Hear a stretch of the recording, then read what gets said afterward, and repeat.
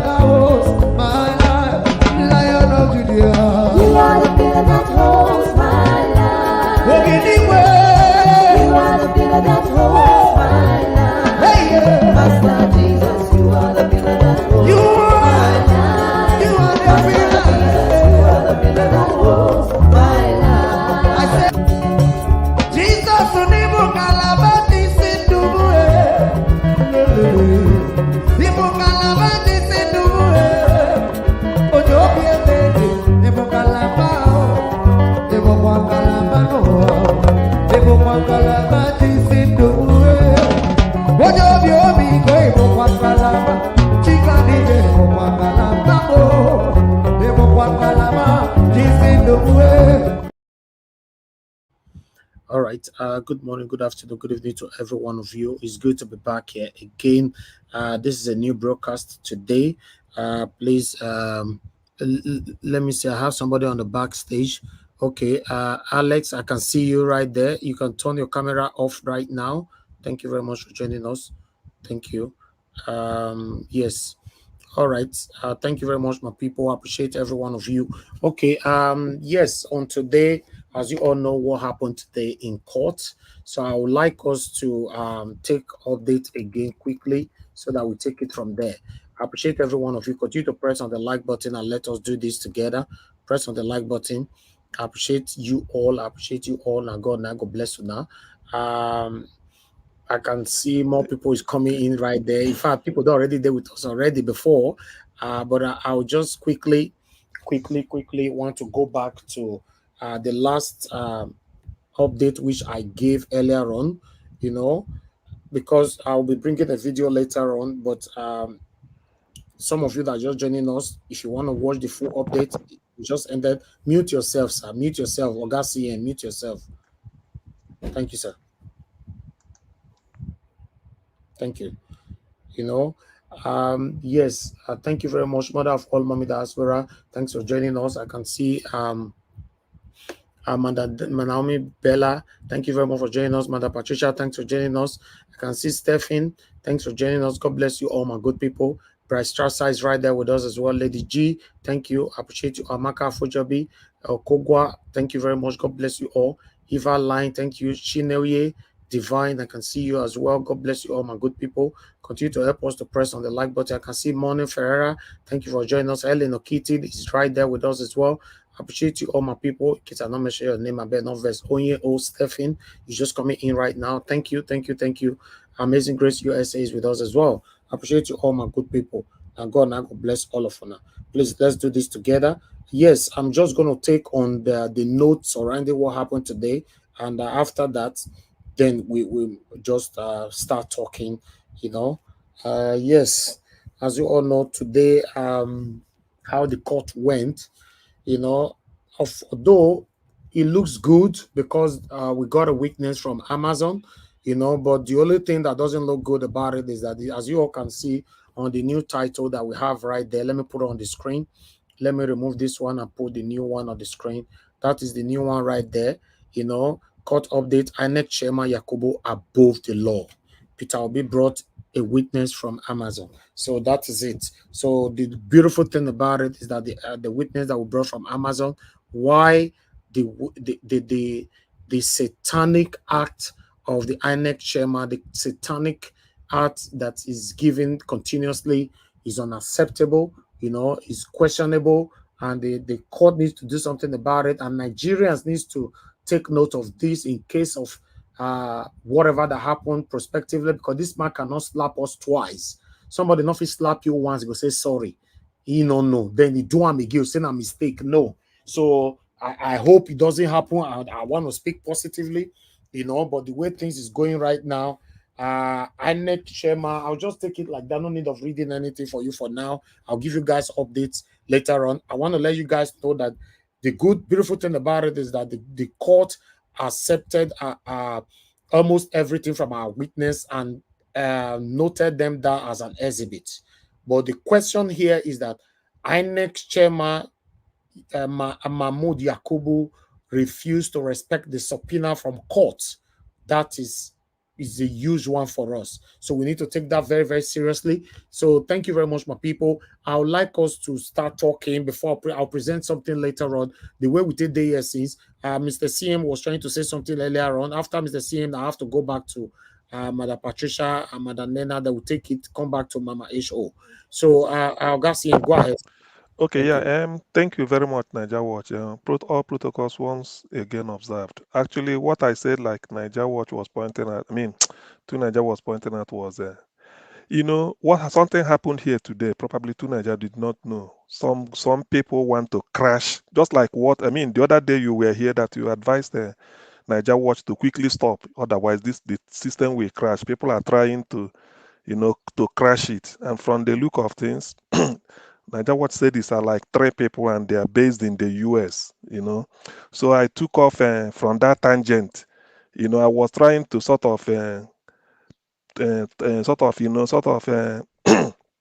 reflect loudly on why should people living in America, a supposedly a superpower, highly developed country that is the richest in the world today, looked up to.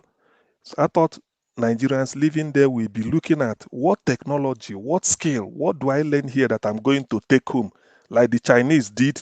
They used to develop their country. So I was looking at it. I said, why can't Nigerians, having been recognized as the most successful immigrants in the US, sort of make a pressure group, pressure America, say, look at what we contribute to America's GDP. It's like a logic. Look at what we do. We deserve better. Help us from our home country. Even if it's what it is, there's something they could do. So I'm trying to say that could have been better than somebody coming to come and crash what Niger Watch is using here. I'm asking a rhetorical question. If you succeed in shutting down Niger Watch, of what use will it be to you? When you know Niger Watch, what we preach here, we don't preach violence, we don't preach anything than good governance. We only bring in ideas. In fact, there's no agenda. Agenda is whatever is topical for the day. For instance, what transpired in the court today, that is what we are going to discuss, or even what people can even bring in from any part of the world when they phone. So as much as possible, there's no hidden agenda here. All we want is good governance. We've zeroed in on the fact that we don't need criminals to be in charge of our system. That's why we are not making progress. Yet, since we are using this type of platform to promote good governance and even source for talent, say people like this should have been the people we should be looking for. Now we zeroed in on Obi, and good 18, Obi won from the look of things because it's clear. Now we are using this to sort of bring in, like today, we are using the platform to bring to the attention of the world those that must have not known what transpired in the court, to say this is what happened in the court. How do you see it? Look at what happened. Look at what happened. Yet some people somewhere are even planning evil how to crash such a very liberal media that is not interested in promoting chaos or whatever it is. So that's why I said, instead of those people spending their energy to be retrogressive and think how they're going to shut down something like a good mouthpiece like Niger Watch, why can't they sort of syndicate in America where they are, seeing that America is developed, and then the way most Asian countries, even still stole American technology. Japan is one of them during the Pearl Harbor.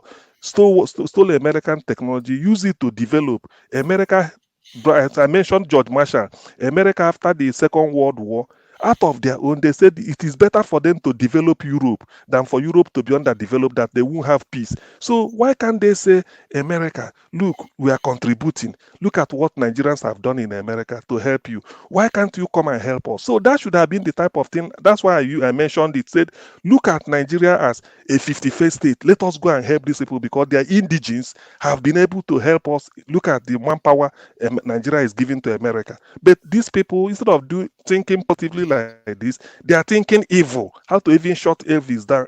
Niger Watch down. That's why I asked, said, if they succeed in what they are doing, of what use? I asked the question, what will they gain?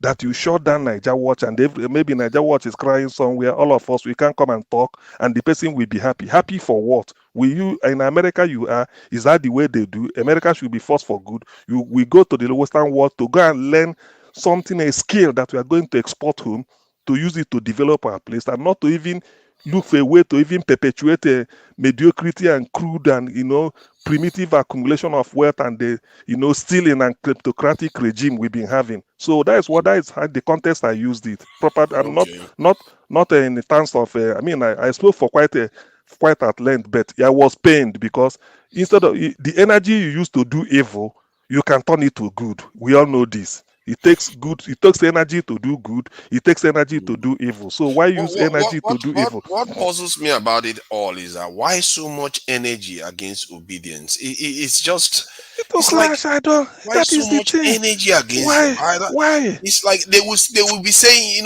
in one breath they will be saying obedience keep attacking people, but in Yeah, reality they are the ones that keep attacking attacking. obedience. You don't, okay, now, like this is our attacks you're seeing now. You don't even see it on other platforms. Like Yeah, you don't see it on other platforms. Why are they coming here, coming continuously to be attacking this in obedience? It's just ridiculous about the things. And when you look at it, the way they talk is just weird. And this one makes me really, really mad with people like Soyinka and going around saying yeah. what the things they are saying. It's like you keep picking on the wrong people. These people, it's just ridiculous of things that they are doing. And I get where you're coming from now, so you can carry on. Exactly. So when I look at this, to be honest, I feel pained because if you know that you can use energy to do wrong thing, because the question is, okay, let's say for they succeeded, they crashed Niger Watch. What have you gained personally? How has that helped the people in Nigeria? And when if you listen to Niger Watch, we're only looking for something good. We all condemned what happened at Adamawa here, isn't it? All of us. When somebody want to to rig Adamawa openly, but all of us condemned it here. All we do is condemn that this shouldn't be. So when you see a liberal media like this that is promoting that's how you help the people. I can understand somebody living in Nigeria supporting something like all these criminals to be in power. Yes, because they've not been out all their life. They've not seen where something works. They thought that it's big man syndrome that brings development. But those of us that are opportuned to have been abroad, I gave a lot of examples in which you find out that in abroad, you look, all you need to do is raise your hand up. You want to contest. Nobody's asking you for money. They dig into your past immediately. The moment they see the moment they see any debt in it, they raise it up, and tomorrow you withdraw. So why can't we be preaching this so that we get clean people in government? Then somebody in America will even be promoting. Okay, why do you crash Niger? What stand for? P2B, and then good governance everywhere. Why do you want to crash it? That's what I'm asking. What will the person gain? And you are in a civilized world when you know that they are even thinking of how to bring a better software. Now P2B is calling on Amazon. Amazon software, was it made by Nigerians? Is it not what the white people have done to make sure that, look, there can never be any evidence that will elude them? Now, somebody in America, instead of going and learn a better software that you are going to say, look, I want to export this to First Bank in Nigeria so that they can use it and monitor whatever it is. You are not thinking of that. All you are thinking is, which software can I use to crash Niger Watch? You see, that is evil. That is evil. That is the dichotomy I want to draw. Why should people be reasoning this way in this day and age? So you don't want Nigeria to grow. We go abroad to see light. When we see light, we export it home to tell them, look, forget, my brother, this is the way it is. Forget about the area the person comes from. If this type of person is in power, and this is how you are going to do, because that is how it is being done all over the world. You hold your leaders to account. If you come bring somebody who is clean, if you put an armed robber in power, somebody, okay, Akpabio is a Senate president, baggage. I thought Jude Okalo cried the other day. I said he cried because he missed opportunity to be part of government of the crooks. Now look at Tinubu. Meanwhile, Shetima is just lying low. You don't know what is in mind. So these are not the best we have. And we are preaching here to tell the people that, look, these are the cause of our problem. And somebody in America is trying to shut us up by trying to destroy this. What will the person gain? That is my question. What will the person gain? What have you learned abroad? Thank you. All right, thank you very much. I would like to move on to Amanda Patricia. Amanda Patricia, are you there with us? Yes, so thank Okay, you. please. I want you, once you finish talking, please, I want you to assign for everybody for some minutes for me, please, if you can. Yeah, I can. I'm here. So, Okay, yes. thank you very much. Thank you. All right. When you finish talking, the next person is Mama H, or if she's available. If not, you go to Madam Nena. Okay. Thank you. Thank you So for the much. opportunity. Yeah. Okay. Thanks.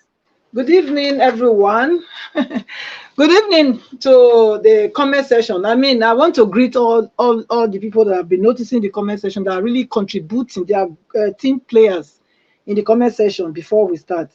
The first number one person is Mommy, mother of all, Mommy Diaspora. Thank you. Good evening. Thank you for all you do for us. Madam Bella Naomi, thank you so much for all that you do for Niger Wash, the family as a whole. You are truly a helper. And Etinyosa, oh wow, thank you, the Niger Wash Police. I salute you. Thank you, and many more, of course, than all the panelists here. Thank you so much for your generous contribution, relentless contribution to this platform. We are grateful. Thank you. Yes, let me talk about Nigeria. Nigeria now matter. It's a matter to discuss, to be discussed all the time. We cannot take our eyes off the ball because it's something that connects us. It's something that matters to every one of us. Hence, we are here every day. And the way things are going, it's really telling us that Nigeria doesn't really, it doesn't have a direction. Because the direction I'm looking at now is like they are playing with us, honestly. I wanted to believe before that they are going to be thinking of doing the right thing, but the way I'm looking at it, because with that 25%, which already the INEC already confirmed that, yes, APC does not have 25%. I don't think we should have been dragging this thing till now. If they don't have their sinister agenda, which they are planning to do against Nigerians, because the case is supposed to have been over by now, because I don't see any reason for even all these extra miles that we are going now, bringing the Amazon worker to this picture now, because the matter was settled long ago. So I don't know where these people are carrying us to.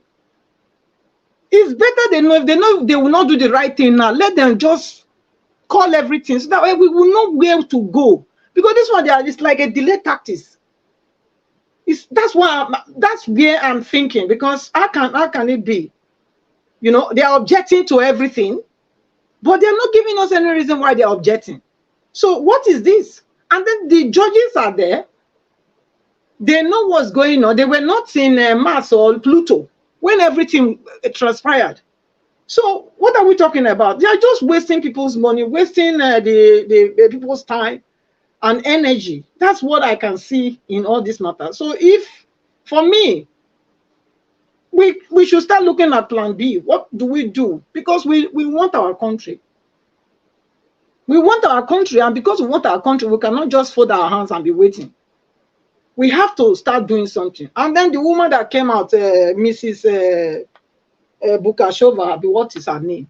To say her husband is lying, and she did it. She wasn't. There was no time. The husband encroached on her profession, on her decision, while she was the president of the appeal court. Who is she? Is she talking to a baby or what?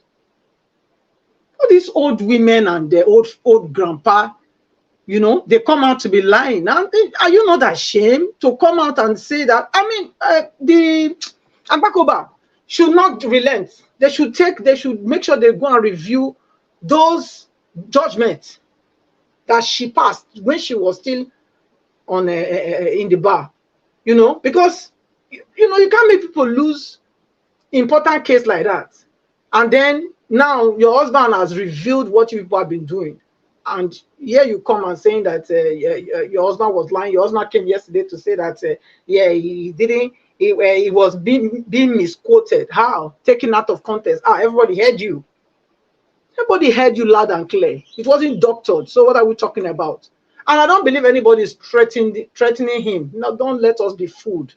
They cannot threaten him. They believe the country belongs to them. They can do as they choose, as they will, at any time. That's what you are saying. They can come out and blah blah. If you don't believe me, is RFI? It's not working free. It's not working. Have they arrested him for the confession he made that day? Is it not working free? It's free. Yakubu Mahmoud is free, working free. If Nigeria is working, are those people are they not supposed to be? What about the other one yesterday, the orangutan that came out yesterday or day before yesterday? Is it not working free? It's working free. So what are we talking about? So it's all these are just waste of time. Please, we should start planning. Like I told you people, the Igbos, that are in Lagos. Nigeria doesn't have a constitution. Don't deceive yourself. There's a parable they say in Benin. They say the stone, the stone that you see coming, cannot blind you. But if you decide that you see the stone and they are telling you a stone is coming and you are opening your hand waiting for it, wait, you will see. If you look, I'm telling you, Nigeria doesn't have a constitution. Did they honor the constitution? What make you believe that they will honor that constitution? They will not. So just begin to make a plan. Make a plan B. Make a plan B. You worked for the money, you suffered for it. Make a plan B. You have a place, go and develop your place. That's what I will tell you. So I think I will leave it here. So I will let my panelists talk. Okay. Thank you. Mama Esho, good evening and welcome to the show. Please speak to us. Good morning from here. Good morning. Let us continue to encourage ourselves because the court case is just overwhelming. I don't know what the judiciary are up to. But if they no want to put fire for Nigeria with their decision, we're appealing to them to do the needful. If they think they give kangaroo judgment, calmness go to Nigeria. Now we say they don't know the generation of the youth they are warring against. The case in court is not about Peter Obi, neither is it about LP. The case in court is 85% of Nigeria against INEC, against APC, against Bola Tinubu. That is the case in court. So if they think if the case is between Obi, Labour Party, and this Tinubu, APC, then they are getting it wrong. 85%, over 85% of the people said, we voted for LP, we voted for Peter Obi. That is the case in court. And there are evidence to prove their point. They are obvious. But if the judiciary didn't do the needful, make them ready, Urobo go say, make them ready because the people they go tall up here. They're gonna go ask Urobo person may interpret that one for now. My children go tall up here, judiciary, if you not mess up this case. Make una not say I not warn you now.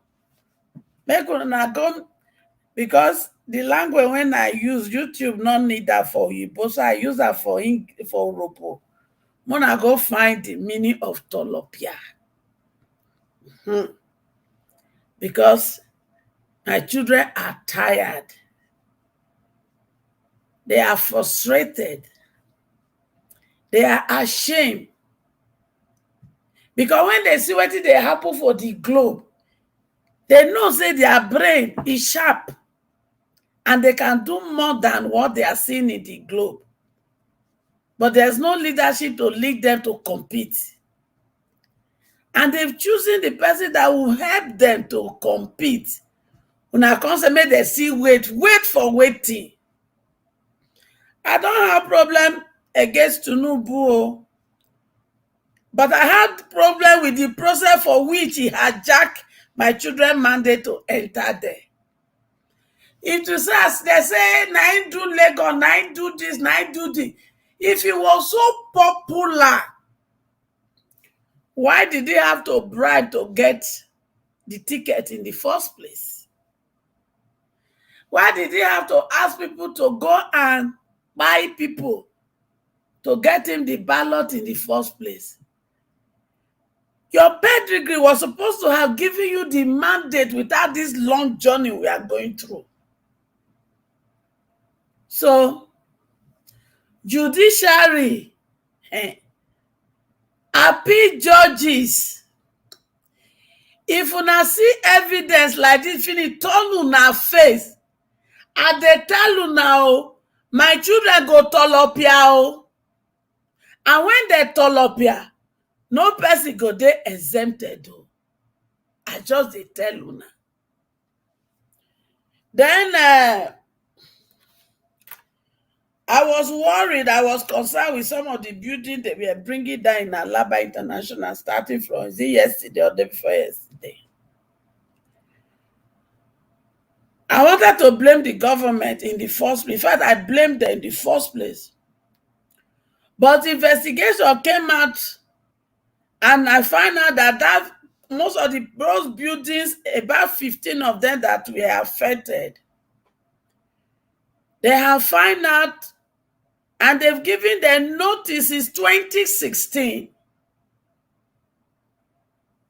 to do something about that building, so that it will not be like those buildings in Ikoyi that is collapsing people down. The right thing that people should have done is to do the needful on that building. Because when it collapsed, it go buy people. But they didn't. And anytime they come around, they will use area boys to chase them around. There should be a time the government has to take decision. And that is what happened. So by the time we start, because me, I am for fairness, I am for justice. Safety of life and property is the assignment of the government. So if the government tells them that place is dangerous because the building were built with substantial things that can last years, they're supposed to have taken correction and do the needful. Not waiting for days like this to happen. So I just say, let me put that out there for us to know. Thank you for now. I yield the floor to somebody else. Thank you so much, Mama Ishu. Thank you. Yes, it's true. I also had my own reaction when I saw that clip from TikTok. They were pulling it down. So I called somebody in Lagos, and that was what they told me to. They said they've given them they've told them long ago, 2016, that they should move out because they want to put it down. So you are very correct, and it's good that we know, because a lot of people are very angry. They're connecting it to the tribal bigotry wahala that is on ground. So it's good you also brought that to us. Yeah, that's why I have to do investigation to know what is the truth, so that we can be able to portray the truth always. Yes, thank you so much. Can I just add something to that? Sorry. Yeah, it's actually your time now. It's actually your time, Madam Nena. Good evening. Wow. Welcome. Good evening. Good afternoon from my side. Thank you. Yeah, I just wanted to add something. What you said is correct, But the only place I have problem with this is, this is still about, it's not all about the corruption that goes on in our country, right? I blame those people who are there, and sometimes our people, the way they do things, sometimes they put themselves in unnecessary harm's way. Yes, it's true. They've been giving them the notice to move that out of that place. In fact, my brother confirmed to me authoritatively that most of those buildings, their walls are even cracked, which is a danger, that the walls are cracked. But the funny thing is this, that those people who trade there, each time these people come, some people, each time the government send people to them, those people that the government sent, you demand money from them.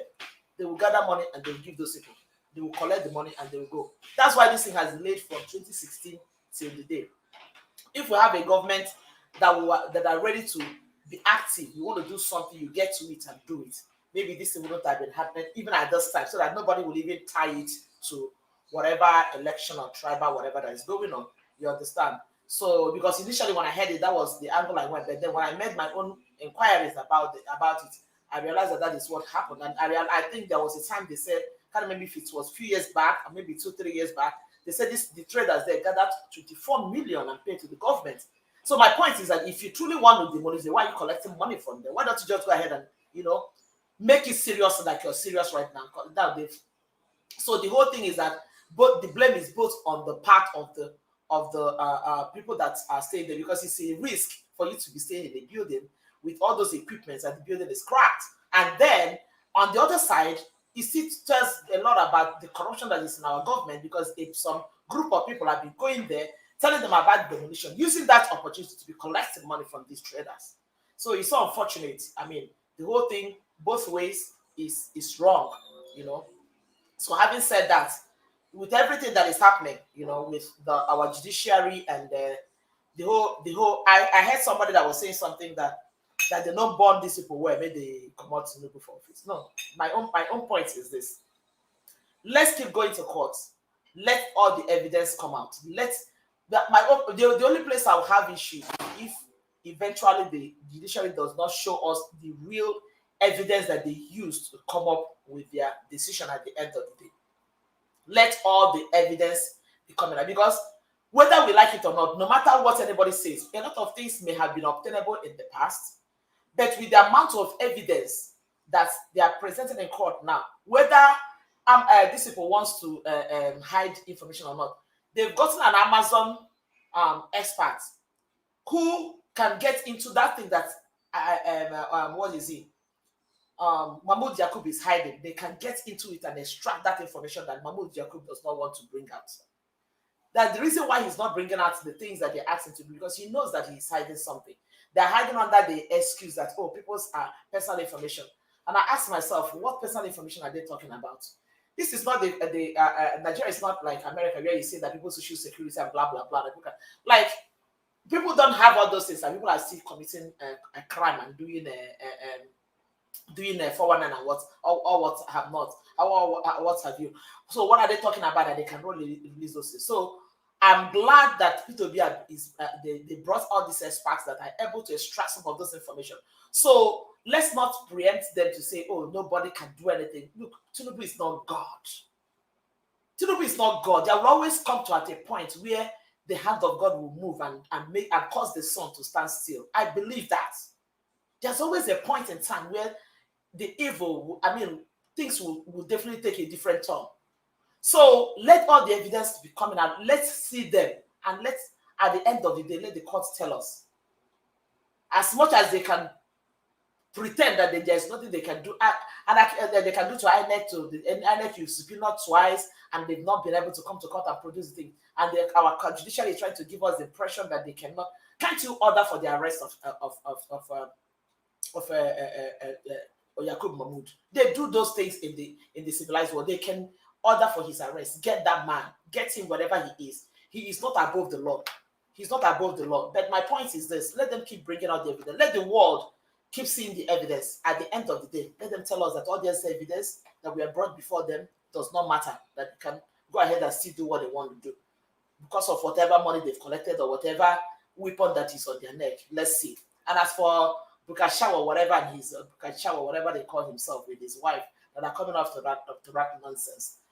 What I said it before, that whatever damage control they are trying to bring up now does not hold waters, because this man stood up in the presence of the whole world on the national TV. The whole world saw him. He said what he said.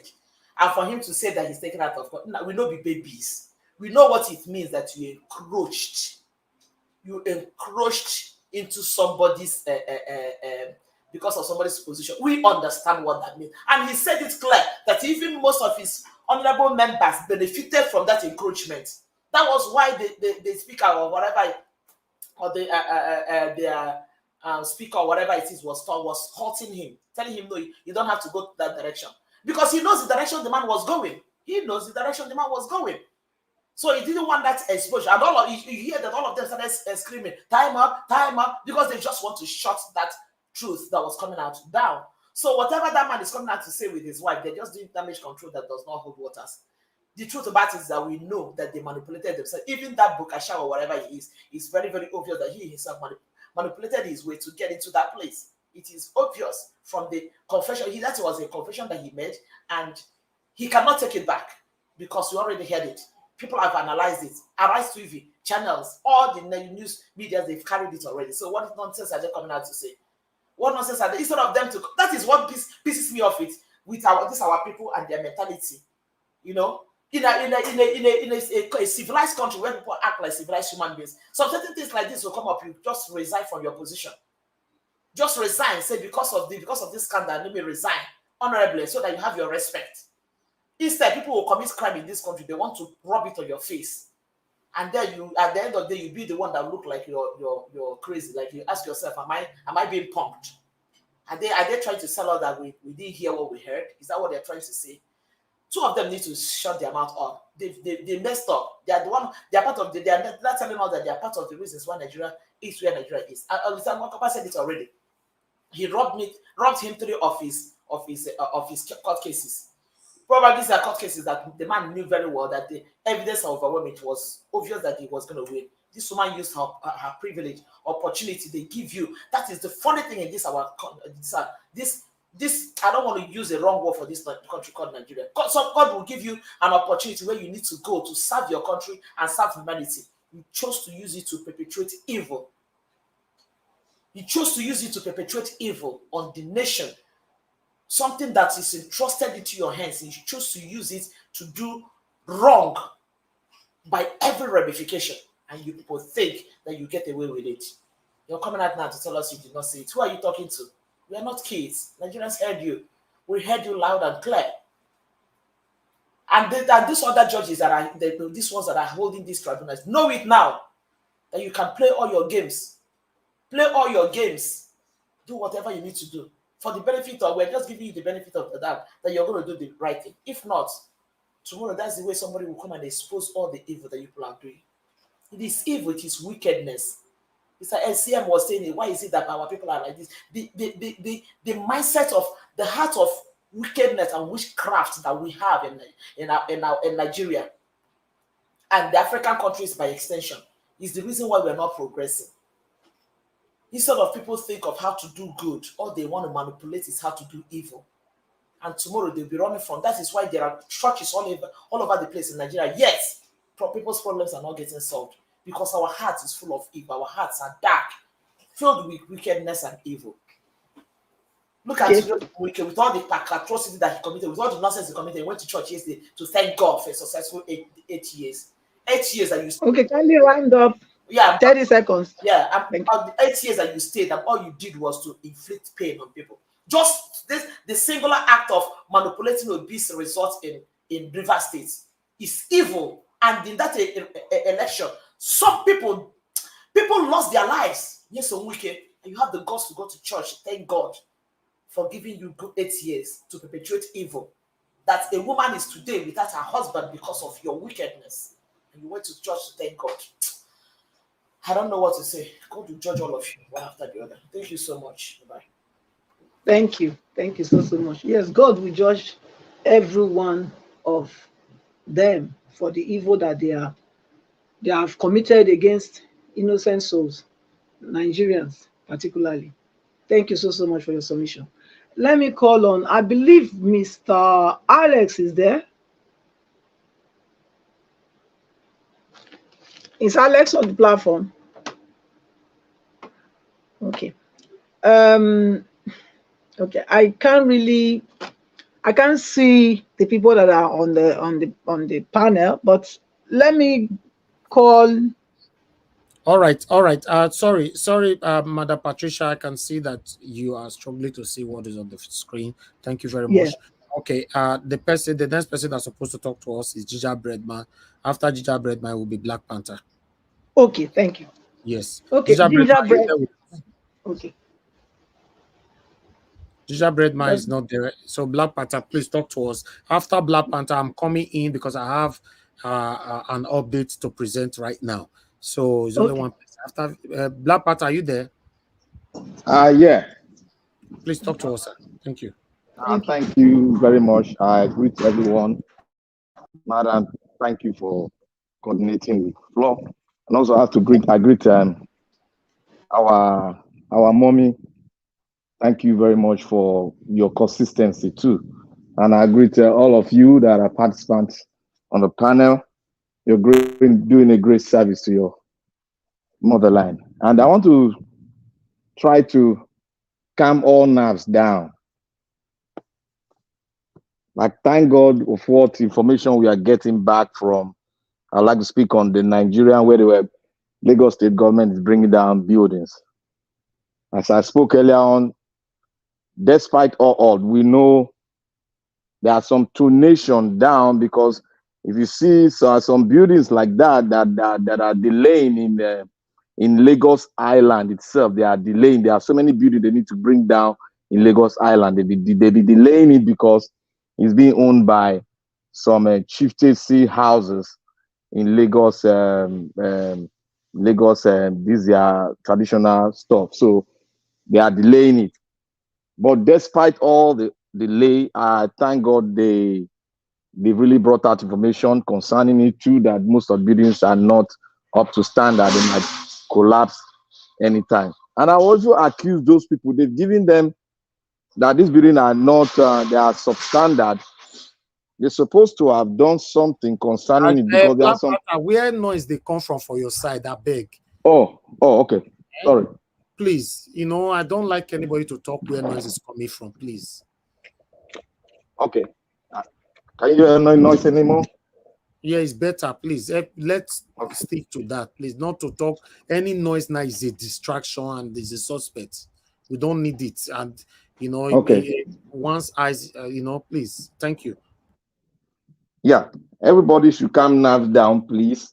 And we are working according to what is happening now. And thank God that information were brought down, and we, finally heard what is going on. And there's one thing I know about Nigerians as a whole. There are some things that sometimes I don't know why we bring information very late, because sometimes something like that is happening in such a very sensitive area.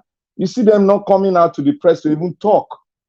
It is when something now happens, they now see something is happening, they now bring it in just to protect their I would say is criminality when they tell you that the building is substandard and you went there to bribe the government to hold that substandard building so that they can buy some people. That is very, very, very wrong. And it's always happening in Nigeria. I don't know if we some of us have value for life. We keep on crying when something happens. But when it comes to the time that, look, to avoid this thing, stop this thing, they will go ahead to bribe. Even if somebody say if you bring bribe for them not to do it, you should know that normally this thing is, you see the crack and it can collapse. You shouldn't waste time in giving money. Rather, you should go ahead to say, they'll tell the government that, oh, we can bring the building down and build it all over again, rather than the government build it and a sort of way to suspend or take the land. Those are the kind of moves they should have made, rather than going through this before, and the government will suspend that land, and before you know it, they'll give it to somebody else. Look at what it has led them to now. And I want to also go further to speak on that, on the tribunal. What is going on?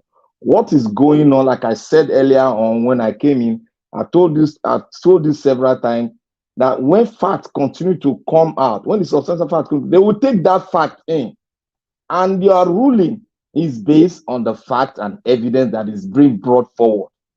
No matter what the other people do, they are preparing ground for the Supreme Court. That is what we should know now. They are preparing ground for Supreme Court. But they are not going to get their own way in this tribunal we are seeing now, because when that IT personnel who has sworn under oath, there's no way he's going to play ball with them. There's no way he's going to say something contrary. It's against his ethics. If you go that way, that is his own business. But what I know from an IT expert, from that kind of a big organization that have all the facts behind the fact, she's going to bring it out. Because when it's being cross-examined, they will try to tell Nigerians that, look, this thing, we know what they did, but we are not in control of what they did. But we are seeing it from our own side that this was what they were doing. They can tell that this is what they are doing, but they don't want to remotely control it. But they have access, but they don't want to break that law. So this is what is going to make the whole ball game more thicker and our evidence more thicker. And when we go to the Supreme Court, they are going to look at some things. They are going to look at this voice that are going to speak tomorrow. They are going to look at it, and I pray that our lawyers really do ask very good questions that will open that INEC server very open for us to see, so that when the Supreme Court are going through it, it's like you tell a doctor now to say if this man having an HIV, is it positive or negative, and the doctor tells you is positive. The Supreme Court will really oblige and look into that expatriate submission.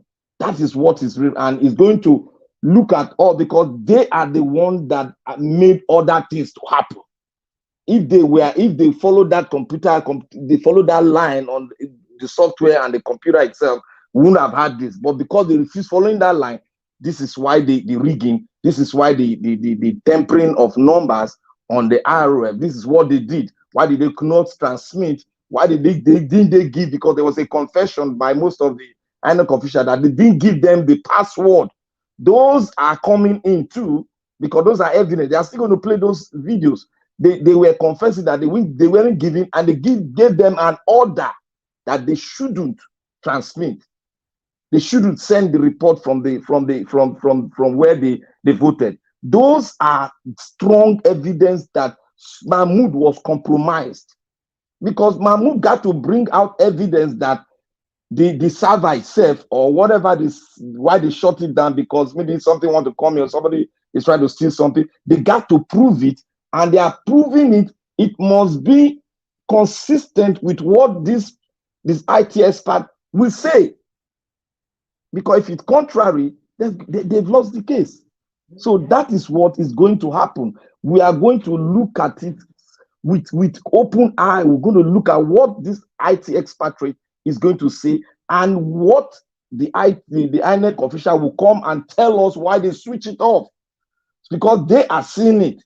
They are using their web base. They are seeing what is going on, but they cannot tamper with it, because it might be it's in their agreement too. So we are going to link those two together, and if the expert is superior, then the case is more or less it's a straight way. If they want to do anything contrary, because there's nothing like there's no lack of evidence, or they want to use what they normally use, there's no way they can bypass this substantial evidence, this everyone from the IT expert. There's no way they can run from it.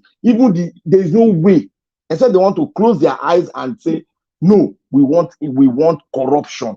We want this inequality to come into limelight. We want to destroy the nation. Except that.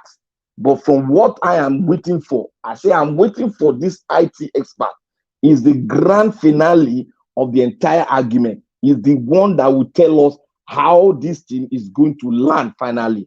If this guy make a confession, we are going to hold it by the side. Then let the INEC expert that is also on ground monitoring the website, let us see what he's going to say. Then let us merge it. If it's contrary to what the expert says, then there's a compromise, and then we know that there's a criminal act coming from somewhere, and the INEC chairman will be held responsible, and they can take the case upward in a criminal court to bring him down, because that's a criminal case. If the ITS partner pronounce it and they come with something contrary, then they can go on and sue INEC chairman on a criminal court.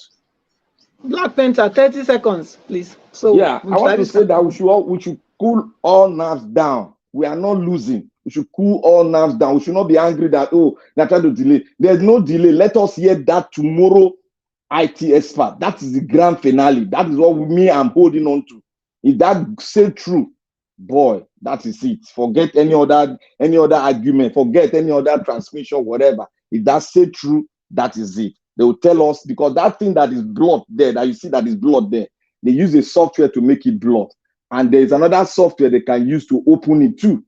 which I know, but we won't say anything concerning that. Let us listen and hear what the IT expert say, and that is what we should all try to focus and speak onto, rather than going all this round the whole globe. The IT expert is very important in this judgment.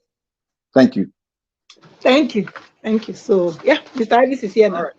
Thank you very much, my people. I appreciate you all. Good morning, good afternoon, good evening to you all. We don't come again, no. Yes, regardless of whatever that happens, you know, we are bigger than them. I want you guys to know that we are bigger than them. We are going to have a new Nigeria. You know, we are going to have a new Nigeria where all Nigerians will have right to their lives. Yes. And yes, according to the report that I gave earlier on, so I finally I spoke with someone, a very important person, you know, in this struggle with us. So it's a good thing. It's a good thing that is going on. That after between now till Friday, if the Mahmoud satanic INEC chairman did not respond, a decision will be taken. So it's all good. It's nothing to worry about. You know, you guys, I've told you guys before that I cannot come here to pretend for anything.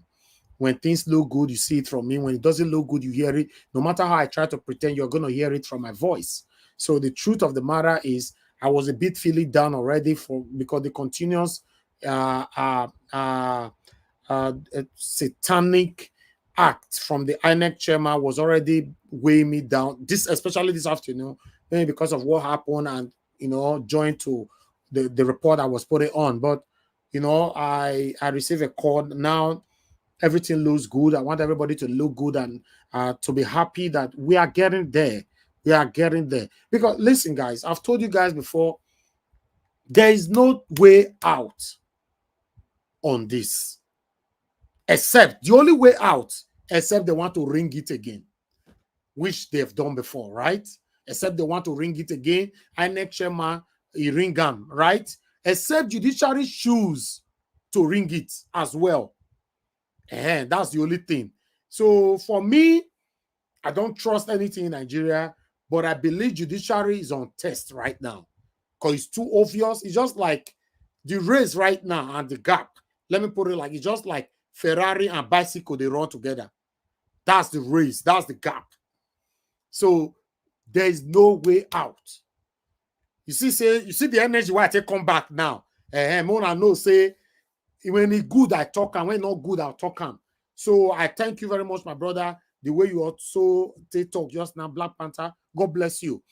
I want you guys to understand that things is looking good. And meanwhile, let's listen to what Mama Aisha, I'll come back to you after this video. Let's listen to what our brother Ned Media have to say here quickly. Then we take it from there.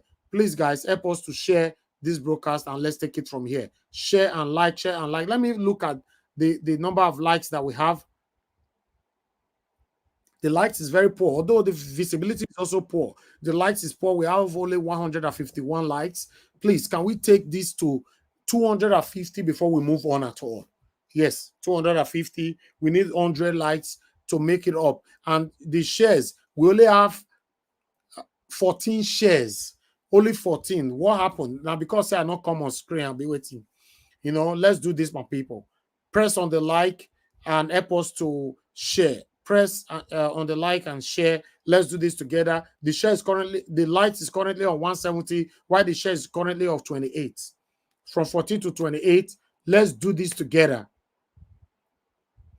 You know, let's do this together, my people. Let's do this together. Continue to press on that like. It's currently on 180. Press it. Press on that like. It's very, very important. Let's do this together. Always do this for us, my people, even though we don't remember to ask. Do this for us. It's very, very important, you know, so that our voices can go far. Do this together. Press on it. Press on it. Press on that like. Press on the like. It's currently on 190. God bless you all. Okay. Continue to do that while I present this to you. Okay, Black Panther, you're back again. All right. Thank you. Thank you. Thank you. Thank you, Mr. Alex. This is not our Alex though, but please turn on your camera so I can see who is there. Okay. Thank you. All right. Oga Alex, please talk to us. Have you joined this panel before? Unmute yourself, sir. Alex, you are not responding, sir. Please respond to us. Okay, I'm sorry. Since you are not responding, it looks like you are busy right now. I cannot take anything that I'm not sure about right now. Sorry. Okay, let's move on. Guys, in case you want to come in, we have one more space left. We have one more space left. If you want to come in on time. Okay, meanwhile, let's move on, guys. I want to appreciate those of you that on the previous broadcast that supported us financially. Peace Robert, thank you, Seven Gilmede, thank you, Dr. Alexander Gomez, Jaja, thank you, God bless you all. And Adelaja Ogumbe, God bless you all, my people. Please help us to press on this like button. It's very, very important. So tired for these people. The way they take the object. Me, I don't understand. Hey, it feels as a university of objection is the really thing. How can people be objecting for the thing when we shall see? You know, Mama Esho, you can talk to us if you want to say something right now before I move on to the next person. Yeah, the thing is this. If Yakubu like, make it wrong. If he like, make it even bury himself for inside grave. All things work together for our good. Everything they are doing, they are working together for our good. And one good thing is this, and I hope all of us will learn from this, that when you know you are right,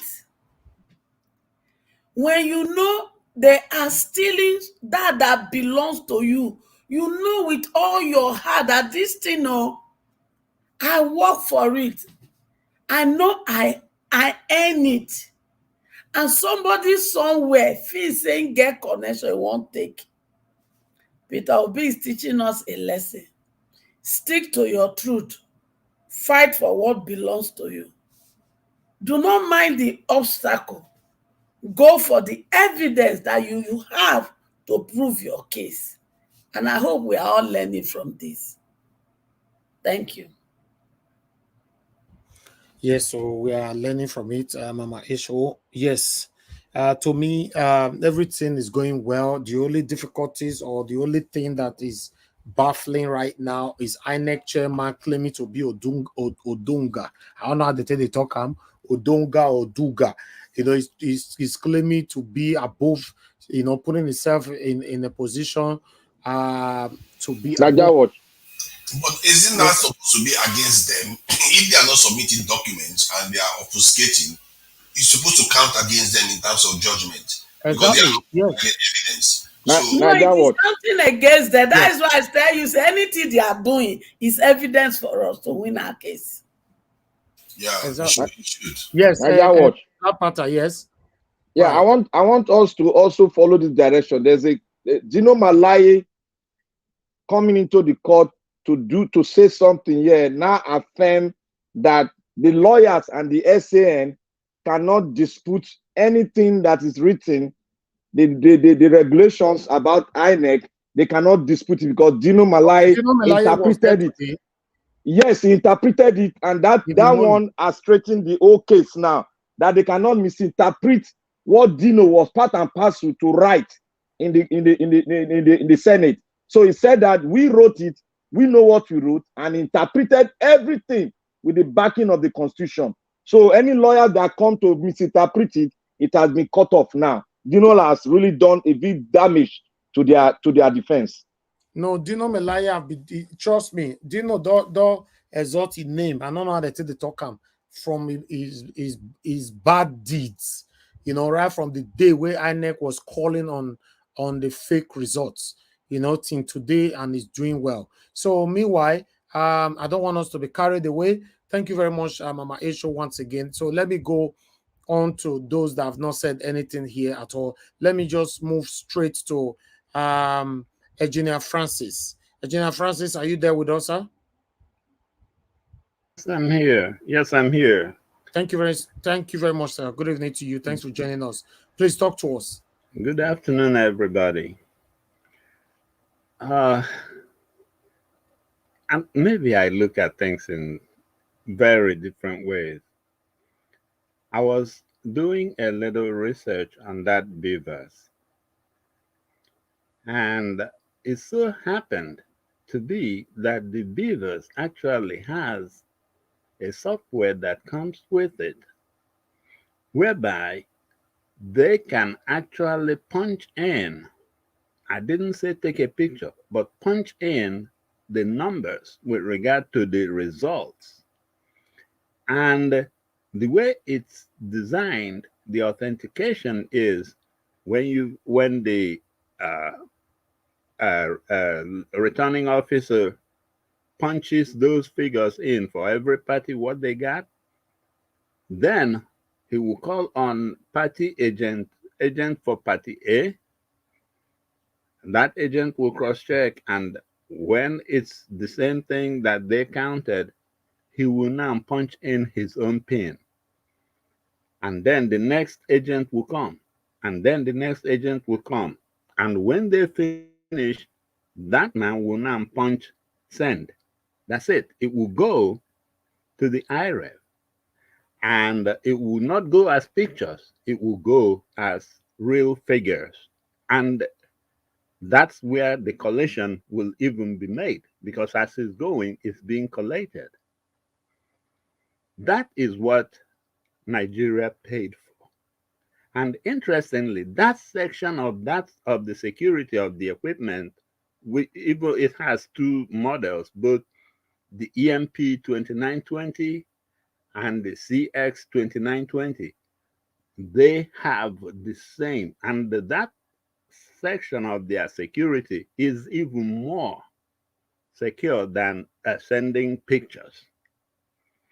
So, on the 23rd of February, Mahmoud did not call the real press conference, but he only called maybe a couple of print media, the Tribune, to tell them that the punching of figures will not be done this time. But he has been impressing on us that, oh yes, punching of figures, everything, all the whole thing uploads process will be done.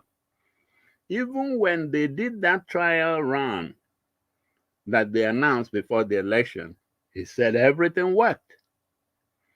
And now, interestingly, he is trying to say that they were afraid whether it would be hacked. But from what I am reading here on this equipment, that section of it is the most secure of the whole thing. So, and what I'm trying to get to is this: do we have really a law or a judicial system that works? Are there no penalties for all these nonsense infringements? I mean, it's like somebody look at Mahmoud.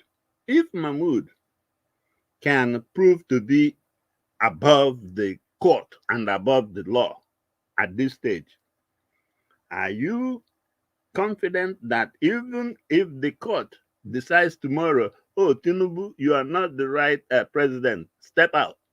Will, if Mahmoud can defy the court, will Tinubu be the one that will go and step out? I mean, what we are doing, I'm looking down the road, I'm not seeing anything there. The court needs to step its foot on the ground. They need to send those officers or whatever, bring Mahmoud to the court, even if it's just for 1 second, but handcuff him and bring him here. We don't need to be all this nonsense. I mean, this is a serious business. This is about the life of a country of 200 million people. You cannot just be doing all this nonsense playing about with it. That man, Mahmoud, whoever the police officer is that is guarding him, should handcuff him and bring him to this court. I mean, okay, if he goes like that, and then tomorrow the court says, oh, okay, Peter Obi is the president, Do you expect Tinubu to step down? Do you expect him to pack? When Mahmoud couldn't even come to the court. What kind of nonsense are we? I mean, it's like we look at things and we push it aside so fast. Let's think deep about it. Okay, like I was saying something about that Boca Chua or whatever. That man did what he did. We know that. But that's not my interest. My interest is that Lawal. My interest is that Babio and all of those. Are they in the list of the people? My interest is to get to the bottom of that list, not to deal with him on the superficial and let it go. No. If you go and castrate him now, he will back out. Already you can see that there is no protection to him. He's now backing out because he's now pulling back what he said. But if the DSS had approached him the way the FBI approaches things here, he would have felt very comfortable and he would have already given them all those names of all those people. I bet you Akpabio and Lawal are there. But we keep looking at things and now he's pulling out. He's running for his dear life. I don't know why we mess things up intentionally, acting as if the people watching are dumb. We are not dumb. How can you go and tell a thief that the police is coming? And then when they come, you'll be like, oh, he ran away. You told them. I mean, Nigeria, we should wake up. We should be looking far beyond. We should be at the bus stop waiting for them. We know where they are coming from. And we should definitely stop this sleeping and concentrating on some nonsense glittering thing they put in our press in front of us and we concentrate on that. No, look beyond. I'm looking beyond. If this court comes out tomorrow and says, Peter Obi, you are the president, we are having a problem because this is a toothless bulldog, that court. And if that court doesn't use Mahmoud to say that they have tooth that they can bite, even if it's for nothing, but just send that statement that you can bite, that you're not just a toothless bulldog. Use Mahmoud to show it immediately. Everybody will take you serious. If you don't do it, and tomorrow you come and tell Tinubu to pack from Asarok, who are you? I don't even know why sometimes, even like I listen to some of these lawyers in court, I wish Ganifa Emi was still alive.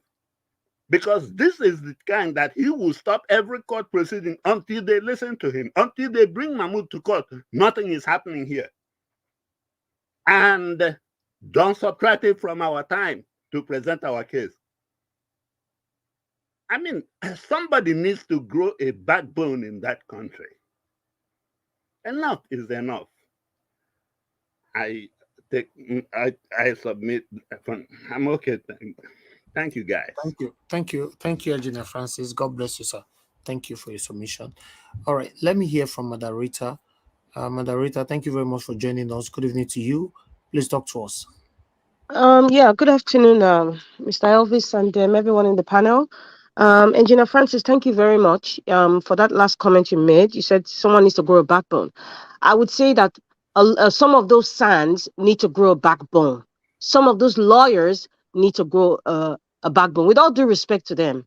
Because I'm just saying it's very clear and glaring for everyone to know that the judiciary has been compromised. Listen, the judiciary has been compromised. I am not moved by the acceptance of the documents and all that to make it seem like, oh, they're working based on due process and all that. No, it's so obvious that it has been compromised. And that's why sometimes, I just wonder, are we really going to get justice? And even if we get the so-called justice, will it be presented in such a way that it would not be in favor of true justice or in favor of the Peter the Rock Obi and the majority of Nigerians who want good governance? Those are the kinds of things the questions that's behind, my mind when I see the whole court processes and, the way the judge is responding and how people are reacting to the court orders and subpoenas. It's just, I don't know. It's discouraging. If you want to look for, it's kind of discouraging. It's because we just want to stay positive and we want to believe that, the court will give us justice, true justice. But what we're seeing now, how can they subpoena somebody like the disgusting Professor Yakubu, and then you defiling court orders? Even take a look at Agbado, defiling court. You can't even listen. From the time of, even during the time of Buhari, when they called Yusuf, this is an example. Yusuf, I don't know if that's the correct name. Yusuf is the man, is the DG of Immigration and Customs. When they called him, and that's one that Buhari handpicked and put as, is a retired army man, and picked as the head of Customs, Immigration and Customs. When they called him to the National Assembly, he was not even, when they call you to a National Assembly, when the US Senate calls you and they start questioning, you will be shaking. You will be on your toes because the people are going to ask you questions. But when they called this man to the National Assembly and asking him questions, he was even rude to them. He was rude. So that tells you that the elite, and why was he rude? Because he knows who is backing them. He knows that the person that is backing them brought most of all these senators. They have collected brand envelopes, most of them in those committees. He knows them. He knows their organ that has given them money. So that also applies to the courts. If the court gives an order or a subpoena Yakubu now, Yakubu would not come. So this attitude that they're giving, they're telling Nigerians now that the judiciary is weak. Clearly, the judiciary is weak. I'm going to just say it the way it is. If nobody has told them, I am saying it now. The judiciary in Nigeria is weak. Somebody needs to get a strong backbone. So one of these sons or one of these lawyers need to speak to their judge. I don't care about what association or cult or whatever they belong to, but somebody, if you are defending a constitution and that is your profession, and you're seeing clearly that nobody is following due process, nobody is following the process in which court orders are supposed to be followed, and nobody is speaking up, there is something wrong somewhere. They need to get some liver, some backbone. Let me use the word of Engineer Francis. Someone need to speak up. And that is why tomorrow, if they call another rich man, Dangote will not show up. Because if Yakubu will not show up, Dangote will not show up. In fact, if they can even call any other person, nobody will show up. If they call a child in Nigeria, that child it wouldn't show up. Because the person that's supposed to look up to and inspire people and teach the younger ones, you're not doing it. So what do you expect us to do? And what are the consequences? I thought if you defy court order, there should be some form of warrant of arrest. The judge will like, you know what?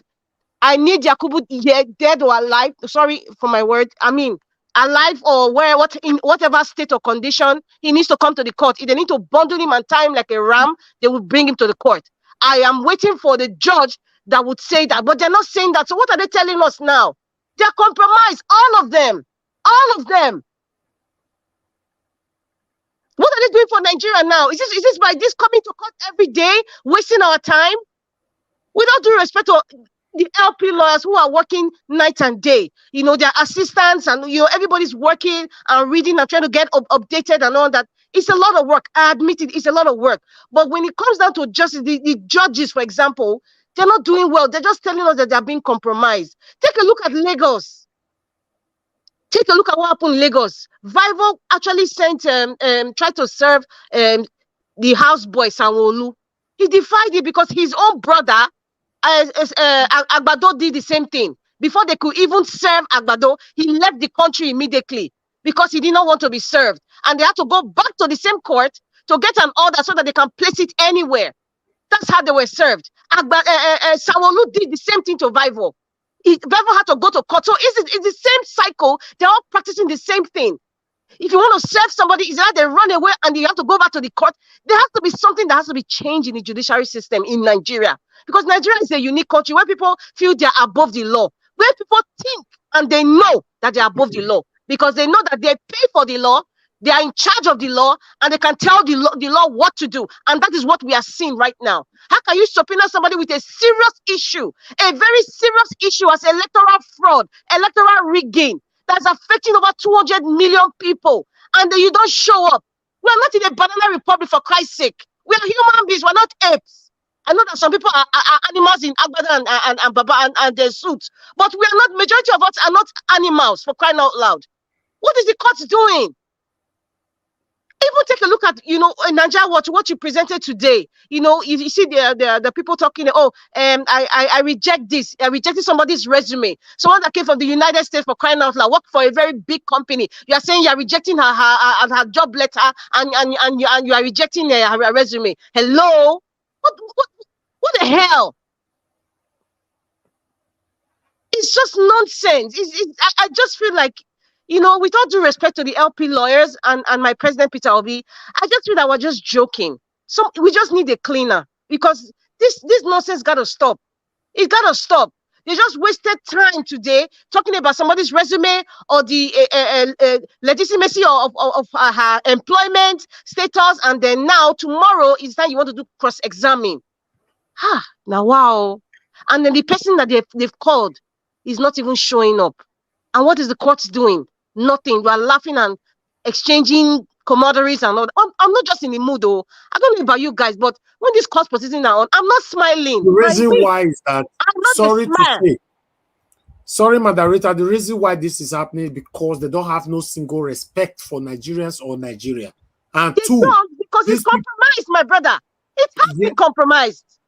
Then two, these people, they know if this happened, if Peter Obi is sworn in with this satanic attitude they are possessing right now, they already know that a lot of people will go to jail. So that's why they are putting their last energy to make sure the court did not go in favor of Obi. That's what they are doing. Thank you. If the courts are not going in favor of Obi, that's why we must reject anything like re-election. Please, can I interject? Like we are interject, my brother. Yes, thank you very much, Madam Rita. You are speaking very well. Let me quickly say this.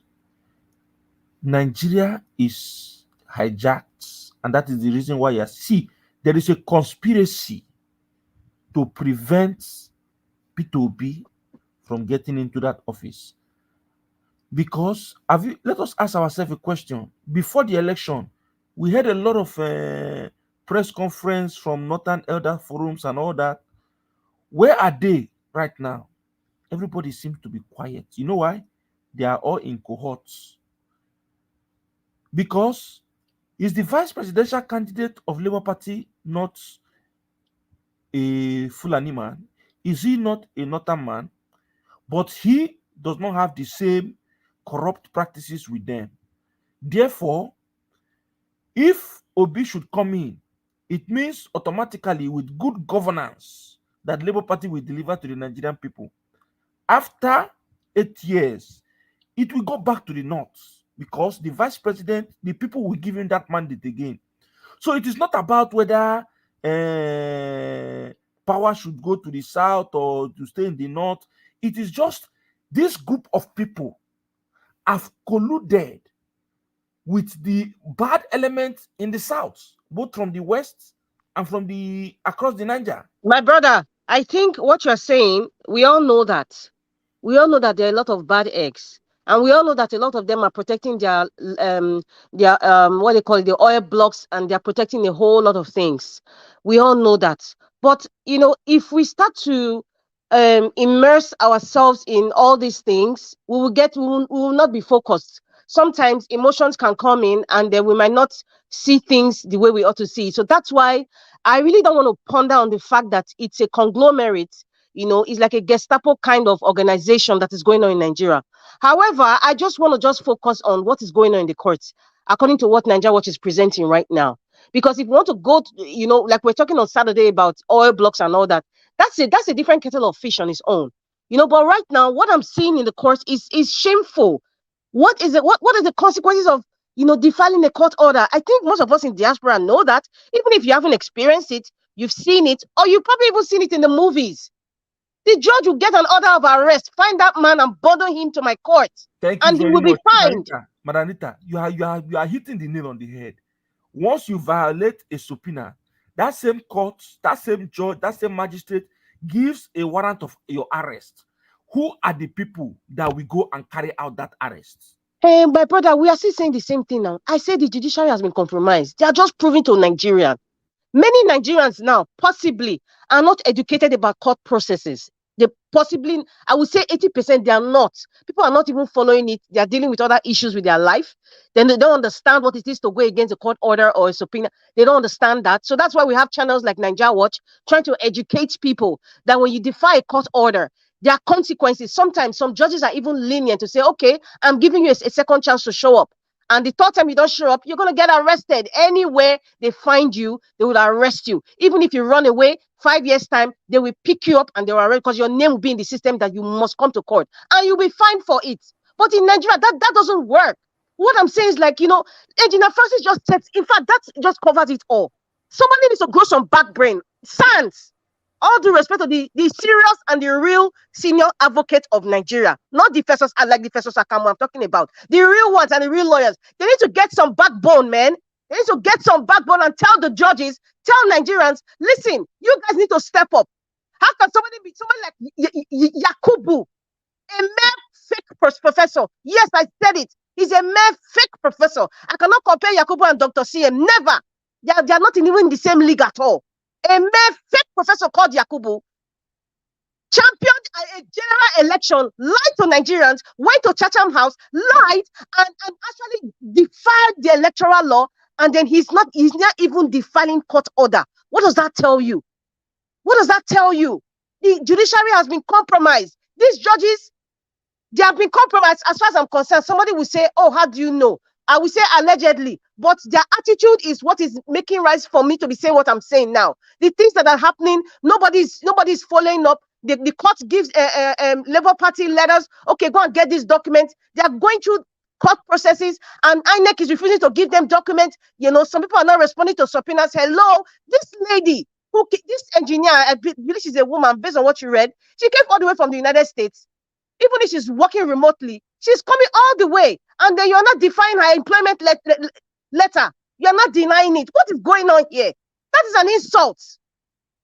I'm just praying that whatever the cross-examination will be like tomorrow, it will make the Labour, it will exonerate the Labour Party, and it will bring more disgrace to Agbado, to Shetima, to the INEC lawyers, to Yakubu, and the APC lawyers. It will bring disgrace to them. Because right now, we're actually even dealing with a very big company. Their reputation is on the line right now. Because what we are looking at is history. All the pictures, all the court proceedings is history. They're going to be used for people in university. That's what we are seeing right now. History is taking place. So nobody is playing. But the judiciary are trying to tell us that they are playing a game. What are the consequences? There's no consequences. Listen, Nigeria Watch. When Peter Dirok Obi is sworn in as president, when he enters Aso Rock, me, I'm just saying my own now. He needs to listen. There's nothing like forgiveness. It does not exist in any constitution that works. There's nothing like forgiveness for the kinds of wicked, rascal people in Nigeria. All these so-called leaders. There's not the ones that we go to jail need to go to jail. The ones that have to have capital punishment, even if we have to bring it back to our constitution, it must be championed. I will sign it. I will sign for it. Because this is what you need to, this is the cleanup we're talking about. There's nothing like, is my brother or is my auntie. Peter Obi, if you are listening to me, Labour Party, when you get to Aso Rock, many people that need to be arrested, if you don't have the list, me, I have list. I've been having this list for the past 15 years. Every state, I have my own list. I'm showing you list of people that need to be arrested and what they have done. There's nothing like I'm sorry. And if you want to champion the ones that have carried Nigerian money, if you have information outside Nigeria and you have proof, please, let us be guarding our list because there is no sorry. We're not going to do sorry or forgiveness. Let us just enter Aso Rock first. That's just my own. And they will develop Nigeria the way Nigeria ought to develop. That's what I have to say for now. I'm really, really pissed off. This child game, I'm not smiling. When you're smiling in court, me, I'm not a smile. I'm not a sadist. I'm a happy person. But when I see something that needs to be serious, it needs to be serious. Because we're dealing with people's lives here. We're dealing with our constitution. It's not a joke. We're dealing with Nigeria's sovereignty, Nigeria's constitution. That's what we are dealing with here. It's a serious matter. And why would Yakubu not show up? Who in heaven's name does he think he is? This kind of attitude Emefiele was doing, and this during the Naira exchange, having the audacity to talk, because he knows the caliphate is backing him. He knows who is backing him. The same thing, the midget of Kaduna comes to talk anyhow. He knows the caliphate is backing him. He knows what is backing him. So it's the same thing Yakubu is doing. He knows the caliphate is backing him. He knows the demons that are backing him. That's what is going on. That is what is going on in the country. The non-state actors that we don't see on TV, that are not constitutionally placed, those are the main demons in Nigeria. And I believe some of us know them. I believe some of us know them. They are not state actors. You don't see them on TV every day. They're the ones making decisions in collusion with some international bodies. This is very, very painful, and it's very, very annoying. Very annoying. What rubbish! Judiciary has been compromised, my people. But they have to give us justice. So if not, if Peter Rugby is not president, they just divide Nigeria. They just divide Nigeria. I will just declare myself I'm from Bender Republic. Seriously. I will not declare myself as a Nigerian anymore. If Peter Obi does not become president, I'm just done. I'm just done. Thank you. Now, God bless you, Madam Rita. Thank you very much for saying it how it is. The way it's going right now, it looks like the judiciary are scared. It looks like they are very scared. That's why they are prolonging this decision. By now, they're supposed to have taken the decision. If you listen to the report that I reported to you live today in court, for the judges, the justice to be asking LP, what do you now want us to do? That is a strong word. That's a strong word. What do you now want us to do? Then the justice now ended it by saying, everybody should take it easy, please. Everybody should respect each other and listen to each other's. So let's see tomorrow. This thing where you talk now, Mr. Elvis, I tell you to say, person where they sit down with them for inside, they tell me say the judges no get liver. They no born them way to give judgment that is contrary to Tinubu. Na fear. There's a barrel. There's a knife. There are all types of dangerous weapons that is facing their jugular. Nigerians, we got to take our country back in peace. All right. Or in pieces. The truth of the matter is, if the judges do the wrong thing, I don't know, then I cannot predict what will happen in Nigeria. Like I've always said, I'm not calling for violence. I'll never use my platform to call for any kind of violence. And I will never do it. I will support my sister. Okay, go ahead. Mr. Nigeria, I just wanted to say something. Can I say something? Real quickly? Okay, fine. Okay, so my point is this. I know based on the last person said, I know the person said this thing before, repeating it again. And I wanted to call you anyway. Just talk to us. Okay. I go with the same sentiment as Madam Rita, because this whole thing is beginning to look like a joke. And the question that just came into my mind when everybody was talking is this. Okay, let's just believe. I believe it's truly that these people are in a tight corner. Then I ask myself, where does integrity come in? If you're in a place, and that is one of the things that makes this distinguishes Nigeria with a place like this, where justice and integrity and everything works. Sometimes people can find themselves in this kind of precarious situation where they know they want to do the right thing, but the powers that be don't want them to do the right thing. Integrity, courtesy demands you resign. Resign, wake up and say, you know what? I cannot go through this court case anymore. Resign. So this judiciary, is it that, I don't know, like the question Mr. CM asked before, is it that they just want to maybe go by what they are asked to do, whether Nigeria burns down, whether Nigeria gets destroyed, whatever that happens, they don't care. Like after doing this whole thing, they still want to remain in this country, or they, excuse me, or they want to run away, from Nigeria. Like, I don't get it. At this point in time, I ask myself, if these people are people who truly have integrity in them, if you think that this thing is not working for you, you can, excuse me, I'm so sorry, you cannot continue because your hands are tied. Or are they trying to tell us that everything that we are seeing so far that is happening, coming to court, presenting these documents, it's all about joke? Maybe after the whole thing, they'll just sit with us and say, just let them be bringing their evidence. After the whole thing, they give themselves high five, say, just leave them, make what they do, and when time is up, we'll just give them. Is that really what they want to do? Like, is that really what the intention is at the end of the day? Coming there, making joke, wasting time, and the whole thing is becoming very, very annoying. The whole thing, like, to tell me that you are in a court, it's just like, this is just like a father whose children constantly, disregard his orders and his authority. How do you feel? This is our judiciary that are giving orders to Yakub Mahmoud, and he's not coming. I mean, how do they even say it on their own integrity in the first place?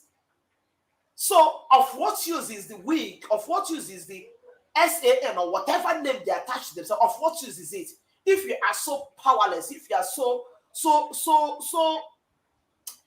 if you are so, I don't know the word to use, to the point that you can order something and nobody can do it, or to the point that there is someone somewhere that tells you, make sure you go today and do my bidding. How old are these people that we're talking about in the first place? How old are they?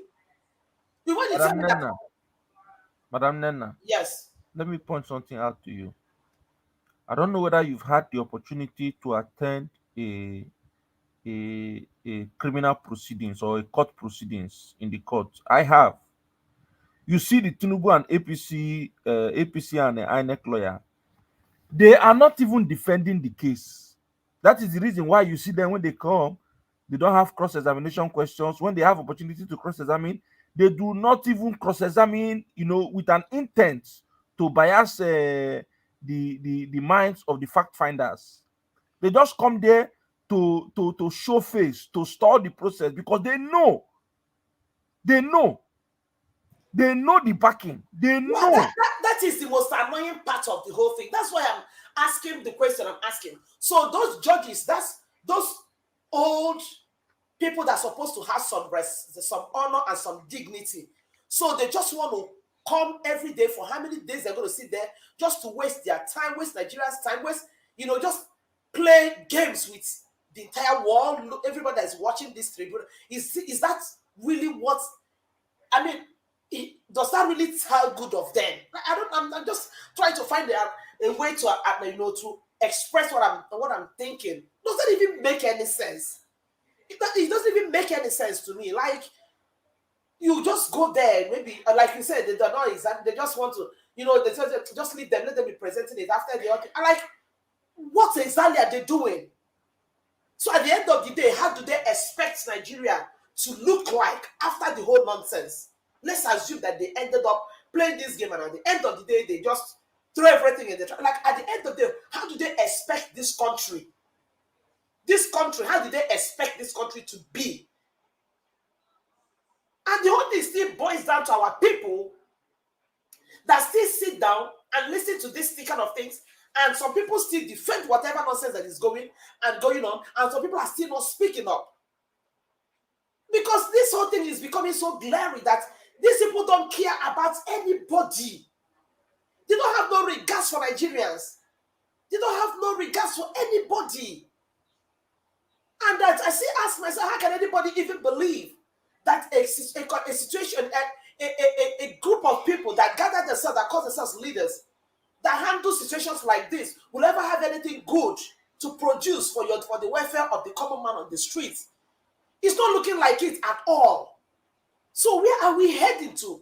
What picture are they painting? What tomorrow are they talking about? I mean, what exactly is going on? I don't get it. I don't understand it. Can I interject? Sorry, let me just finish this. Sometime last year, a friend of mine, her husband didn't even know that he had a moving violation with his vehicle. This man didn't even know. Or maybe sometimes Some of these people, for people that live in the US, I don't know how they do it in UK. They come to your car where you park wrongly, they put this ticket in your car. Sometimes you come and maybe by the time you come, breeze have blown it away. This man didn't even know that he had a parking violation. As at the time I'm talking about, this one was doing his nurse practitioner. I mean, as a doctorate in nursing. He was going to submit something. On his way, police back. The guy is called like, what did I do? PM, the next thing they present to him, you violated, you did not show up to court. The guy say, court case. Yeah, I don't even know that I have any court case. They present the thing. The man was seeing his name, seeing his car, seeing his number, everything. When did it happen? Before he said Jesus is Lord, this man hand don't enter back. The man, his hand is already behind him. Because they were already looking for him. Like, and you tell me that something as simple as that. This man nearly go jail. If not that he went there, pleaded guilty to nil and paid whatever it is and every fine that's on top of it. And in the country, yes, a court, one of, oh my God, judges we give subpoena a common citizen to come to court, and the person is not coming, and these people have the guts to tell us that there is nothing they can do. Then of what use are you sitting down there? Just to sit down there and collect money from the highest bidder, put in your account, the money that you don't even know how many years of your life you have to live to enjoy. Because with all these people that are this judge, I don't think any of them is less than 60 years of old, 60 years of age. I don't think so. So how long are they? Do they think they're going to enjoy the money that you cannot do right? It's so annoying. Like it's very. Somebody wanted to say something. Just go ahead and get and do. Maybe not. I just wanted not to lose my line of thought. Just go ahead. Yeah, I want to ask a question because all of us are blowing hot. A judge asks you to climb the dock in a case of a murder case, and you refuse to climb the dock, and you refuse to say anything. Then, what judgment? And you are the one that did the thing. What judgment will the judge give? And if the judge want to give a judgment in support of the man that refused to climb the dock and speak to defend himself against a murder case, then what kind of judgment? I want us to speak the judgment the judge will give to that person. No. That one is a straight answer. No. It's not straight. It's not straight. That Black Panther, that question now you have to rephrase it. It's, for a criminal case, the defendant must not climb the dock. A lawyer can speak on Wait. You get my question. Don't criminal. Don't differentiate it. I think now, I understand where you're coming from, Black Panther. Yes, thank you. Use the civil. No, you all use the civil. Say in a civil matter. It doesn't matter. Get the main point he's trying to make.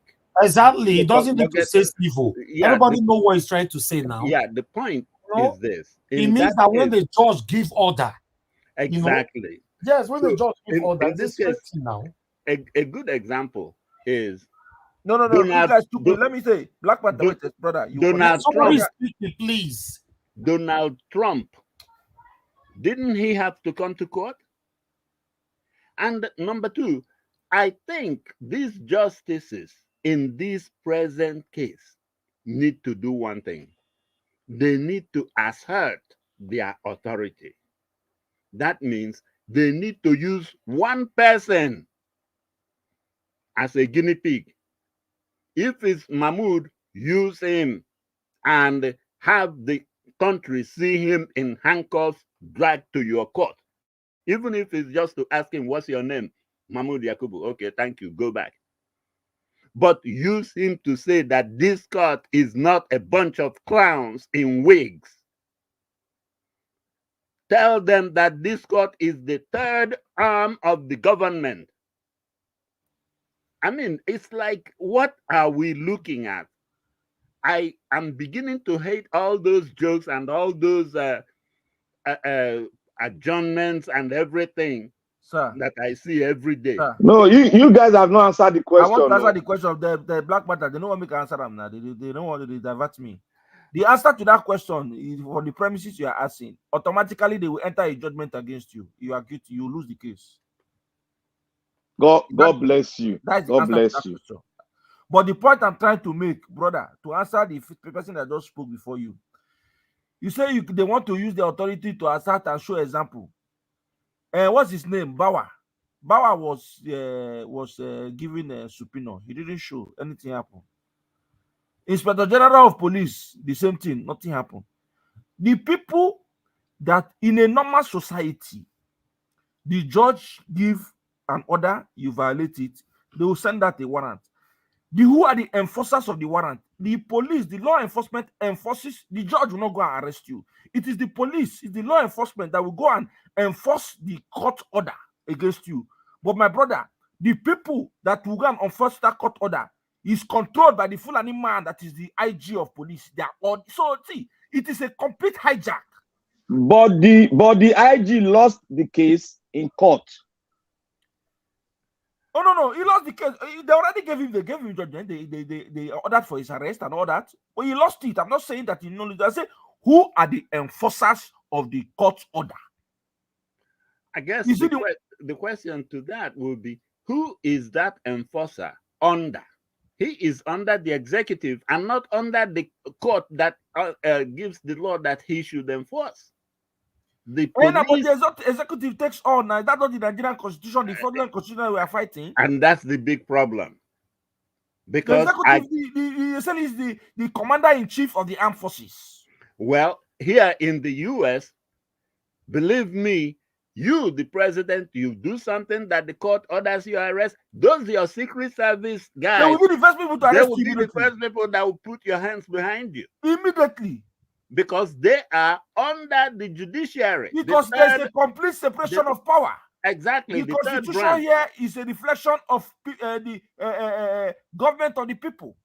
Nigeria is a fraudulent constitution that was written by a military, as far as it's a military decree. I think this is one of those cases that Fela will say, teacher, don't teach me nonsense. We went and copied the nonsense. In fact, we copied nonsense. Thank God. Sorry to interject. Thank God you all are now focusing on the constitution. When we were talking, some of us here we are against us. That's not the constitution. It's not the now you guys are now going to the constitution. You see now. Because the armed forces need to take order from the IG, who has to report to the presidency. Who is the presidency? Bola Ahmed Tinubu. And he will give them order to go and enforce a judgment that is against him. And that's exactly the point. So if the court decides tomorrow that he should hand over to P.O.B., well, guess what? He will not obey. And the court is toothless.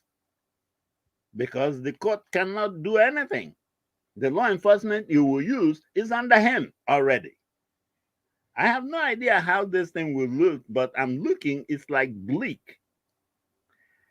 Anyway, let me just hold my optimisms that a resurrected Ganifa Emi will come out somewhere and help what is going on in that from Mr. CM. Mr. CM, please talk to us, sir. Okay, actually, from what transpired so far in court, it's quite evident that one, there's a delay tactics. Two, they want to use it to frustrate the legal representation presented by Obi and Labour Party. Three, my deduction is this is a case that is already clear that will be won, but within them they are just trying to say that they were overwhelmed by the evidence. They didn't know it will be the expose should be this much. Now, where does that leave us? Having said all this, you know, I asked a question earlier before. Said all these things shenanigans they are doing. I mean, the lawyers and both. I mean, the judges. Maybe they will pretend and ask one question and then entertaining people that we say the Amazon website worker or something should not be entertained. All this, whatever they are doing. I'm trying to ask, do they have the unity? You know, because why I'm saying unity is that since I was born, I keep hearing unity. There's nothing Nigerians talk. You can't hear them say justice. The thing is that, the peace and unity. They can never say justice or equity or fairness. I don't hear it in Nigeria. All you hear is unity. Now, that unity we want to achieve, all these things happening, do they have that unity at the back of their mind? That whatever we do here, we need to unite the country? Or are they doing it that after all, this should be there's already the handwriting on the wall. People should go their ways. You see, because I know this thing called conscience, they say it's an open wound. Only truth can heal it. Even right from the first day, that exchange between the INEC lawyer and the PDP witness, that exchange, that was the day. I don't think this thing should have dragged to this level. The day the INEC lawyer was asking the PDP witness, do you know that 25%. Do you know that Tinubu scored 15% of the total vote cast in Abuja? The guy said yes. And the INEC lawyer asked him again, now how then do you think we can declare Tinubu winner based on that 15% when he couldn't satisfy Abuja? Then the chap said, yeah, but the person you declared winner, Tinubu, did not even get it. You see, that's what they call in the Bible the great confession. When people were asking people were saying, who is really this Jesus Christ? And the disciples heard about it. They called their master in their quiet moment. Say, Master, people have been asking us, who are you? Who are you? Who are you? We don't. He said, then who do you think I am? What did you tell them? Only Peter said, you are Christ, the Son of God. That was the great confession. So that moment is the confession that, yes, Tinubu should not be, even on the strength of that Abuja alone. Remember, Olisa Abakoba said it before the court commenced. He said we shouldn't waste time. 1 week is enough for this. Let's bring out that condition of Abuja. Did it satisfy it? Yes, we move. If not, then we know where we're going. We shouldn't waste more than a week on this case. That's why I ask, because sometimes, in Nigeria, we are too hypocritical. That's because people will always say unity, unity, unity. I agree. But all these things they are doing in court, do they not know the truth? They had better call P2B and tell this man relinquish. INEC, give this man certificate and let's go. All these things Obi is exposing. Obi has defeated them, that Abuja alone. Because if only Obi satisfied Abuja, probably that's what they are waiting for. If only Obi has satisfied Abuja, it means Tinubu and the Atiku shouldn't go in. Now, if you satisfy Abuja, it's not enough. There is still 24%, 24 states to satisfy. Now, when all these things, what they should not be interested is all this back issue, this results they are bringing state by state to tell them the level of mutilation and everything. And all these things we are in favor of, we are done against P2B. On the strength of the ones they corrected, they accepted alone, it shows P2B is in the lead. Is that not what we want? Why are they wasting time? If they are doing this thing with intention because they are looking for technicality, this technicality they don't want, they now want to use delay tactics. They ask you one question, they change it again, they change it. By wasting time, they will adjourn. Tomorrow they will come. Before you know it, oh, is this. Maybe if it remains 2 days or 3 days to 180 days to elapse, they will say they've given this thing, go to Supreme Court. Supreme Court will see the next hour, hey, on the last day of the 180, they will say what they want. See, it is easy to envision something, but you may not know how it will pan out. It is in the interest of INEC, this tribunal, to be good neighbors to Nigerians. All these things they are doing, because when they are talking of this law, it's written in English. All of us here can read it. We know who won the election. It's clear, even the world know. The man in Agbado in Aso Rock know he did not win. They know it. So whoever is saying God did not born them well, that they should go against the GCFR, Nigeria does not belong to anybody. What I'm saying is, I'm of the opinion that a lot of poor people, more than 130 million, because they say it's 133 multi-dimensional, that was months ago. With the way things are now and the devaluation of the naira, maybe dollar has come to 900, or I don't know, to the naira, and pound might be hitting 1,000. With this thing now, that multi-dimensional poverty, it should be approaching 140, 150. Now, when you have people like this at the back of your mind, don't carry in mind the people like Akpabio, those handful, Tinubu, all those people. These are the eating wicked them. Think of that 150 or 140 something million poor people. That is what will be at the back of your mind. When you dislocate their equilibrium, because I know we don't have to use certain words here. When you dislocate their equilibrium, Nigeria today is a failed state, we know, but it's still a bit stable. We can manage. At least somebody can sleep and wake up, unless you fall into harm's way. But if they use their mouth or this thing telling me they're a judge, we can do it. Tomorrow they say the judge has decided. If they use their position to dislocate the equilibrium, the very fragile equilibrium now, look, one thing I can guarantee you is this.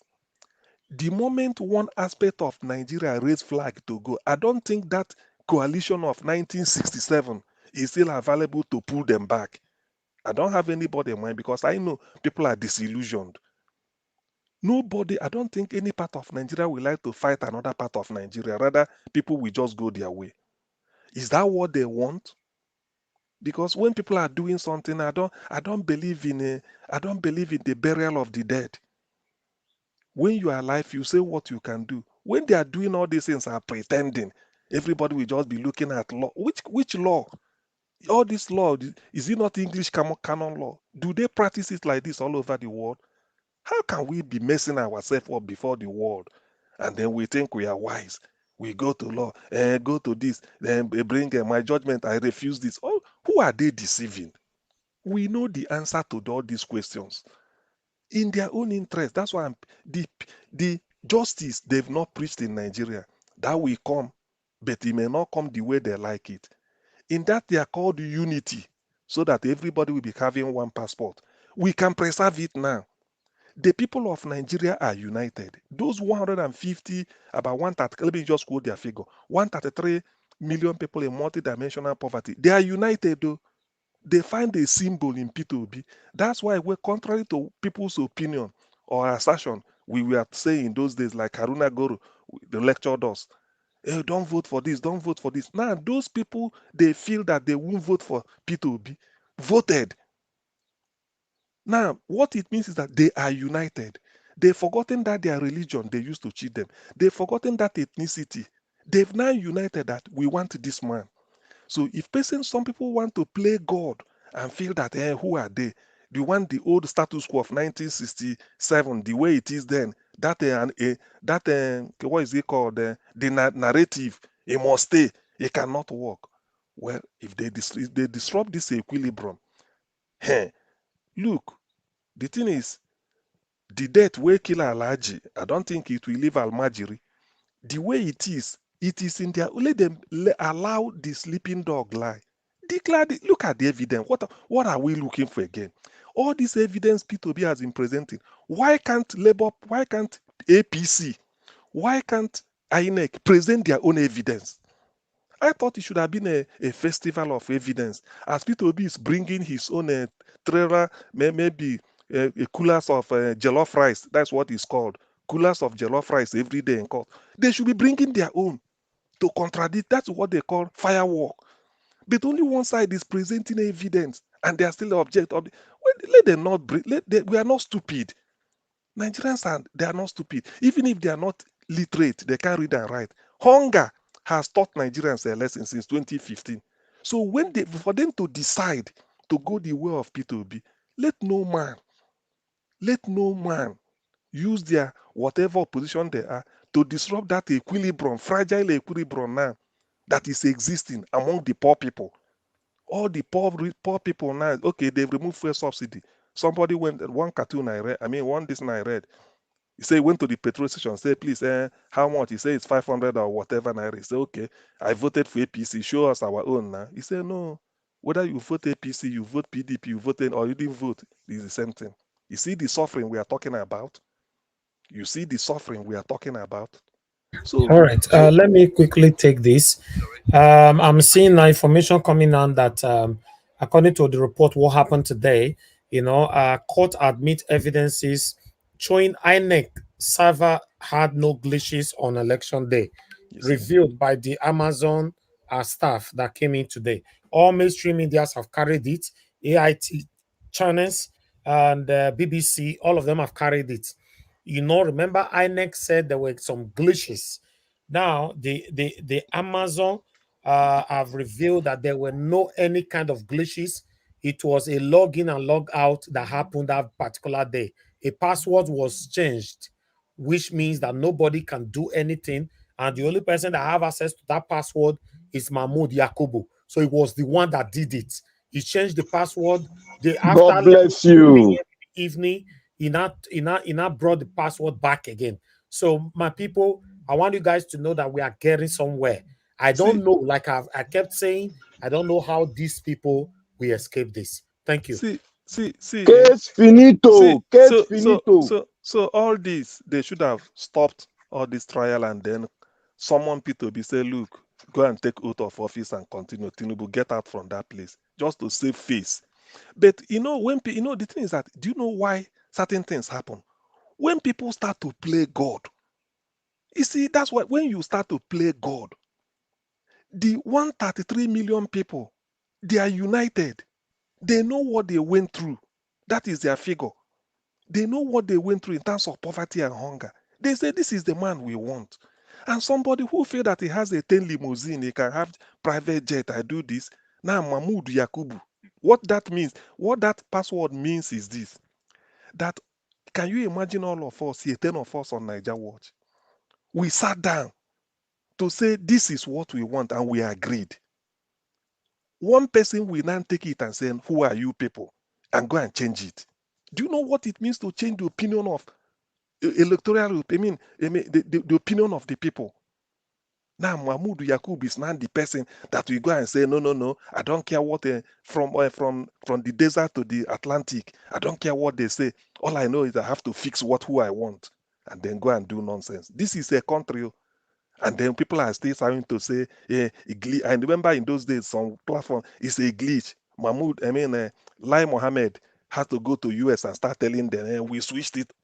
You see, certain things, when people play God, I know where I'm heading to. I'm not a soothsayer. I'm not a prophet, and I don't want to be one. But I've known that I'm just having a sense of foreboding. The fact that everybody expected Nigerians to be on the street and they didn't.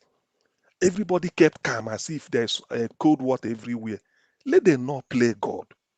They had better now call this man because the evidence is overwhelming.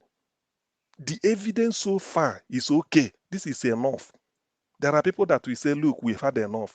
It's like you are having a boxing bout. That's the way you punch your opponent. Even before you get to if he hasn't fallen, but this referee will say, no. It's enough. No mass. He said, no, he just throw it. He said, then even if you are paid, he said, no. He said, no. You can't continue. We've had enough beating. Because you may slump. The next time you slump there and die. So it's better. And the way they die, they will tell the man, you're a referee. Why didn't you stop the fight?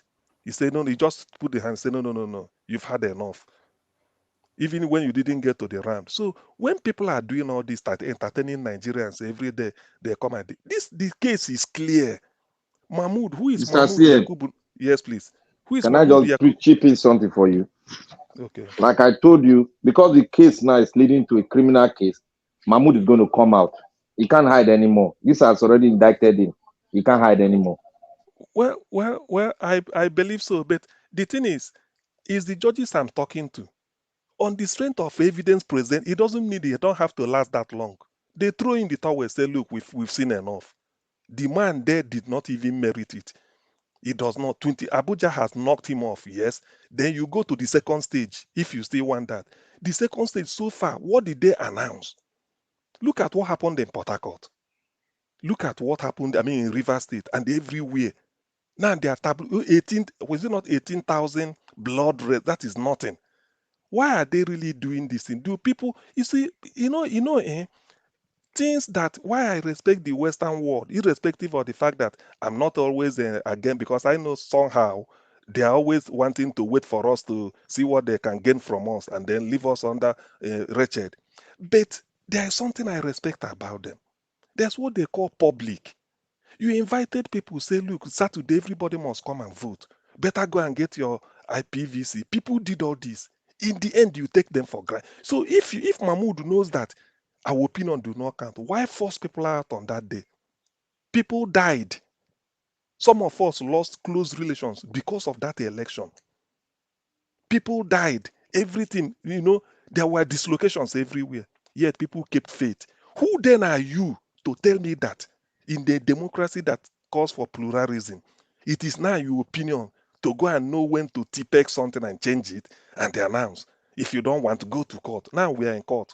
Come and cooperate and let us come. Why can't INEC be the person to come and give evidence that this is how I arrived at Tinubu? They are dodging it. All they are waiting for is time has lapsed. Time has then they start to bring one primordial sentiment. Igbo man cannot rule Nigeria. Okay. Well, the thing is, I think if I'm the judges, if they are listening to us after today, they will just wind up and then tell the world that this is what they do. After all, there are five.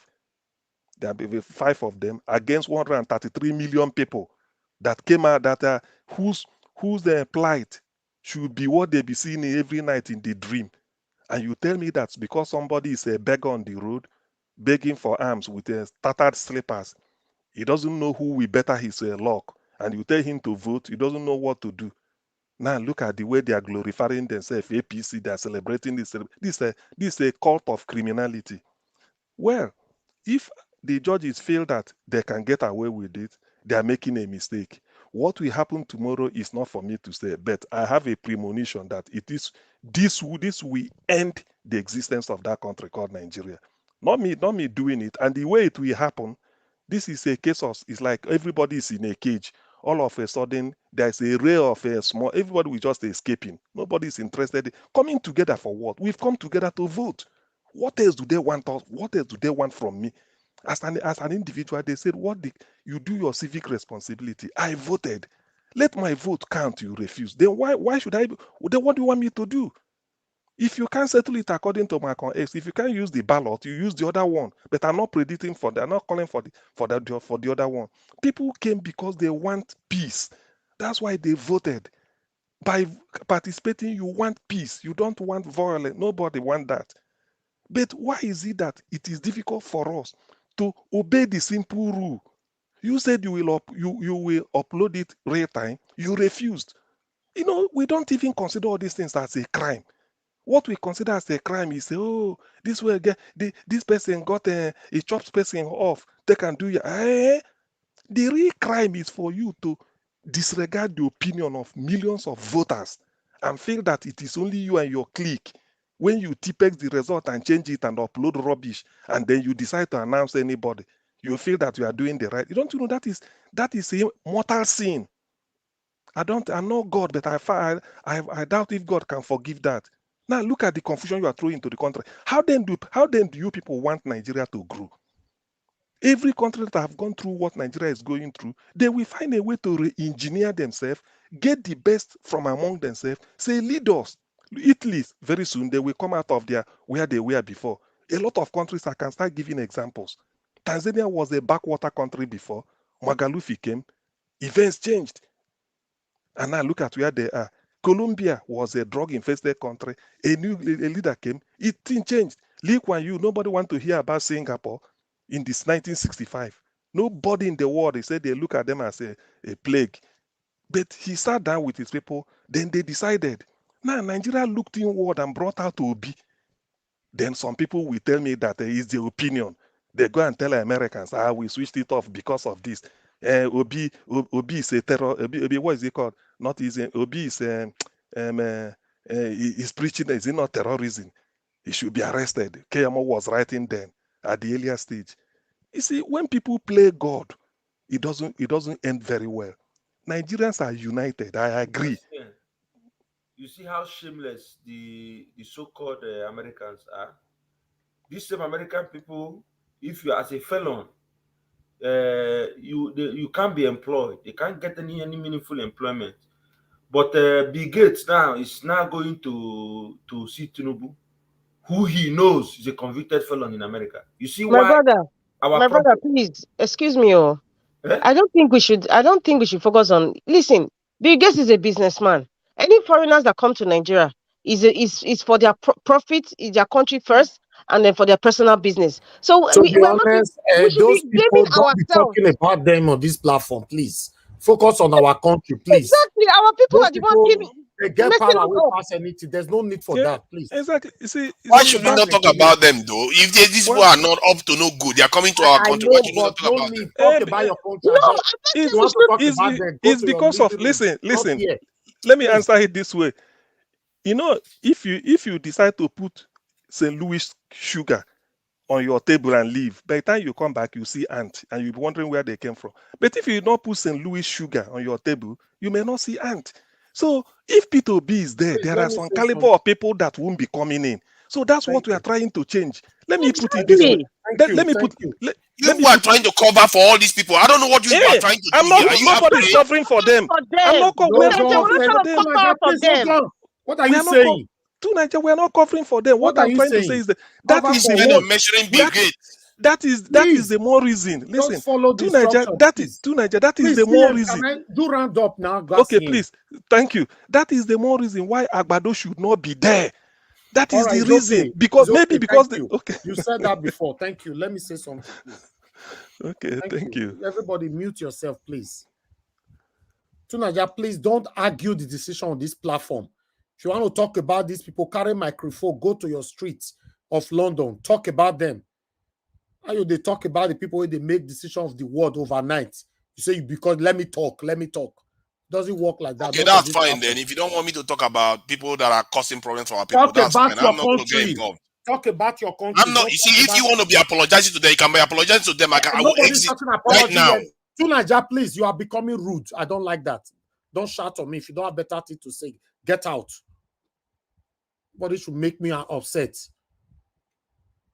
What kind of rubbish is that?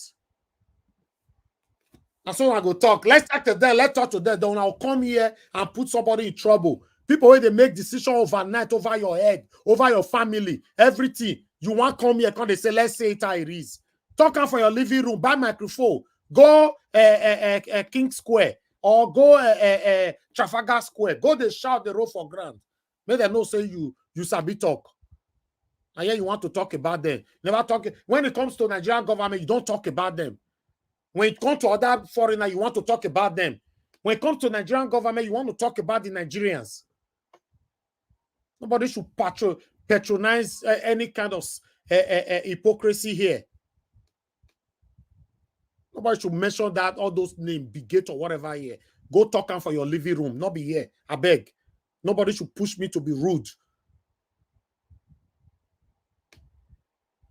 We get problem, never sort them out. Now they could jump, come off for Nigeria. We not even jump enter South Africa. We they jump, go where we don't know. Jump it to where you don't know. Say you sabi talk.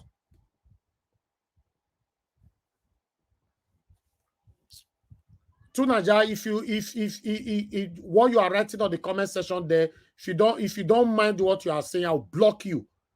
Respect yourself. You know I have so much respect for you. What are you talking about? You talk about Western power. The platform where they talk, so now your papa or your mama get them. I been my papa and mama get them. The same Western power where they talk, not be they get them. Sometimes they talk like people don't get sense. People hide all that darkness. They say, let's say it how it is. Let's say it how it is. Let's say it how it is. You hide from your living room, they say it how it is here. Nobody can see you. Nobody know where you did. Nobody know where you came from. Nobody know where you belong. Nobody know the family where you came from. Then you hide in the darkness. Everybody want to say it how it is.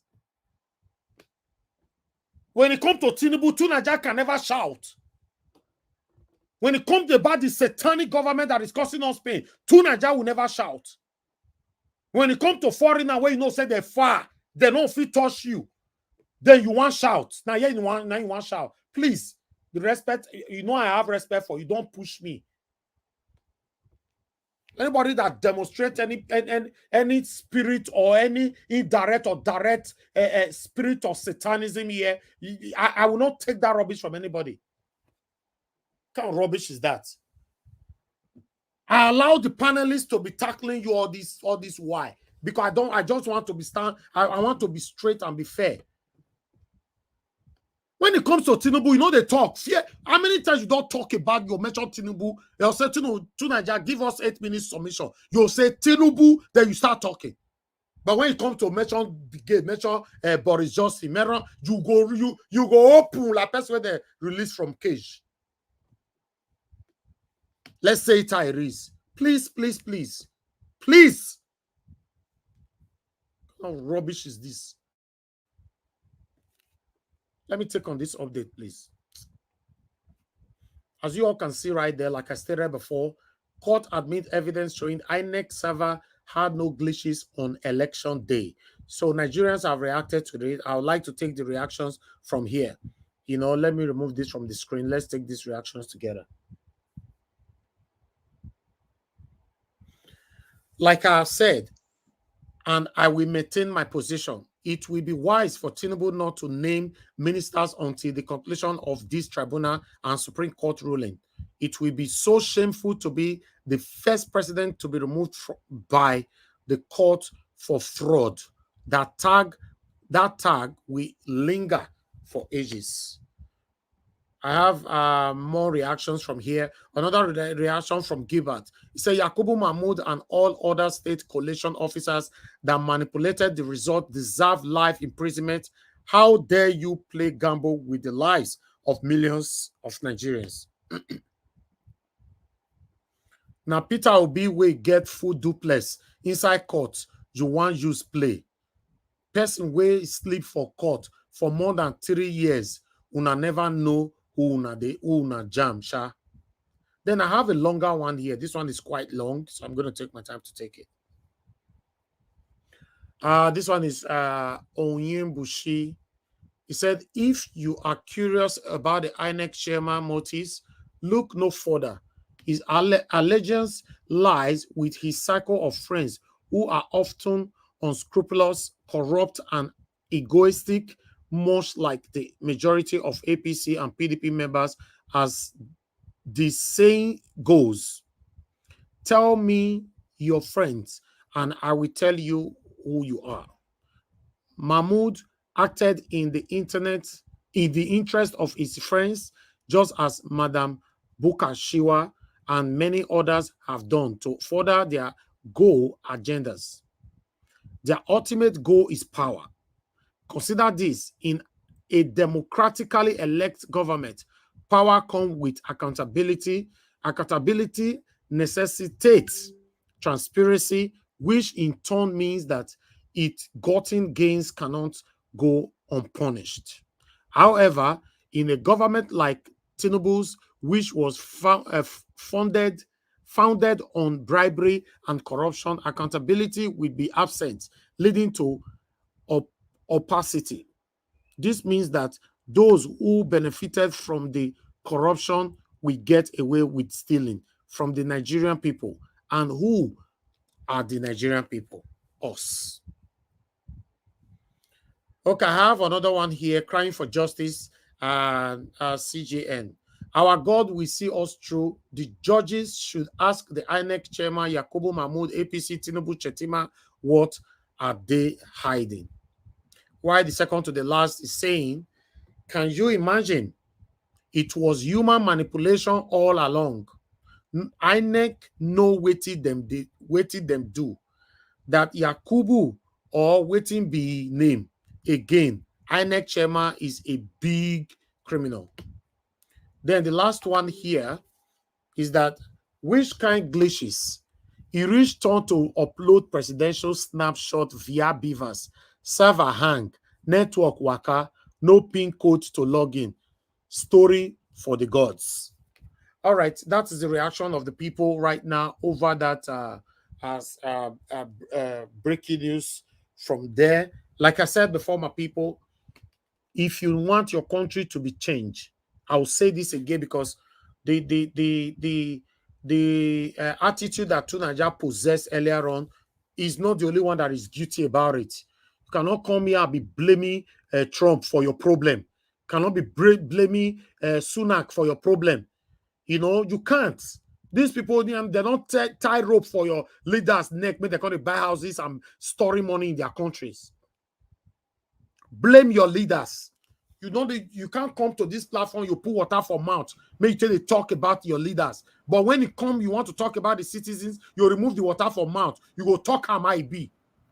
I don't like hypocrisy. I don't like authentic people. Say it how it is, say it how it is. You always try to shy away from the truth. You shy away from Can I say something? Go ahead, madam. The truth is this. To Nigeria, that attitude of blaming me foreigner, let's stop it. There's a rat when they inside her. Now they call the one when they house as a food their house. Foreigner not go our country, go times road for their net to carry our money come here. Now we went in Mumu, now they carry our money come put for here. Now we went in Mumu, they carry our money, they take buy their property. Now we went in Mumu, now they buy their company. Now we went in Mumu, they thief our money come. So why should we blame them? They can't tie off our neck, make we bring our money. You not see how they make it difficult for you to even the money when you work for here, make you kind of go Africa. Don't you see the loophole you have to cross before you can transfer those money? So not blame foreigner here. Not blame them. Now we stupid. Now we dumb. Now we they carry our money, come give them. So there is no reason for us to sit down and be blaming them instead of blaming our leaders that are doing it. When he reach the 2-2, una gonna be a pen una mouth, una nothing call them. Wait it be. The people look at INEC chairman, look at what he's doing. That stupid judge that sit there and laugh like only God knows, supposed to know his right to make sure that his subpoena is arrested and brought before the court. Don't they know that? Let them not worry. I don't tell una one thing. If una like, make una pervert justice. My children, they go tall up here. Now don't hear?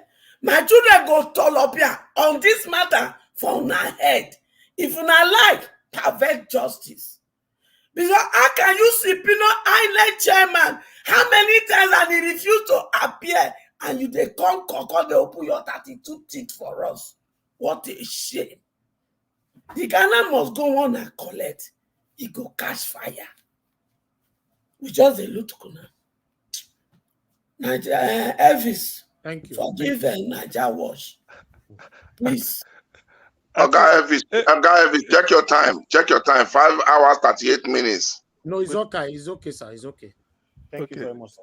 May you forgive him. I beg. I think the question.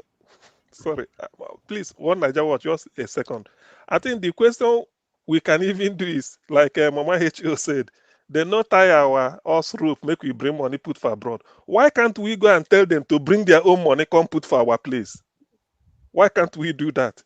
Let me come in here. I don't have anything against Nigeria. I don't like hypocrisy. I'm not an hypocrite. I say things how it is. I know the bare mouth they talk. But when it comes to these people, Benin, they call them of your fear. It means people will go slap you, you know, if you slap back. They mention Brigade now your mates. First way go blow me so a broad daylight sun go turn to darkness. Now they talk for my platform. You say let me speak. We are supposed to be allowed to air our opinions. You can air your opinion in your living room. Because if you are crossing the line, if you know you really want to air your opinion to Nigeria, on this platform, I want to see you attack our leaders properly.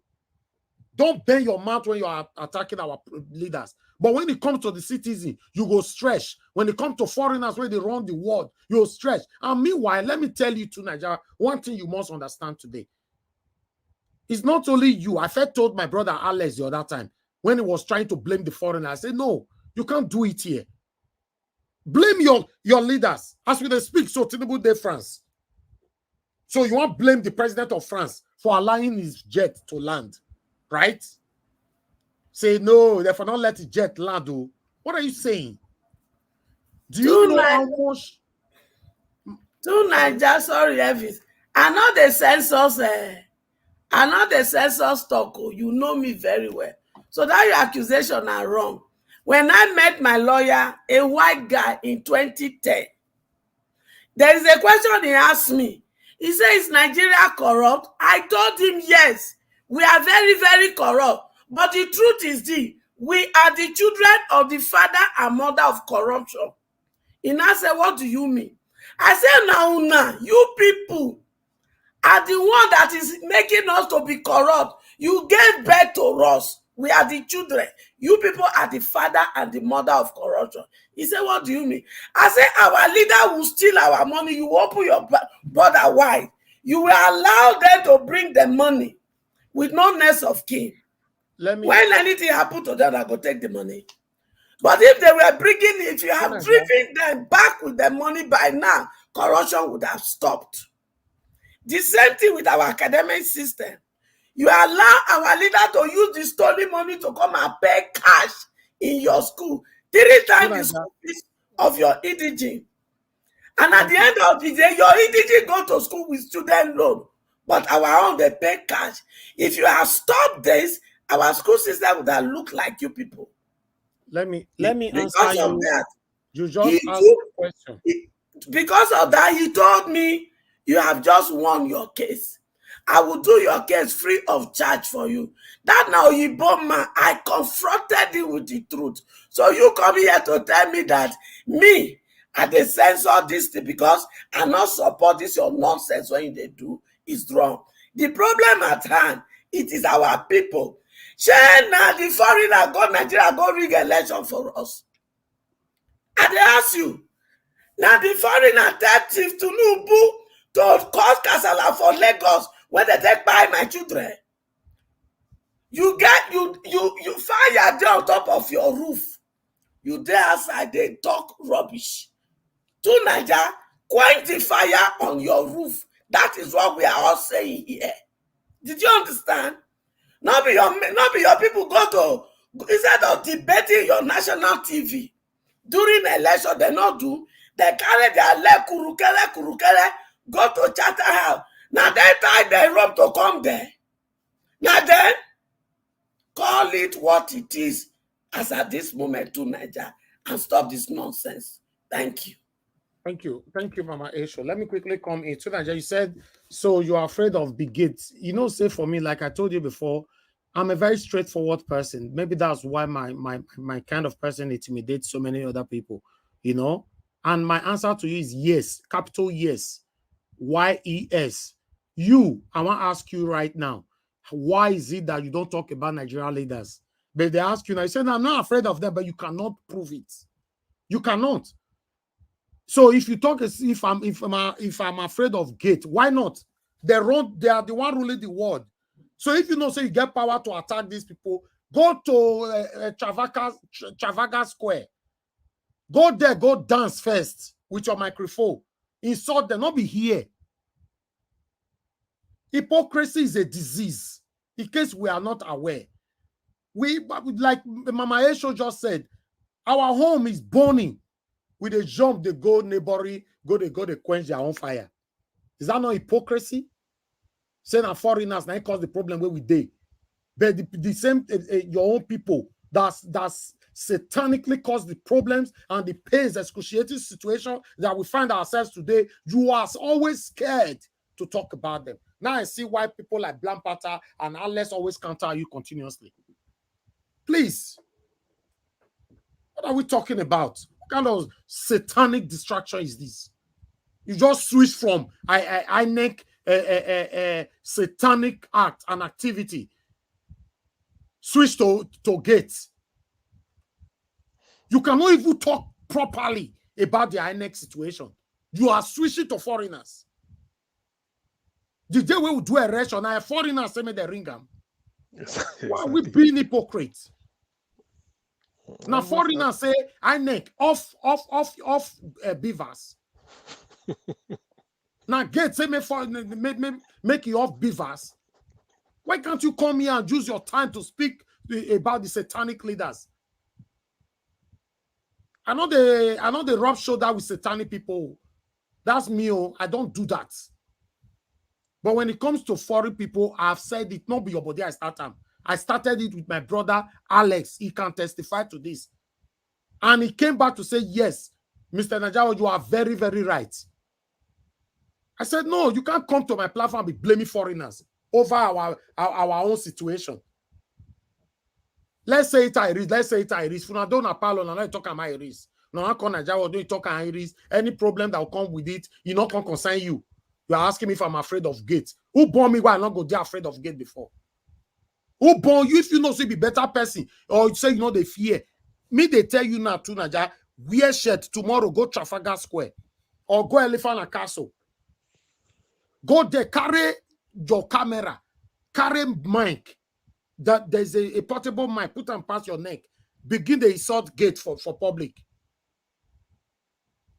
Oh, they switch the word on and off because they say you want to talk about it for my platform. Mr. Officer.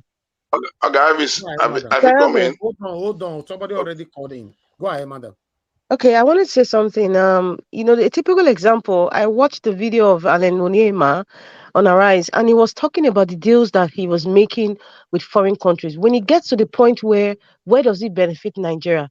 It is the decision of that Nigerian, the patriotic Nigerian, not a nationalist, a patriotic Nigerian to say, if it's not for the benefit of my country, I am not going to sign that MOU. So therefore, the foreigners didn't bend their hand to say, okay, sign the contract. It is the greedy Nigerians, like Mama Echo said, is a rat inside the house that will tell the rat outside that there is food. So if the decision is left on us, if foreign influences come in and then they're making money off us, they are truncating our systems. They didn't come there on a free will. It was given to them. That power, that authority, that MOU was given to them by a Nigerian. And that is why we are going back to the Nigerian project to say the leaders, the people who are making decisions on behalf of Nigeria, to Nigeria, on behalf, those words are in parentheses, on behalf of Nigerians. Those are the ones that we are talking to. It is not that we are scared of the foreigners, but we are talking to the people that are signing on behalf of Nigerians. And those are the people we need to focus on. We need to channel our energy to. That is what Mr. Naja what he's saying. And I know a lot of intelligent Nigerians understand that part. Anybody who wants to talk on the reverse is just a two-faced person. It's not even sitting on the fence. You are 5 faces. Thank you. Yes, you are no, Tunaja is more than 1 million faces. Now look what you are writing there now that yes, we all will die one day. Why are we afraid of something? Why are you afraid of Tinubu? How you jump Tinubu, your Tinubu, they're going to talk about the gate. Go ahead, sir. Thank you, sir. Thank you for bringing this up. You have to be brief for 30 seconds. Okay, I'm brief. Mr. You want to say something? Yes. Before we came in here concerning all these things, we drew up a security architecture, and Tunaja fell inside. That was why I was always, because I am taught by my parents, that was why I was always there. Because he has been compromised from the beginning of this election. So that is why I was always attacking him, because his mindset, I didn't find the ideology is coming from. If you are not coming from any ideology and you're talking on like this, that means you have been compromised from onset. But many people did not discover it. Something clear here. Tunaja, listen. You know, for me, the same respect I have for anybody on this platform is what I have for you. The same respect I have on anybody on my panel is what I have for anybody on the comment section. I don't need to know you personally before I treat anybody on this platform. I treat everybody equally. Everybody can. In fact, if you are not part of the satanic thinking, 90% of the people that know me know that I'm telling the truth. But one thing I'm going to let you know now is that You cannot come to my platform that you want to say it how it is. 1, 2, Nigeria, nobody know where you came from. You see, you already hiding something. Me and they carry my face, they come out here every day. I don't they hide from anybody. And they carry my face, they come out. Everybody, they see my face, how I be. You understand? I don't hide from nobody. You do, in fact, most people where we even there, we know where they come from. Even though they don't want to show their face. Nobody know where you come from. Nobody know the state where you come from. Nobody know your brother. Nobody know your sister. Nobody know anything about you. That you are coming here to say it how it is. Are you calling him Tinubu? Yes, so yes, I think maybe it's Tinubu, because we don't know where Tinubu come from. I don't know where Tunaja come from. Until Tunaja tell me where he come from, now they are gonna know, say yes, he's truly my brother. As for now, Tunaja maybe not Guinea come from or Yugoslavia. He only learned things about Nigeria and is contributing to it. So please, Mr. Edwin, talk to us. Thank you for joining us. Good evening to you. Thank you very much. Co-panelists, comment section, I greet everybody. I'm sorry, Mr. Edwin. I'm sorry that I have to stop you. I'm so sorry about this. I already picked a call already. It's okay. It's okay. Was counting. Mr. Agbe, thank you very much for joining us. Please quickly talk to us. God bless you. Thank you. God bless you, Niger Watch. God bless you, my dear. It is my daughter that just distract my attention. God bless you, my brother. You see, you know why we always pray for you, Brother Elvis. Listen, just listen. You know why we always pray for you? Because, in fact, let me use myself. Why I always pray, blessing you whenever time I call or whenever time I join the panel is because the people who do good things, they are what God, what they call the people that God called. You understand me now? So from the beginning of this, this platform, I told you that when you start this platform, we'll be watching you from the screen, without coming to the show there. You will never ever stand on the wrong side. You always pick to take the name by the hammer on the heads of the name. Now, that's why we are praying. Whenever time I call, I always pray because you look like it's just like a pastor, just like a gospel preacher, just like these are the people that Jesus was talking about, that when he was tested, they give him water to drink because of the good that you have. The good side that you take of the people. See, God from us, if you remember vividly, when we were coming to this platform, to the platform as a panelist. If you remember, you will still remember, I was the first person that exposed one man go to more. If you remember, I was the person of mention his name, one man go to more. I was the same person that still mentioned these two Nigerian names. That when he came in, I told us that then that he always go to different platform and distracting people attention. That is too Nigeria for you. Too Nigeria, they don't have interest on the things that concern his country. And when you are bringing on the interest, it will distract you. Always watch whenever time we come to online.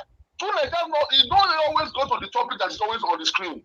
He said that he's go to the social topic, or he go to face the Nigerians with their character, or he always diverts attention. So, it's only dog that acting like that. After vomiting, then we go back to his vomit again. So I think Starita, when she was talking about what Alex Onyema said in the Arise television. If you listen to him very, very well, that MOU, Alex Onyema said that they already give him his own percentage as the airline flyer. He has a very big percentage for himself as an individual. But he was so concerned of what his own country will benefit from this MOU. And that is why he turned it down. He said he's not going to accept it because his own country is not going to benefit a percentage exactly. from his. How can you jump what is happening in your country? You are talking about people where they dance for markets for another country.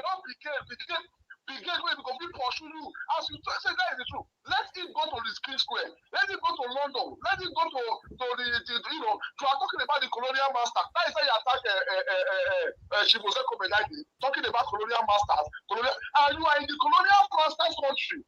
You never move and say, let me go to my own country and go back to my country. are the colonial master country and you want to insult them. They have made good road for themselves. They have told you that, listen, this is Allah is. They have educated you in different ways. Now you want to put your own problem that you need to solve. So people like they do that, as you said, there are 1 million faces. They can appear in different kind of places. Are you getting my point now? So let us not be distracted. Let us focus because Nigeria, right from day one, Nigeria never supports the better Nigeria. And it's a true brother. Nigeria is a Yoruba man. Partly Yoruba, partly one side of those whether or those other area. That is where Nigeria comes from. Thank you. Thank you. Thank you for calling in. Thank you. I want to quickly say this on the comment section. Please, you can disagree with Tunaja. Please, nobody should insult him. This platform is not about Tunaja. This platform is against insults. Please, please, please disagree with him. Call him hypocrite. That's fine. But when anything more than that, no, please, please. I'm totally against it. My platform is against it. We should have that in mind. Nobody should have any right to insult anybody here. And as long as you tag his name to that kind of words, you might likely be blocked. You can say what you want to say as long as his name is not part of it. That's fine. Thank you very much, my people. I appreciate you all.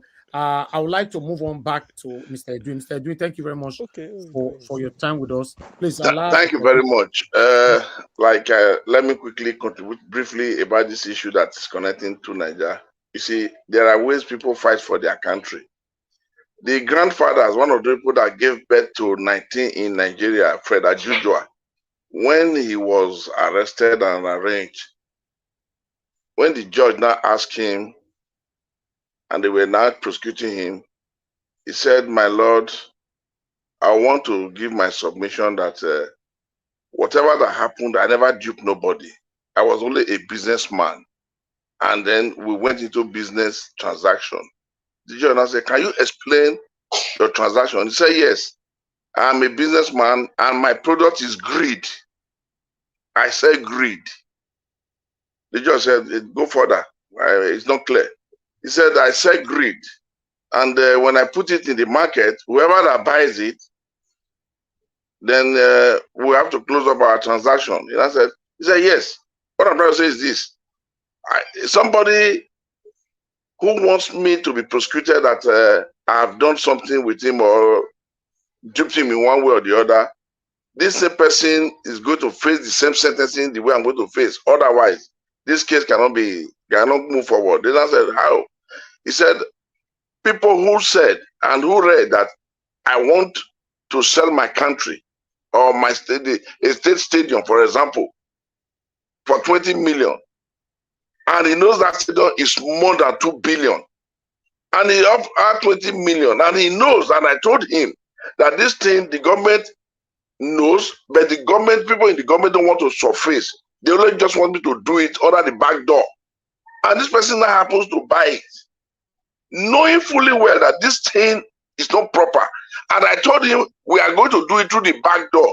And he agreed to do it with me through the back door. Then why is this person crying? I said agreed to them, they bought, and then they paid. So if they want to charge me or want me to be charged, they should not ask, you people should not ask them, why is it that they are doing business with me, not confirming from Nigeria government, or not trying to come to the normal door? That was Ajujua. What am I trying to say is this: whatever you are doing to Nigeria, nobody forced us to bring money here abroad. For you to send any couple out of here, at the end of the year, I don't know where that place, but where I am living, at the end of the year, when you send too much money, official, they will ask you, how much do you work? What did you make? How do you get more than enough to send home?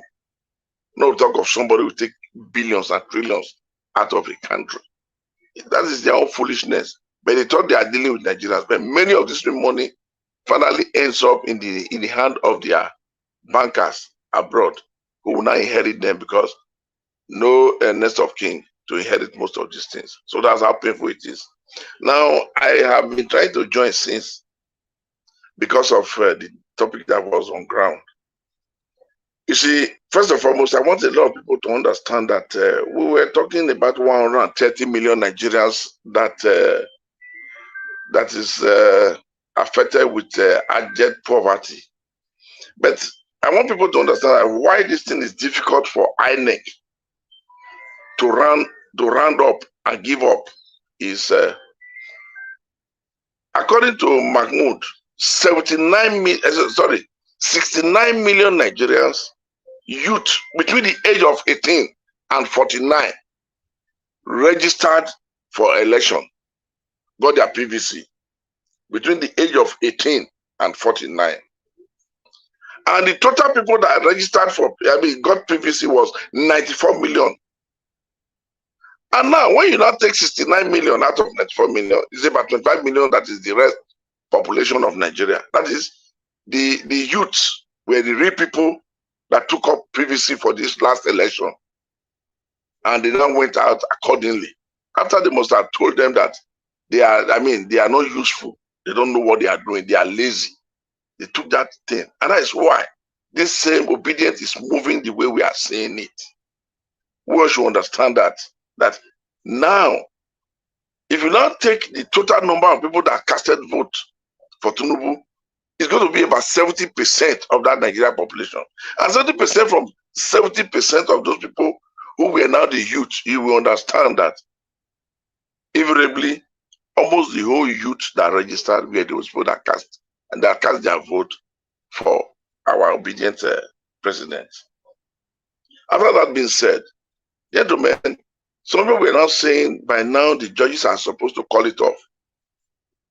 If they call it off, now at this junction, they will use that to Supreme Court to say the submission and the procedure never elapsed before the Court of Appeal, the tribunal, before they now call it off. They will use it against our obedience. They will use it against our principles. Let them exhaust this time. Because mind you, they were giving obedience and Labour Party were giving 21 days. And that is 1 day is going to elapse by this weekend that we are in now. All the submission going now, the floor is for obedience and for Labour Party. So from next week, the so-called APC and Mahmoud winner, that is the week they now have to do their presentation, if even they have anything to present. So Obi is doing almost now to make sure they release everything, that no stone should be left unturned. They are only now blocking Obi because the essence is releasing, evidence now. They are seeing it that it's having more than what they even thought. And now the best way is to delay them so that they might not be able to get more than enough evidence before this weekend. So that is exactly what they are trying to do. The judge cannot rule now. Any attempt to rule now is, that means he has subverted justice by not allowing the so-called APC to give their submission and call their witness if they have one. So that is why they said they have their witness to call. And then I said, okay, the floor will be open for Labour Party, for PDP, for 3 weeks each. They all agreed. They all agreed. The so-called APC, INEC, Labour Party, PDP, they all agreed on this time frame on who is to present and who is not to present for now. So that they have to elapse and allow them to do the normal thing. They will definitely have to do their presentation. But I know, with what we've seen so far, they don't have any presentation. Because if you look at it, the issue of certificate alone is dangerous. It's already damaging. And this man, like I have said, they are trying to go into re-election. They want him to cancel it because now if they declare Obi, he's going to get problem. If they now declare Obi and he decides to go to Supreme Court, he's going to lose because there's a lot that has been presented. And the most of all, if you look at this Amazon, this is the bank, the safe that is saving everything. When you now make mistake with your password, these are the people that will not tell you, if you've forgotten your password, do this, do this. And somebody did it. It's in their system there. That on that election day, somebody must have, punched to say he's going to go in with the password. He has forgotten the password. There's a lot of things that this person that came now brought in. For them to see that witness in the court today, it was like an earthquake that happened to them. So people should not be surprised that they are reacting the way they are reacting. When you prepare, they said when a fight is not serious, a woman will remember to hold her breast. But when the fight is serious, she doesn't even remember she has a breast. So these people, they thought it was that fight that was so easy for them to fight.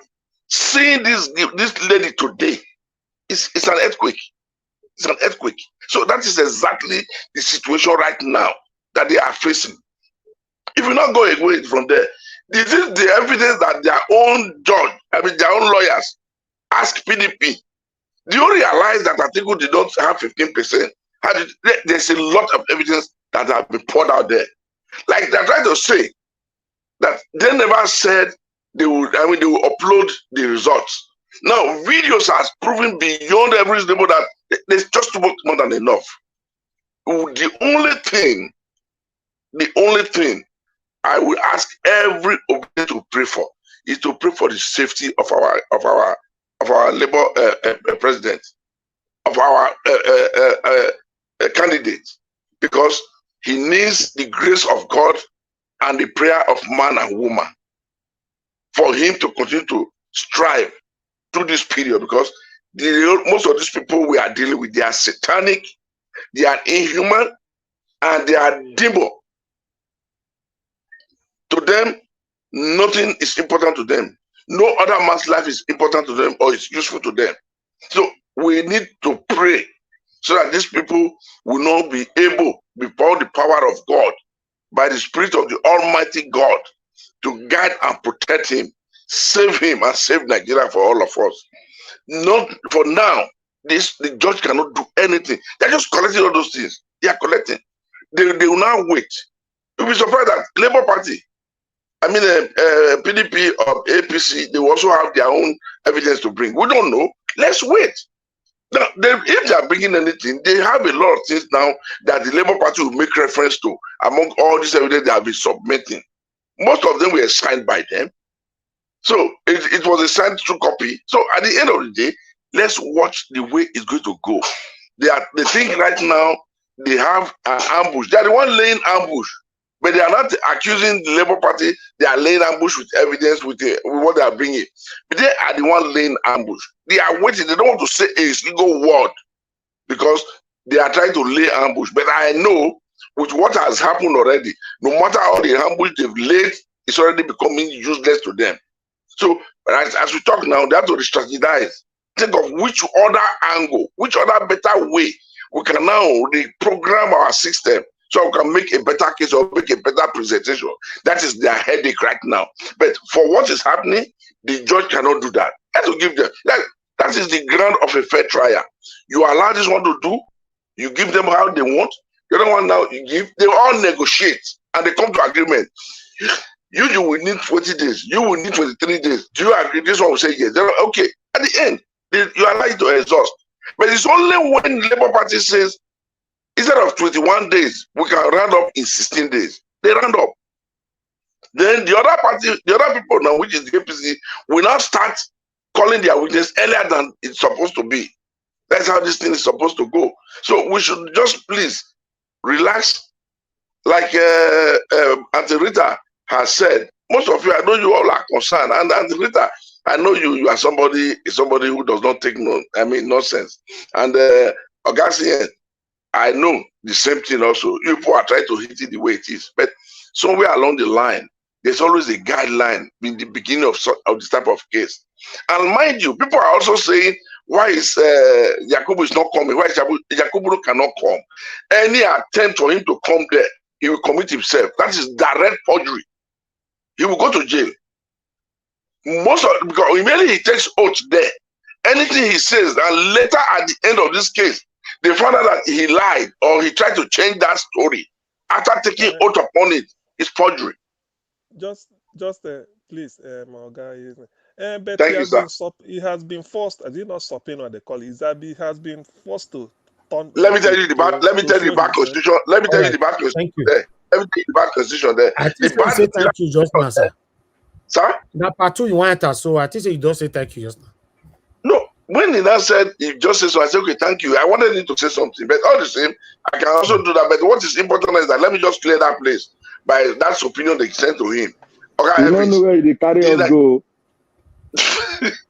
Okay, clear am for 30 seconds, sir. No, thank you. Okay, that's Nigeria. The Nigeria Electoral Commission gave that sole right to the INEC chairman as the person that will always sign out any case to be criminal. You understand the logic now? So he's the one. It's only when, listen please, it's only when he now, purge himself under perjury, the court will now recommend directly. If you see what he's doing now, for him not to be trapped, that was why he sent the number 2 there to represent him. He has sent somebody to represent him once. So don't forget that. He knows what he's doing. He's a criminal. Right. He's not representing him in INEC meeting. He's representing him in the third arm of the government, the judiciary. You cannot do that. All right. He should go to the judiciary. We will have more time to discuss this. I think by tomorrow I will come earlier. Then I will hit this matter like this guy just said now. We will clear it. But all the same, everything is going well. And I greet everybody that is concerned. I greet all of you. Mama Hecho, for a long time I've not heard from you. I greet you also. I greet everybody this evening. So thank you very much. We still there. We never come. We still there for the next 3 hours. So no worry. We still there. Okay, Mr. I will not lie to you. I have a school work that I'm doing with with my boy. Who is next now? Who is next? I get many things though. May you wait first. Your body to the hot. I don't know where they carry me go. Okay. I'll do for the side now. They listen. If you reach my turn, then I pick up again. It's better. All right then. Okay, sir. Okay. Yeah. Thank you, sir. Thank you very much. All right. I appreciate every one of you. Now see, we now remember to talk about like since nobody not like. Currently we are on 376. So make una leave to Naija matter. Make we go like. Make we enter train. Go like. We'll go press like. Come be like say the 2 Naija matter now, and everybody can focus right there. Instead of more, they press the like button. I beg, more press that like button, my people. Press on the like button, remove it from the current state. You know, the current number from 279 to let's take it to 500. We can do that. Press on the like button, my people, and also press on the $sign. Support me, you know, on what I'm doing here. I really do appreciate that. God bless you all. Also help us to share, you know, and what else? Help us to click on the join button and join our membership program. Thank you very much, my people. Continue to press on the like button. I appreciate you all. All right. Like I said before, I would like to quickly. Mr. Evans. Yes, it's me. Yes, okay. Please refresh. It's like it's more than 2 something. It's 337. So please refresh. Yes. You see, I'm not saying I'm more. No, it's all right. It's 400 now, Nabi. Aha. Okay. Yeah. Yeah, it's all right. It's the right number. Yeah, it's 401 now. Okay. Yes. Okay. Yeah. You know. So I'll try to reiterate again, please. Everybody should talk about what is affecting us, because the situation where we did now, if we miss this opportunity, everybody should be prepared to suffer probably forever. Yes, some people will stand out, they say, I forbid, I rebuke and forbid and ban all the work if you don't put in the effort. Have that in mind. It doesn't matter if you live abroad. The only thing that will rescue those of us that live abroad is that the suffer will for suffer go reduce drastically. Why the people in Nigeria will affect them much. But as long as you are in Nigeria, anywhere you live all over the world, it's still going to affect you, because many of us have family back home as well. You know, if you don't have family, you have people that you loved ones, they are there. So let's pray for our country to succeed through this process that we are right now. So I appreciate everybody right there. I'd like to call on the next person right now, which should be okay, let me go. Oh, all right, Mr. Black Panther say you want to talk by fire by force. Black Panther, talk to us now then. Okay, thank you, Mr. Naija. Let us you say you're not there. I did here. Okay, you did there. You're not there now. Okay, talk to us. I did now. I want to sing one song for you. For me? Yes. Okay. I like the way you do that. Yo, diggity, come turn around. I like the way you do it. Your diggity. Yeah. I like you, Mr. Niger Watch. I love you, brother. You are simply the best. You are very smart and you do a lot of journalism, and you investigate to get to somewhere at the right time. I love your approach. I love you giving people enough time to perpetrate all sort of rubbish they have inside of them. You give people room to express themselves, and at the nick of time, you speak out the truth. And nobody can withstand the power of the truth.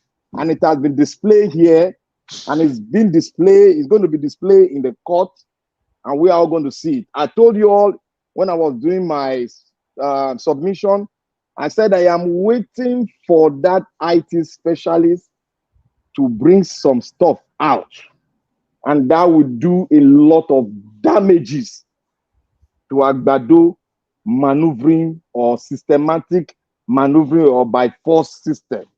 And it has happened. You see what happened now? Like Epa said, it has struck into the heart of the cabal. There's no two-way out for the judiciary. There is no two-way out. Who switch off that server? That is what is called a criminal offense against the state. A criminal offense against the sovereignty of Nigeria. So we should note that. I told you all that if this thing comes up, that will tell us the direction. And if the judiciary want to give their judgment, I ask the question. I gave two examples. I say, you give a judgment concerning what I've just spoken. And I'm telling you, I'm standing on my ground. There is a power behind speaking the truth. There's power, and it is divine.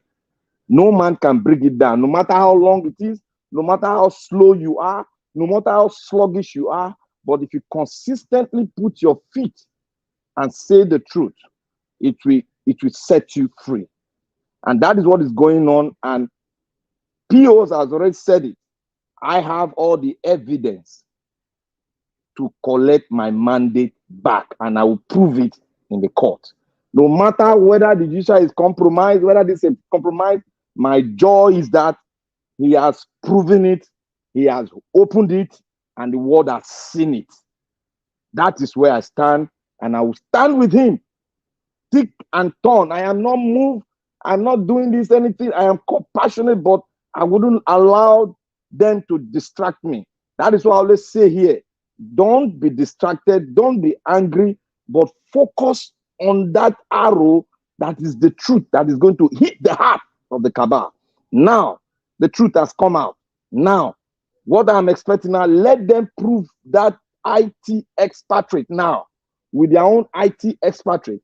Let them prove that wrong.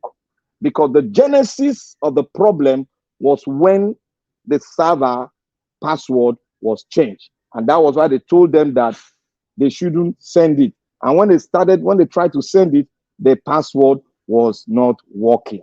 So there is a criminal act at the beginning of this election. I told you guys there's going to be a criminal act activated against the INEC chairman, and they are going to use him as a scapegoat in this case. And the mandate will be given to us. Let them go to the Supreme Court. If this court prove us, make a judgment that this PO1, the Supreme Court has no technicality. There's no technicality under the Constitution, under the rain, under the sunshine to prove that this case wrong. No technicality.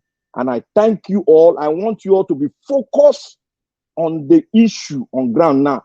Forget about being distracted. Don't be distracted by, oh, this man, Lagbaja said this, Lagbaja said that. Just focus on that IT man. You begin to see the picture I am seeing. So focus and don't forget about the judiciary that is compromised. Let's focus on that truth, that thing, because that password matters a lot. It's very strong and very heavy. The international world, it note what I'm saying now, and they are noting it. They know that there's a criminal act in this, and woe betide them. Woe betide them. All of them that participated in this, they are going to go down, because history, we tell the whole world that these are the men that compromised and wanted Nigeria to go down. And thank God, PO has proven them and has proven that he won the election. Thank you, Mr. Najawa. God bless you. I love you. Thank you very much, my dear brother. I appreciate you. Thank you so much for the appreciation as well, your encouragement, your kind words. I appreciate you all, my good people. I appreciate everybody here. Yes, everybody get when everybody they collect for here. Today, to Niger collect today. Yes. I mean they collect sometimes for here. You with the top black party, you don't collect. Everybody don't collect for here. Seeing don't collect. So yes, but one thing is that we must not hate each others, regardless of whatever that happened on this platform. Don't apply hatred to it. Let's stand for what is right. Let's talk about what is affecting us in our country. We cannot jump out of our country and be talking about another country. No, and not with my platform, I do that. If I bring a topic out of that, that's not a problem. If I bring topic on and say, see what they say happen for America, more can't talk, that's a different thing. See what happen for UK, more can't talk, that's a different thing. We came here the other time, we talk about what happened for Italy, that's a different thing. Cannot jump out when they terrible situation right now in Nigeria. We just jump coming from Nigeria, go to talk for another place. You know, I beg to Nigeria, stop those things, I beg. All right, let me move on now to top.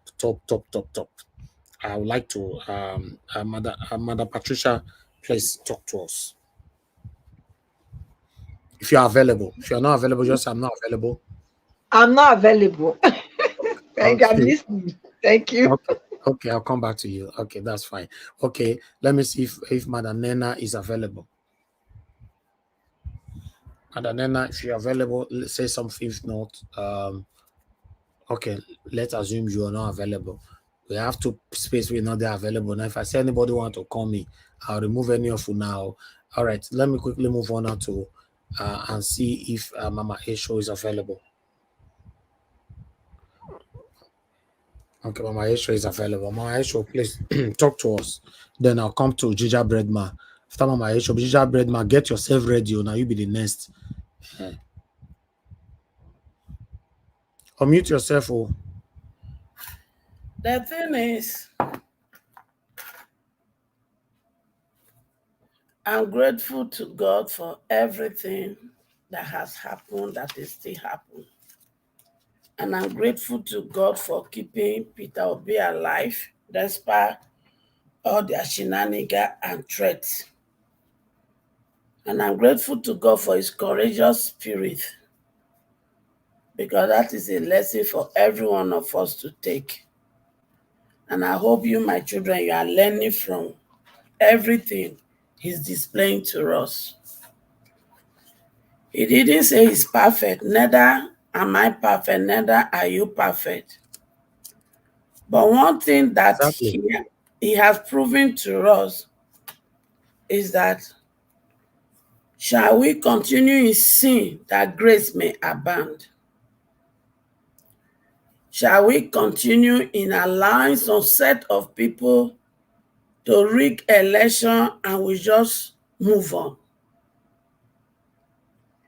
He has proven to us that that is a no.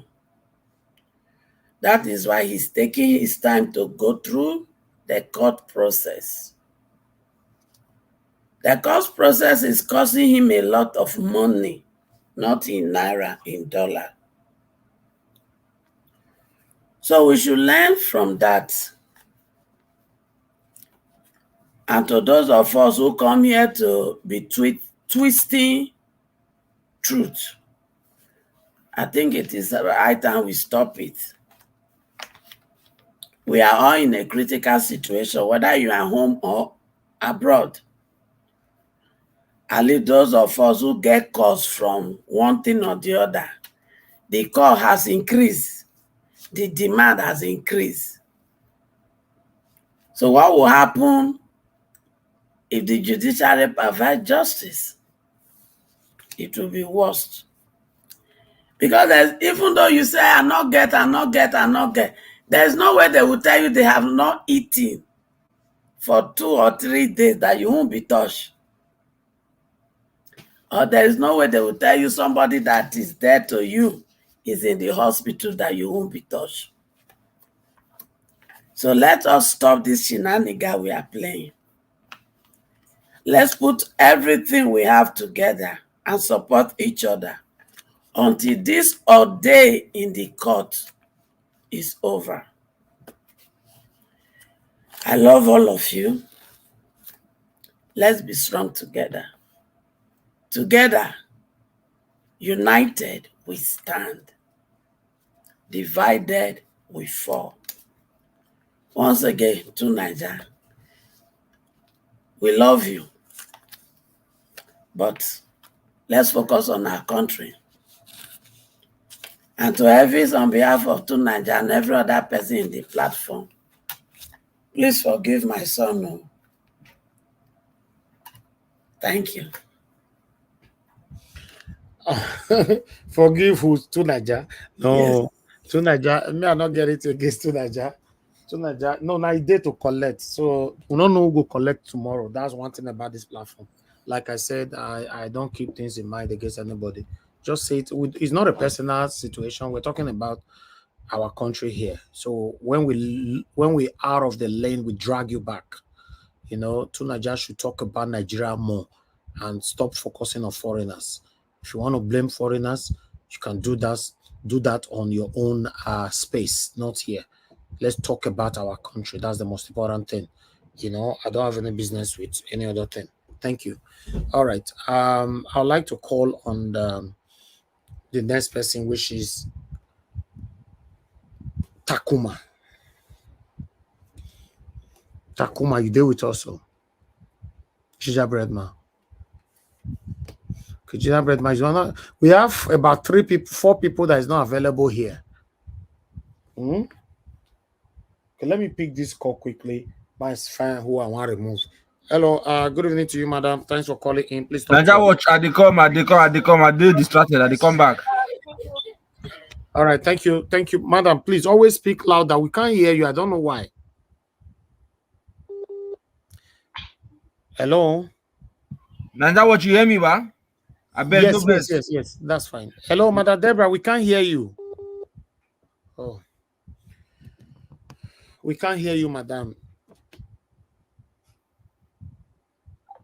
I'm sorry, we can't hear you. I think you have a network problem.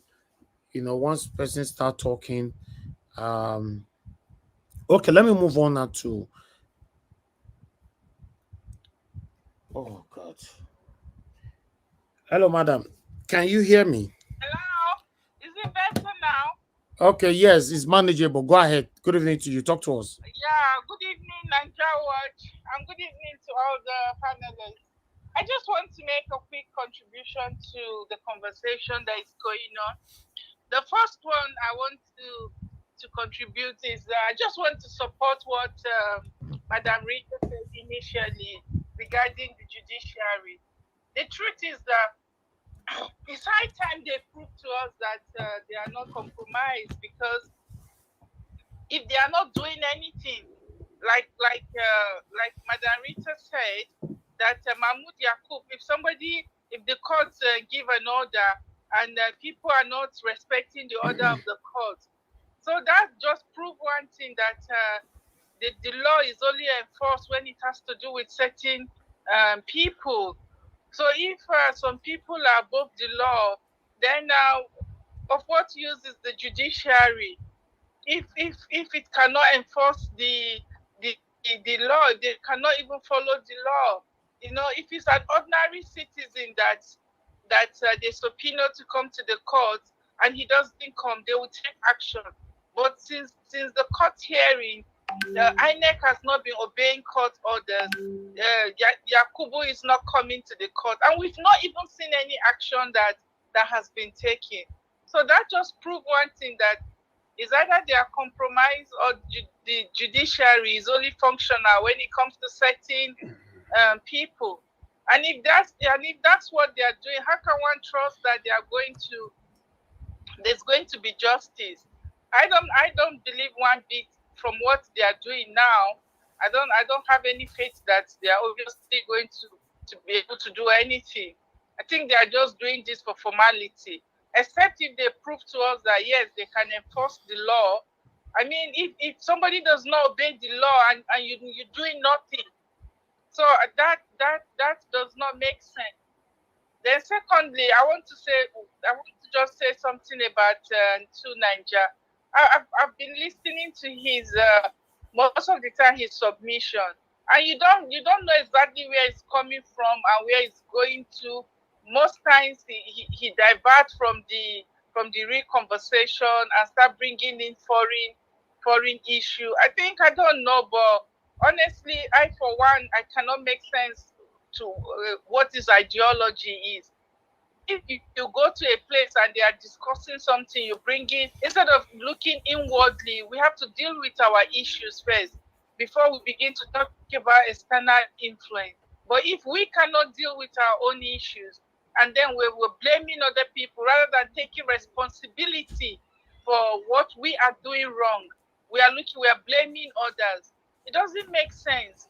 When something happens, you have to look inward, take responsibility for your own action, for where you've acted wrongly before you look at external influence. We are not doing anything right. The judiciary is not functioning. Nothing is working. But instead of focusing on that, he diverts attention from the real problem. I think that's what he is doing. It's just a strategy. He diverts the attention from the real problem and take it to another dimension, instead of focusing on the real problem. When there's a problem, you have to reflect on your own self. You have to look inward and see and take responsibility, take accountability. But that's what he is not looking at that. Before external influence can have effect on a country, they have to work with the people within that country.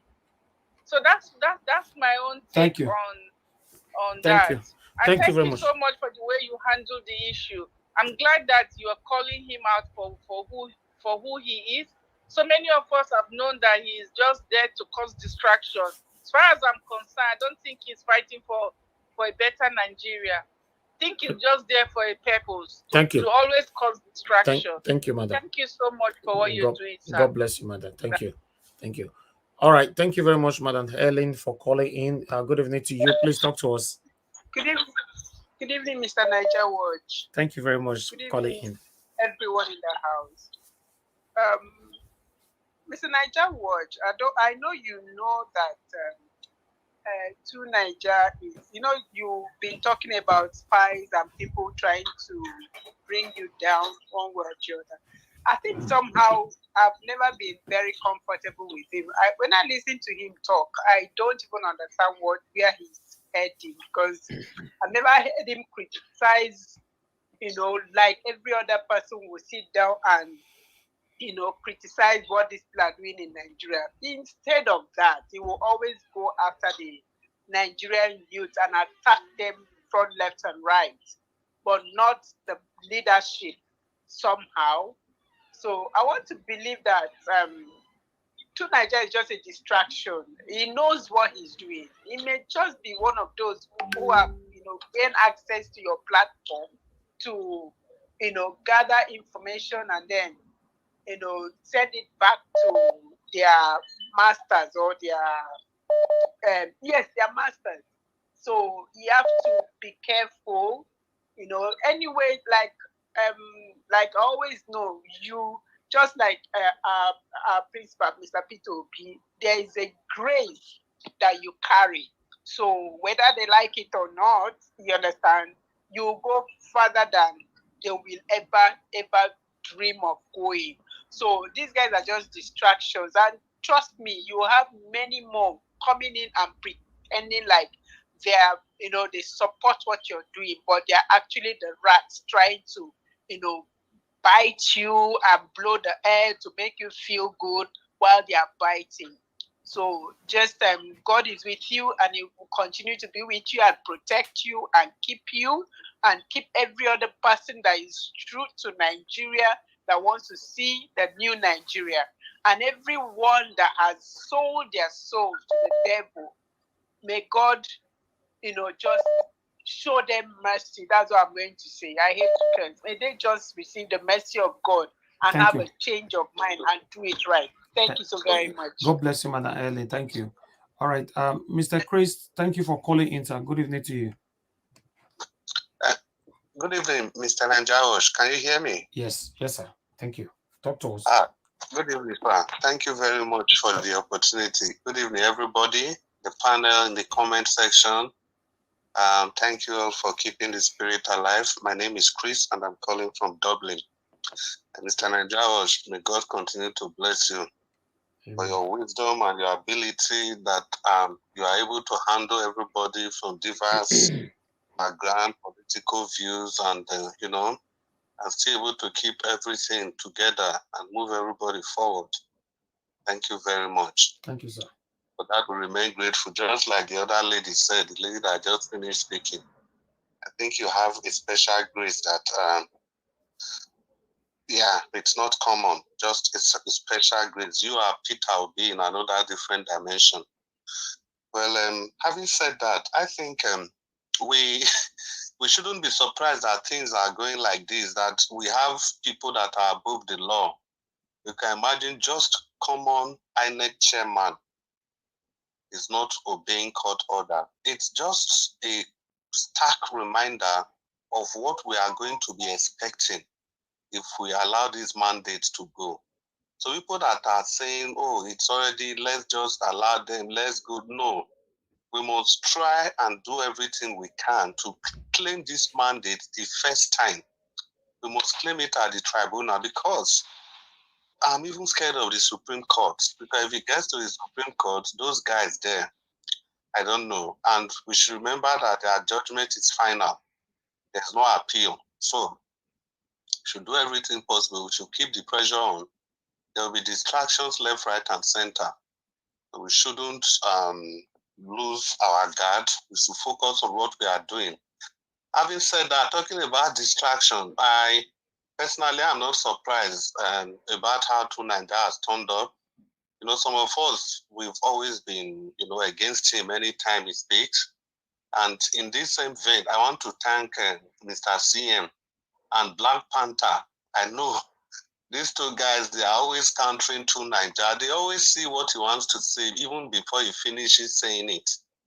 And my humble self, once in a while, if we meet, especially at the midnight panel, we always try to point out his double-sided view in all these political issues. I think I'll give credit again to Black Panther and CM. They always call him out, because I don't see any reason why the man is either he's blaming the people that are suffering the brunt of what the leaders are doing, or he's blaming the foreigners. Those are just the things he does. Just today night, I was even listening when Nigeria Watch gave him extra 10 minutes, even when the program has finished. The guy started, it looks as if he was blaming Soyinka. No, he was only angry because those guys, they were with, Soyinka was criticizing Russia, and Russia is against the West. He wasn't really saying it because of what those guys were doing against the movement. So that's just who Nigeria is. And as long as some of us are here, some people are here, like I mentioned, Black Panther and CM, you will keep getting all those antagonistic moves. That's just who Nigeria is. He knows exactly what he's doing, because he's too intelligent for some of his positions, some of the things he says here. It's a big distraction. But be that as it may, I also believe that he raises, like I've said before, he raises the discussion in this panel to a different bar, to a very high level. I must give that to him. I must credit him with that. But apart from that, we really need to be careful of his whims and caprices. We have to stay focused. And the Nigeria Watch are doing a very great job, no matter how you reacted. Some things, just like in the Bible, Jesus is the same time, he's the lamb upon the throne. He's also the lion of the tribe of Judah. So yes, that is how a leader should be. Sometimes Nigeria should be a lamb, sometimes you be a lion, and that's what you have demonstrated. I doff my heart for you. You are a good man, you are a strong man. Keep on doing the work, even if 2% of people are not for you, but the rest assured that 98% of people are for you. You can't please everybody. If you want to do that, that's the short ticket to failure. Thank you very much for your time. May You God are right. keep blessing you. You are very Jesus' right. name. God bless you, sir. Amen. Amen. Thank you. Yeah, he's very right. I'm not here to please everybody. I'm just doing my part. I'm just, yes, just being human. That's all. Obviously, I can't please everybody. Even the people that we've tried to please, they still, some of them still turn out to become a vampire in our lives. So what are we talking about? Jesus Christ could not please everybody. Now we want to please everybody. Let's just do it how it is. The reason why I'm calling to Nigeria out is that it should focus on Nigeria. That's it. I want to see him criticize our satanic government. Anybody that is doing. We talk about Asari Dokumbo. We've been talking about Asari Dokumbo for the past 4 days. To Nigeria, I've never talked about Asari Dokumbo.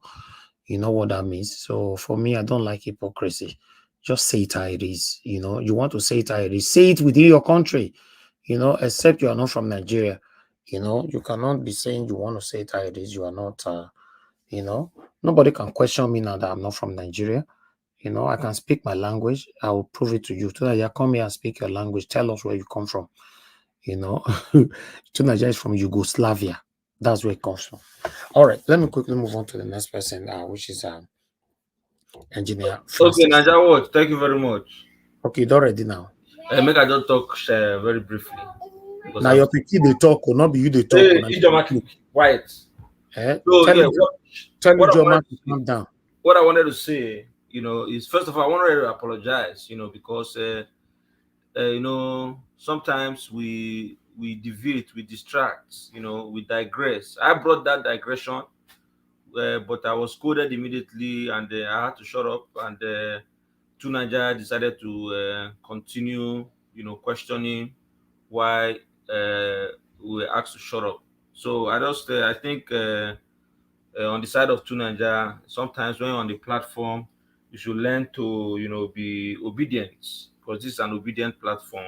You just go by the rules.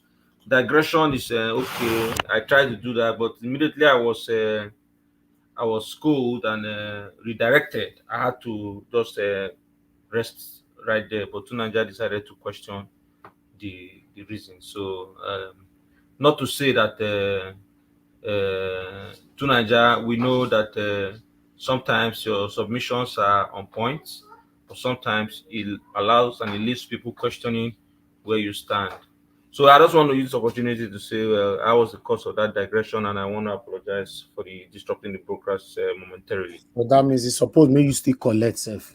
But you know, say, I can't keep quiet now, because sometimes, you know, I bet give her your own. Give her your own. No, if we talk as our now you cause you suppose collect. Not be only to Nigeria collect. You suppose collect.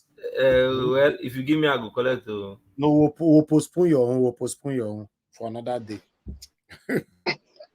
No, well done. I did on the background. Just I'm a little bit distracted. I don't know if you talk too much. Thank you, my brother. I appreciate you. Thank you. All right, let me quickly move on to Engineer Francis. Engineer Francis, please, if you are there, sir, talk to us. Thank you. All right. Please, guys, let's not lose our sight on where we are going and what we are here for. For instance, I've been thinking and I'm thinking, trying to see beyond my nose. If our court can be weak, we might as well start looking at that man in Asorok. Because if they rule against him and he's asked to leave, well, that man in Asorok might as well start now, being a criminal that he is. I bet you he will be doing some reshuffling in the military. He will be doing some reshuffling in the police, in the DSS, or wherever. He will get his guys all over there. So when the time comes, because he can see this handwriting on the wall, when the time comes and he's asked to pack and leave, he will say no. And his guys from the military with the weapons will come, and that will be Nigeria we know is gone. I'm looking at, that's why I still am yelling for the courts to step their foot on the ground now. Ernest Shanakin did it. It was very easy during his own. When he was asked to leave, he left. But Shanakin is not Tinubu. Tinubu is definitely somebody that has shown that he likes to work with the Agberos. And he likes to work with those that don't obey the rules. So the judiciary, even if it is just to show that they can bite, they need to set one example now. In fact, I hope I'm wrong, but I'm looking down the road to see what they are trying to do, and I'm not encouraged. How we can impress it on the judiciary to know that this is their time to say to all those, forget whatever San or Nan or whatever they are. The point is that they are not doing the country's job. And the judiciary should step in and assume that role. I don't even, of course, I can tell that they, the judiciary, don't even know that they are a co-equal branch of the government. They have no idea that they have as much power as the executive. They are acting as if they are houseboys. Anyway, I don't know. I submit my case.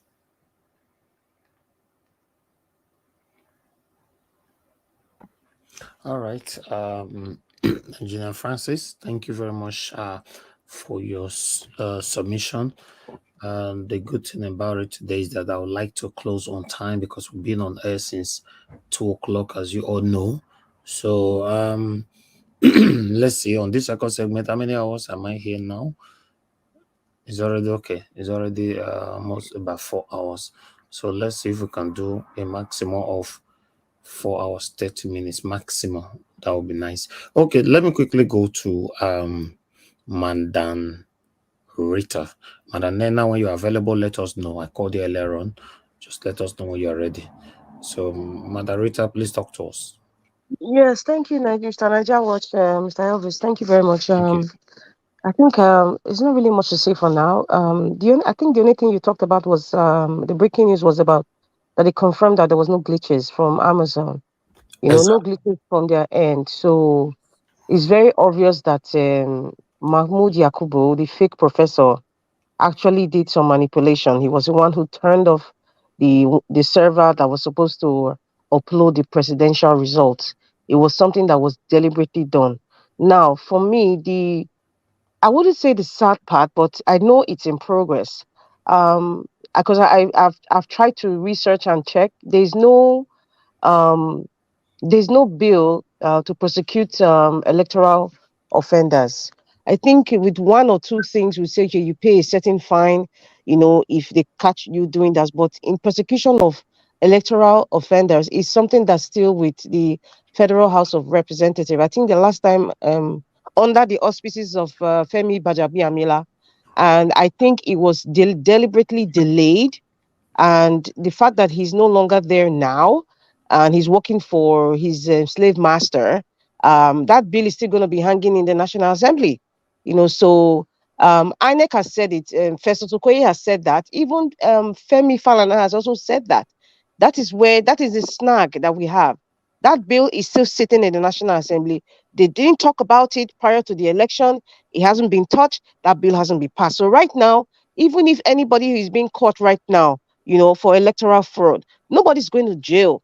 Nobody's going to jail for a certain um, jail term, like maybe 10 years or 20 years. Nobody's going to go for that because, hey, so this is where we are. But it is good that at least we know what happened, but we need to know the full story.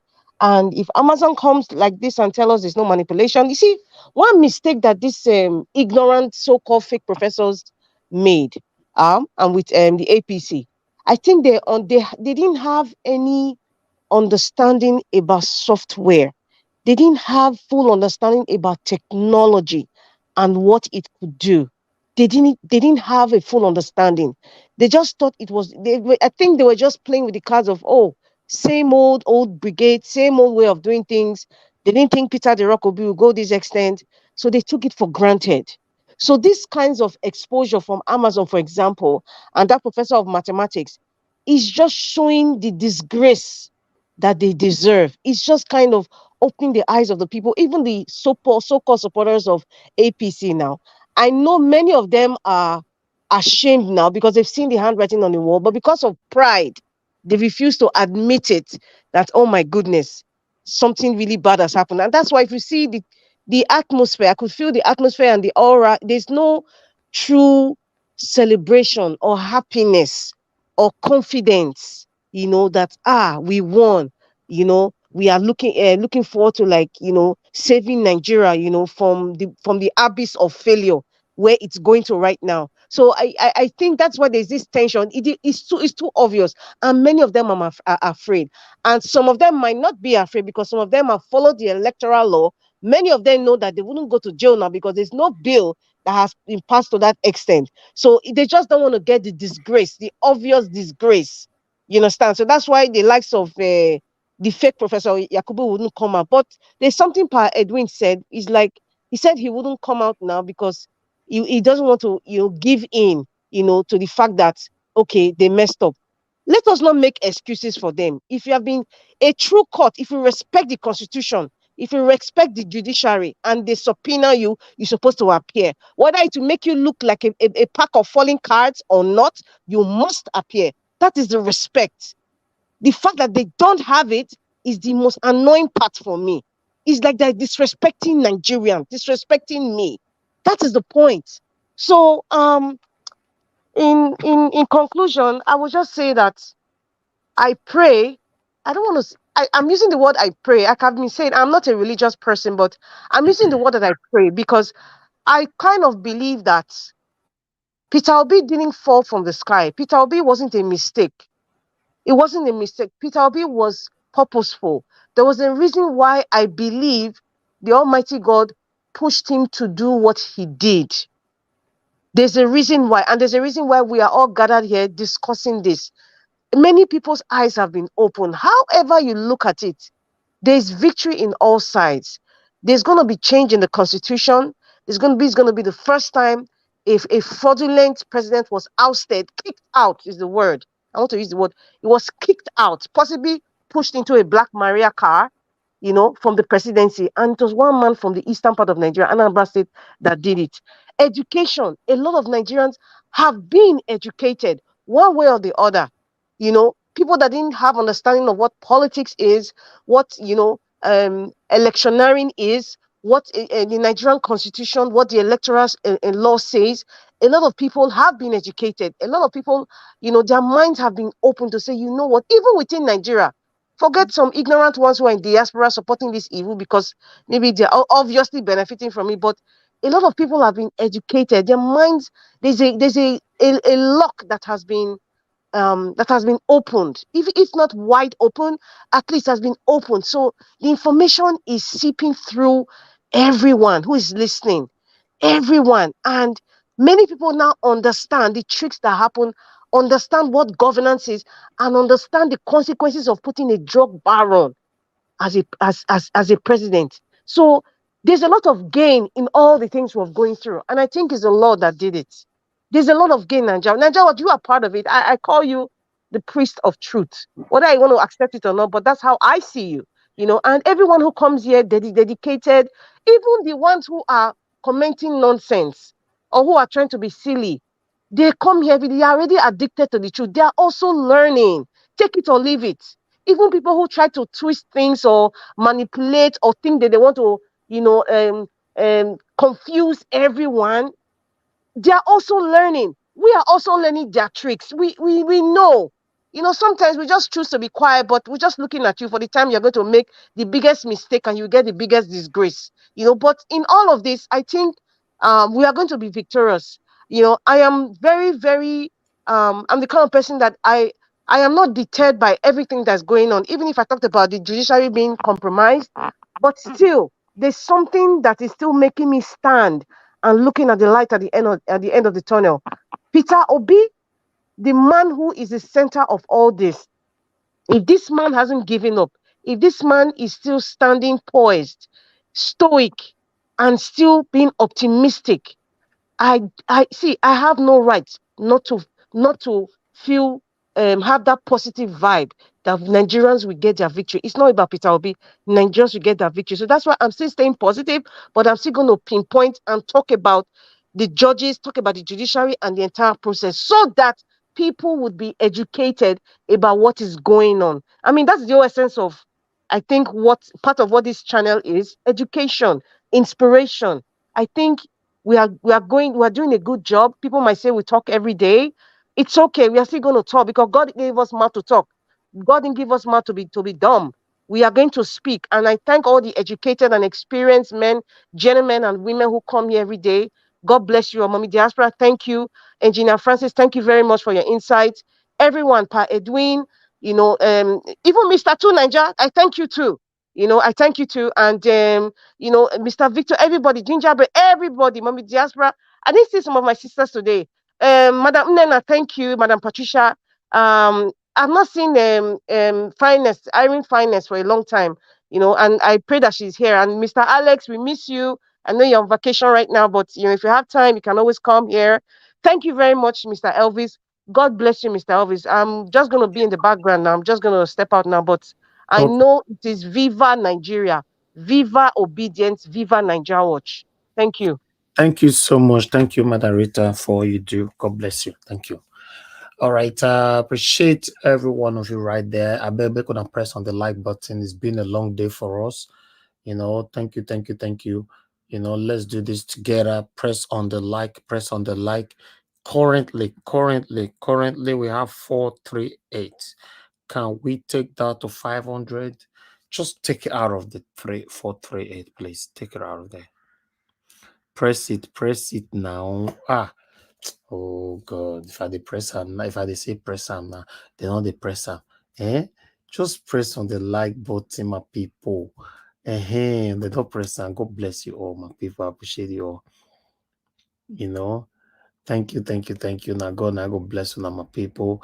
I would like us to quickly let's move on to okay, this time is let me go to Augustine if he's available. Augustine, if you're not available right now, I can choose Black Panther. Okay, Augustine, let me come back to you. Let's say this evening, all of now they eat pounded yam this time, better pounded yam. Okay, Black Panther, are you there? And we have a full screen now. Black Panther, are you there? Nigeria Watch, yes. Are they here? If let's say you still they eat as well, you still they eat now. They hear shaking for your mouth. No, me they celebrate now. Me I dey anybody. Me I dey gidigba. I dey here. Like the Nigerian military will say, I dey here. We dey here. They give them money for pocket. They say they here. All right. Okay, give us your final submission. Oh, Mr. Nigeria, what a wonderful day, and all the things I planned, I wanted to see, and I've spoken concerning. I'm seeing them. I've seen them now. I can make my own assessment of the whole thing, despite, like I said, despite anything the judiciary will do. But there's one thing I know. A man rose up from the far southeast that was delivered by a great woman, and we never knew it's going to be that person we have been looking for. And one day, a clarion call arose from Lagos toll gate. And when that clarion call rose up, the man that was delivered by a great woman in the far southeast heard the clarion call. And he told himself, I'm ready to sacrifice for my people. And he rose up after going through all the dimensions in the political terrain in Nigeria. People saw him, that he's a man that had dined with the devil. But they didn't know that that was his own valley that our Creator had prepared for him to follow. And he was not disobedient over that. He followed the valley and he came out. After being tutored in the valley, he came out strong. And the people saw him and said, yes, this is the man who God has sent to us. And we will follow him. We will hear from him and say, what has God spoken to you? And when he arose and told us, God has said that there will be a new Nigeria. And the new Nigeria, we are the one that will take that flag to the summit. And yes, today we are seeing it. He stood there in the press room. He said, I know I won this race. I know I won this race. And I'm going to prove it to them. A man that went through all odds, and he dared the lion in the lion's den, and he rose up. And he has today proven it to all Nigerians and the world that there is a way out in the dark tunnel. And there is a way out. He has proven it. He has given it unto us, and we have seen the proof. Today, my own celebration has started because a man has proven that there is light in darkness. And he has proven that this mandate was stolen. And this mandate was criminally perpetuated by the so-called people that own the sovereignty of the nation. But we are telling them now, we have come all the way, passing through all the rivers in darkness, passing through all the wilderness. There were scorpions and snakes, but we have come to stand our ground and claim our mandate. We have stand on the side of truth. On the side of truth we remain. And this mandate is ours. No matter what they do, if they like the judiciary does anything. But one thing has been stated right there in history. A man rose up from the wilderness and he came up and proved that the election that was held in Nigeria was criminally motivated and he won the election. Today we have seen it. That INEC chairman switched off the server for them to perpetrate their evil. Thank God he has proven it. And thank God today, every one of us Nigerians will see it. And on that judgment day, we stand and we know judgment shall be served. And we shall be the son, because we are the sons of the truth. We shall stand and say, Viva, thank God. Today is our Independence Day in Nigeria, and we have stood our ground and we have claimed our mandate. Thank you, Mr. Obi. Thank you for standing and hearing the clarion call of the patriots we have lost. Thank you for giving yourself as a sacrificial lamb to take this light to the promised land. Thank you, Mr. Peter Obi. Thank you, Mr. Niger Watch, for giving us the platform to follow its suit. You are like a wilderness. We passed through, and you gave us that passage. Thank you, Mr. Niger Watch. Thank you, all participants. You guys have done a great job to your service, to your father's land, to your motherland, I would say. And here we go. Here we go. A new Nigeria is possible. Thank you all. Thank you. Thank you very much, Black Panther. God bless you. Appreciate you. All right, before I call on the Oga CM now, let me appreciate Michael Oganemaro. I really do appreciate your continued support financially and otherwise. Thank you. May God bless you. Guys, continue to press on that like button. Remember that I asked for us to go to 500 earlier on. Currently, we're on the 458. You know, please, let's take it to 500, please. Let's take it to 500, my people. Thank you very much. If you can help us to do that. Okay. If you can also help us to press on the dollar sign the same way my Organ Amaro just did. I really do appreciate that as well. All right, let me go to Oga CM. Talk to us, sir.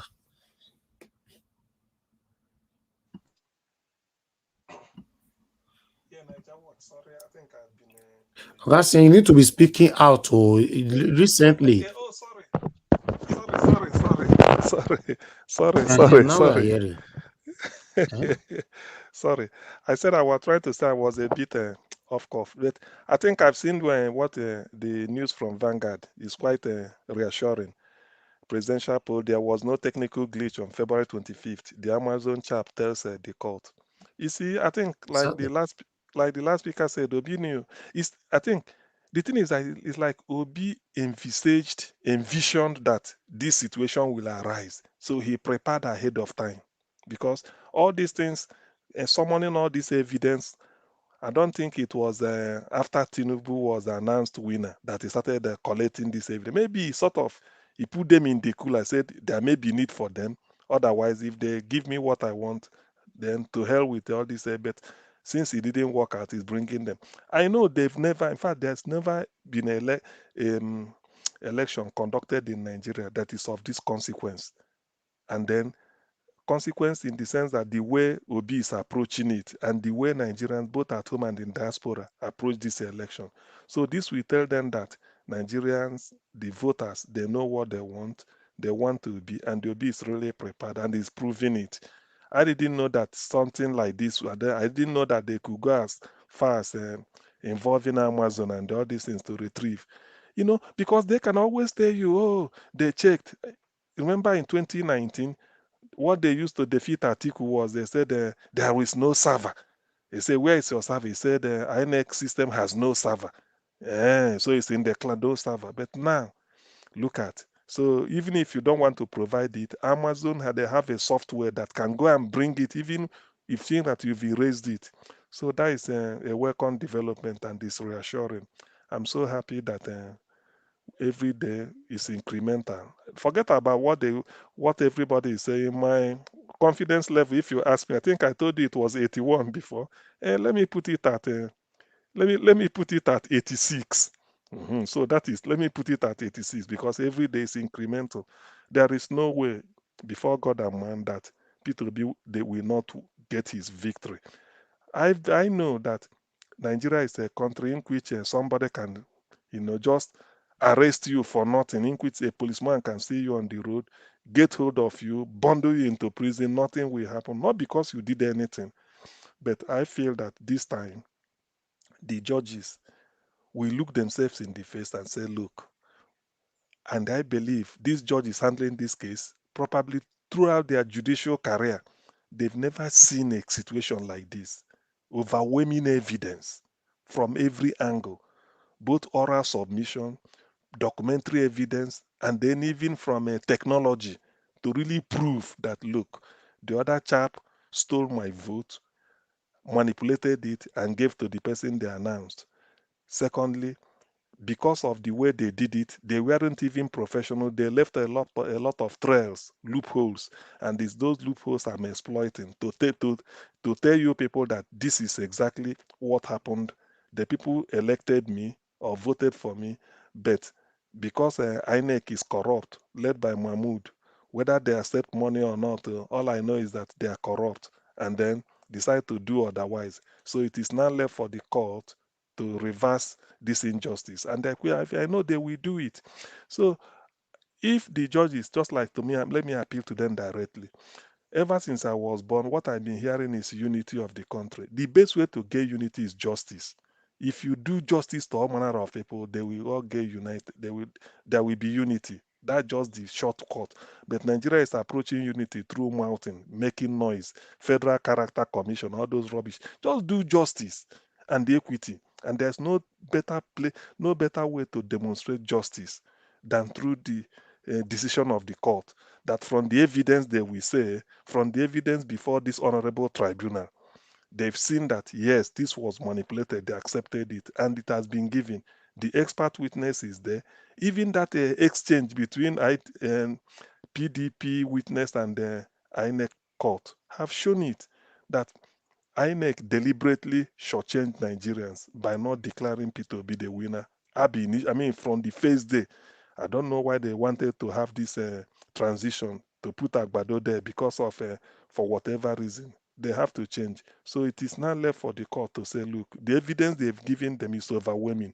There is no way they will look at this thing and then be saying another thing. Yes, some people might say they prepare for error. No, there's no need for error here. Nobody came close. In fact, how can you be saying rerun? Why can't there be punishment for the person who perpetrated fraud? You don't just rehabilitate person by giving him opportunity for a rerun. I don't think so. It's not encouraging at all. It should not be encouraged and should not be accepted. Because of that, the punishment is you go into the details and then every vote must count, every figure, add it and then say, look, this is the actual figure that you are supposed to have. This is what this person has. And then based on that, Obi is the winner. That way, this healing, this nonsense that happened on February 25th, and which has been detaining Nigeria, because Nigeria, the ghost of that February 25th is still haunting Nigeria till this moment. Imagine we've come to almost getting to 5 months now. We are still talking of election by now, in which we should have had a cabinet in place, things working out, and then be judging will be based on performance so far. But we haven't done all those things. So it's a shame, really. But then there's a reason why all these things are happening. So I can't give up. The tribunal must do the right thing. The evidence is before them. If we, with our elemental knowledge of law or whatever, can easily see the evidence and weigh it and see that the evidence is quite overwhelming. How much more there that are the lawyers that are used to reading the Constitution every day and then hearing from the counsels, the lawyers making the submissions and then the evidence before them. So it's easy for them. That's why I said earlier, probably maybe that is not. The fact that they subpoena what is it called, Professor Mahmoud, and he refused to come, that is enough. It's a content of court. It will count against him. So it means that since you don't want to come, whatever allegation the other people are peddling against you is right. And then you use it in their favor and then struck off the case because you are not here. It means if you can't come and defend yourself, it means you perpetrated fraud. INEC should be the leader to say, oh, my lord, or whatever, these are the evidence, this is how we arrived at where we arrived at. But we are calling you, come and defend the proclamation of your February, what you did, your proclamation of, was it 1st of March or thereabout, or the day it was announced. You are running away. So when you are running away, it means that you are hiding something. And if you can disregard the court, a properly constituted authority, you are disregarding Nigerians. It means you are fraud yourself. In fact, you can even be tried for fraud. So on the strength of that, I'm quite confident that P2B will reclaim his mandate. Every thing, what they call the triumph of evil over good is only but temporary. So, and it's coming to an end. The man is really prepared. In fact, he shocked the world. And as an inkling, this means this is how he's going to lead Nigeria. Because he may be in Aso Rock, you think that he doesn't know what he's talking about, post authority. We tell you this is what should be done. No Nigerian foresaw this coming. In fact, I don't know that P2B had this type of thing in mind to even summon this. In fact, like he knew. He prepared the evidence even before then, sort of be ahead of time to beat them in their own game. Whatever they are doing, he just kept quiet, said, I will prove it in court. And that is what he's proving now. Whatever decision the tribunal reaches, I think that is, like they said, Supreme Court is to review. If everything is thorough, the evidence is overwhelming at this level, so they are not going to get into Supreme Court. There's no new evidence to provide than to look at all these things. Does it make common sense in the end? Is it logical? It is logical. Therefore, the appeal, if they are appealing, it will fail, and then they will uphold P2B's victory at the tribunal. So that is what I'm expecting, and by the special grace of God, it will work out that way. Nigerians have suffered enough, and I believe, because the quietness of the people means that they have faith, because they know P2B won the election. There's no point doing gara gara. You don't play to your opponent's strength. Maybe they wanted us to come out and be short, but that hasn't happened. So we are having faith, and now they are panicking. Irrespective of our appointment, Agbado will be making, it will be silly for him to be appointing minister for what now? When you know you didn't win. All these ones he's saying is just to, what they call motion without movement, to pretend as if he's doing something. Now he's back to France, allegedly. What is he going to France to do? People will tell you he's going on a walking visit. Which walking visit? When his health is in jeopardy. So enough of all this deception. It won't happen again. From this headline, people will now know that yes, P2B mean business. And by the grace of God, he will cross the line. Thank you. Thank you very much, Ogasim. I appreciate your wonderful submission. Yes, before I'll call on the next person, I have something to say, and let me quickly appreciate once more Michael Oganamaro. Thank you very much, and Jaja, thank you so much, and Folashade Alabi. Thank you very much. I really do appreciate you all for your continued support and your encouragement. Thank you. God bless you all. Yes, we must not forget that the presiding justice judge today, una hear wetin he talk after the Amazon staff came in, to say that there were no any kind of glitches. It was a human error, which means, INEC Mahmoud Yakubu logged off and changed the password of the presidential portal. So, but the presiding judge at the end of the court today, that word we talk, I don't know whether many of them focus on that. He said, she said, I'm set to deliver the right justice. I don't care if anybody will insult us. Yeah. So which means he's that way to the way I can interpret it to say that he will deliver judgment in favor of P2B. That Yes, is the issue. That is the way, it because means that regardless of the threats. Yes. So yes, that's because this issue. What you read out, that the Amazon chap said that there was no glitch at all. There's nothing technical. If it worked, it worked very well, smoothly. That what really happened was a human intervention. Somebody deliberate, just like you want to switch off the light. So it's deliberate, not that NEPA took it or the bulb burned, then it went off. So you deliberately got up from where you were sitting, maybe you moved 100 meters or 10 meters to go and switch off that light and come back. And there's evidence to show, the CCTV to show when you stood up, walked, switched it off, and came back. So that's what he's saying. And based on this, that's why the person must have made this statement that he will give the right judgment. He doesn't care, because this is where he will base it. This is an expert who will tell you what really happened. Them in the court are not experts. He has said it. The only way the opinion of this chap may not stand is if INEC Mahmoud should come and they produce their own counter to counter it, and they didn't do that. So this stands. It's as simple as that. It stands. You didn't counter it. If you have evidence to counter it, bring it. Bring your own IT experts to come and say that what this is not good, so that it will be IT versus IT. Then they will not see what people will do. Then they know. So to me, the judges, I don't think anything will happen to them, even if there is, but I doubt. So they have to say the right thing. Bearing in mind that 133 million Nigerians are trapped in multi-dimensional poverty, as at the figure they gave us maybe 2 months ago. With what is happening now, that is post-Emefiele situation. Who knows? who knows? The thing go down the rise like Gary where water enter. So all those things. Nigeria is not good with statistics, because if you say 133 multi-dimensional poverty, does it mean about a good 60 something are not in poverty? Are you sure? It's not possible. It's not. The only people that are not in poverty in Nigeria are the politicians, and they are not up to 3 million, if I may say so. So what are we talking about? So this is, I believe the chap will deliver judgment in favor of P2B. That is to me the body language of what that statement suggests, and I agree, because after this, this is enough to dismiss all the case. Say, look, there have been shenanigans, and as a result, we've retrieved the real result, and this is the real result. Therefore, when you tally it, P2B is in the lead. This is the winner. That's all. All I right. yield. Thank you, Oga CM. I appreciate you right there. Okay, let me see if we can get I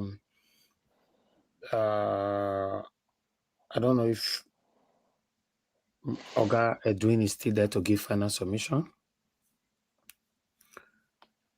Mr. Edwin, okay. I assume you're not available. So let me move to the next person quickly. Madam Patricia, are you available to give final, or you just okay? You really told me then you were listening.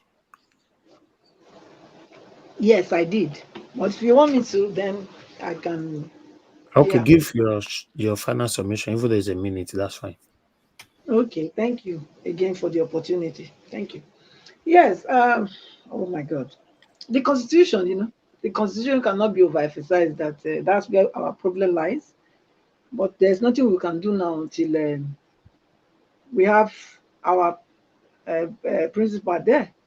It's only when the head is dead, and that's when we can start discussing about, rewriting that scam there. It's a scam because all what Yakub Mahmoud is doing now is because all the electoral crimes committed is based on the fact that there's no provision for punishment to those that carry out such acts. Hence, it has become a norm, with every election. So I believe by the time that is handled, once our PM gets to office and gets to work, that's the first thing that we will be clamoring for to be reviewed, because without that constitution being changed, I can't see him working effectively either.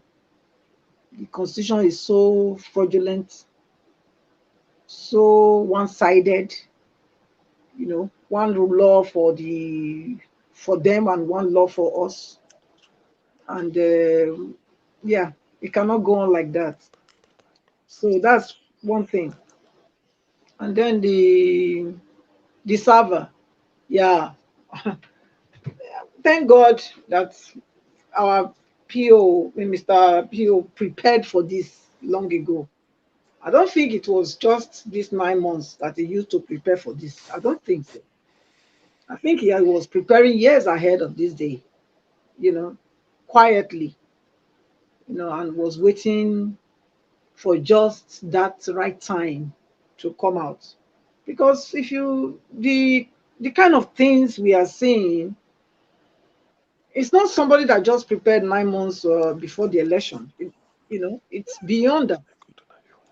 It's beyond that because the kind of wisdom and sagacity that is displaying, it's not something that was just done within this short period of time. I believe with his knowledge gathered as a politician, he has also been able to put things together. Some people pass through experiences and don't really learn anything, but he's different. He's of a different species. He's gathered a lot of experience, and also he has seen where the problems are and made adjustments. So hence we are seeing the result we are seeing. I pray that these judges should do the needful. But what you just said now is encouraging. So the one you said now that the judges said that they will do what they have to do irrespective of anybody trying to frown at them. So let's keep our hopes high. Let's be encouraged that yes, God is with us, and the judges, I believe they don't want to set Nigeria ablaze. So let them do the needful. Thank you, Mr. Harris, and thank you to all our panelists. Thank you. Okay.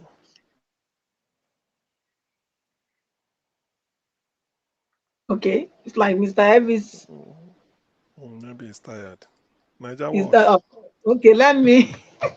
Okay, it's understanding now because it's been up since so. Uh, I'm here. I'm here. I'm here. okay, I'm here. okay, Thank you. thank you. Thank you very much. August here maybe is tired. Yes, now I'm a human being. But I was here. I muted myself. I was in another page. So Okay. all right. Thank you. Thank you very much, Madam Patricia. Yes, I say amen to that big your last statement that with God all things will be possible. Certainly, yes. We are almost getting there. We're almost getting there. Peter Obitoka, he say it's not gonna be an easy journey. See, Exactly. all our body don't pee. Everybody, Kai, just to take country from satanic people hand. It's Easy, true. sir. It's true. It's It's not an not easy easy. journey. But maybe that will make it sweet in the end because it's once and for all. Dislodge them, they won't come back. Won't give them chance again. Wow. Peter will be reports to court every day. Every blessed day. No other business. And when he comes, he goes shake hand with all the lawyers, all of them. Yes, You know, so because he becomes celebrity. Everybody go to shake hand, selfie everywhere. You go sit down. Yeah. Make him prove them. anyway, let me call on before Mr. Doing get ready. I would like to call on Prince Akwashi. It's good to have you on the panel, sir. Good evening to you. Please talk to us, sir. Prince Akwashi, are you there? You just coming in. Bless say sleep, don't take you, sir. Good afternoon, Mr. Elvis, and then good afternoon. No, No, you are watching me from TV side. Does it work like that? Off your can you hear me TV. now? Take your TV to your kitchen and talk to us from your phone, please. Yeah. No. I'm not on TV. You are watching me from somewhere. I'm not on TV. Where are Can you you hear me? watching?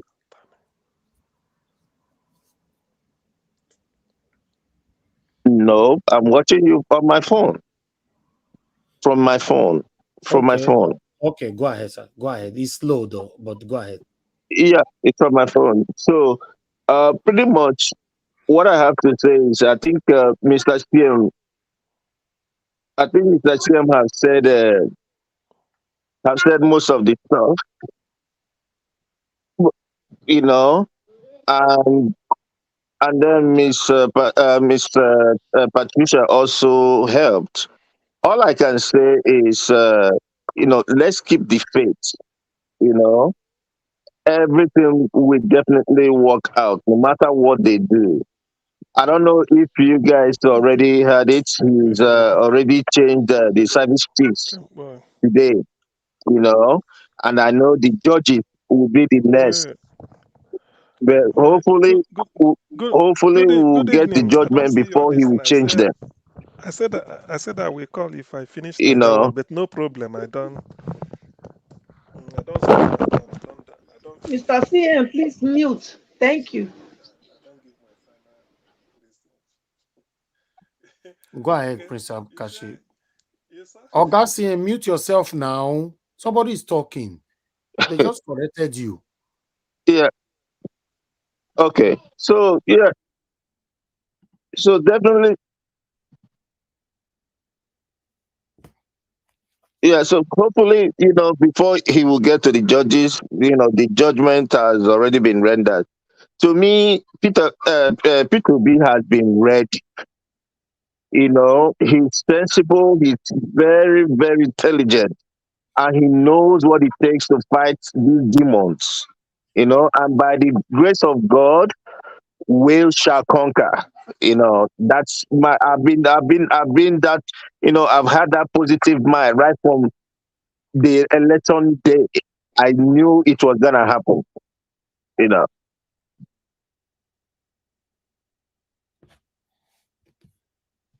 I guess you are done, right? So let me rest for now. Okay.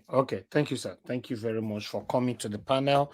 You know, even though you talk for 1 minute, your voice means a lot to us. Your contribution means a lot to us. Thanks very much. All right, I appreciate you all. Let's see if the only two persons that is still here that have not said anything is Madam Lena and Mr. Edwin. Is any of you available? Okay, let's say that is it. That is it for tonight, my people. I appreciate every one of you. Let me quickly go appreciate the people right on the comment section. Mr. Evans, do you call my name? I've been calling you for the past 1 hour now. Oh, sorry. I stepped out briefly. And you went to market, go do food shopping. You can't go cook. You can't do everything. You just leave your computer for here. Eh? For the past 1 hour, we'll be calling you. Talk to us. If you are free. Beside this, no verse too much. Are you available to speak now? Yes, I am. I'm here. Okay, talk to us then. I'm here. Yeah. The only thing I've not spoken about is the information about the Amazon person that telling us that there was no technical glitch. I mean, it's important that we're hearing it because this is something that we already know, that everything that these people were saying about technical glitch and everything was all pure lies. We all know that all these things were pure lies. So, and like we've been saying this morning, you know, it's important that all this evidence are coming out. Let's see how much these people can deny all this evidence that are being everything that is. We keep saying that the evidence that P2B is bringing out is overwhelming. I have somebody asking, you know, how did P2B get how did he prepare for all these things? This is a man, you know. There's a saying that that some snakes are not the kind of snake you kill with blunt knife. So P2B is not the kind of, you know, the kind of snake you kill with a blunt knife. He's not the kind of man that you can just, you know, toss around. This is a man who knows what he's doing. He prepared himself. Even if it took him one day, 5 days, 9 months, first of all, he knows the system. He knows the kind of people he's dealing with. So he prepared himself. And like we always say, these people didn't see this coming, that this man will go to this length to bring somebody from the US who works in Amazon. So whatever INEC Mahmoud Yakub is hiding in his beavers, let them keep hiding, because there are people who will dig into whatever he's hiding and bring out the truth. The evidence is overwhelming. Let's see. No matter how much the judges are compromised, no matter whatever weapon that is on their head or their neck or whichever part of their body, let's see how they will see all these things and they still come up with anything that does not make sense. Nigerians need to keep their eyes open, and Nigerians need to keep talking, and they just need to understand that this, I mean, we cannot afford to let any of these things slide. They may be doing all these things for years and they're getting away with it, but at this point in time, it's a different ball game, and it's becoming very clear to everybody. Anyone who does not respect P2B and his intelligence before now, I don't know who that person will respect, because this will think that they're smart, because it has always been easy for them to just do things like this and get away with it so easily. But this time around, let's see how they will, you know, how they wiggle themselves out of this mess that they put themselves in. And once again, we want to say, they just, I don't know how someone like Mahmoud Yakub would be, you know, playing with the judiciary and everybody's keeping quiet with him. I don't know who Yakub Mahmoud is. I don't know who he thinks he is, and he can get away with all these things. Then better bring that man, whichever way they want to use to bundle him, to bring him here. He has to come and answer for the atrocity that he committed in Nigeria this 2023 election. He has to come and answer for it.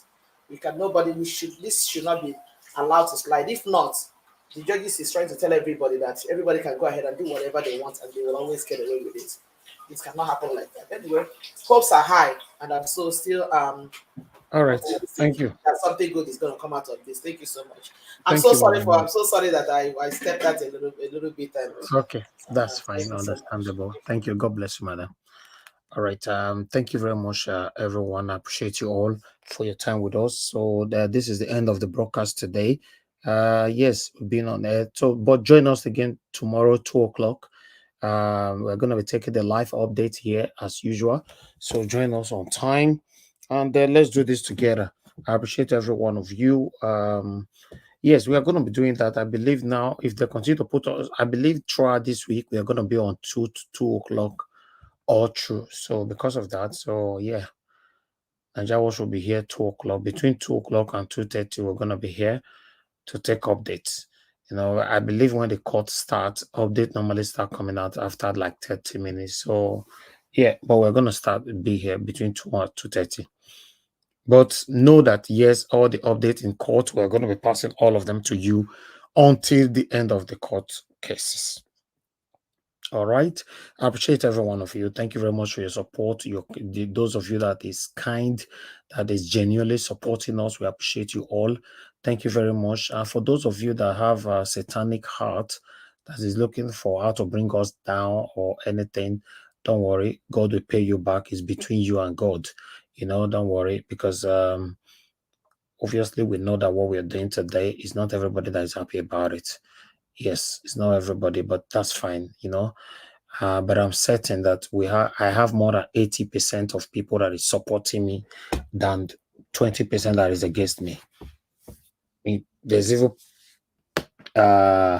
if you check it properly, it might not even be up to 20% that is against me.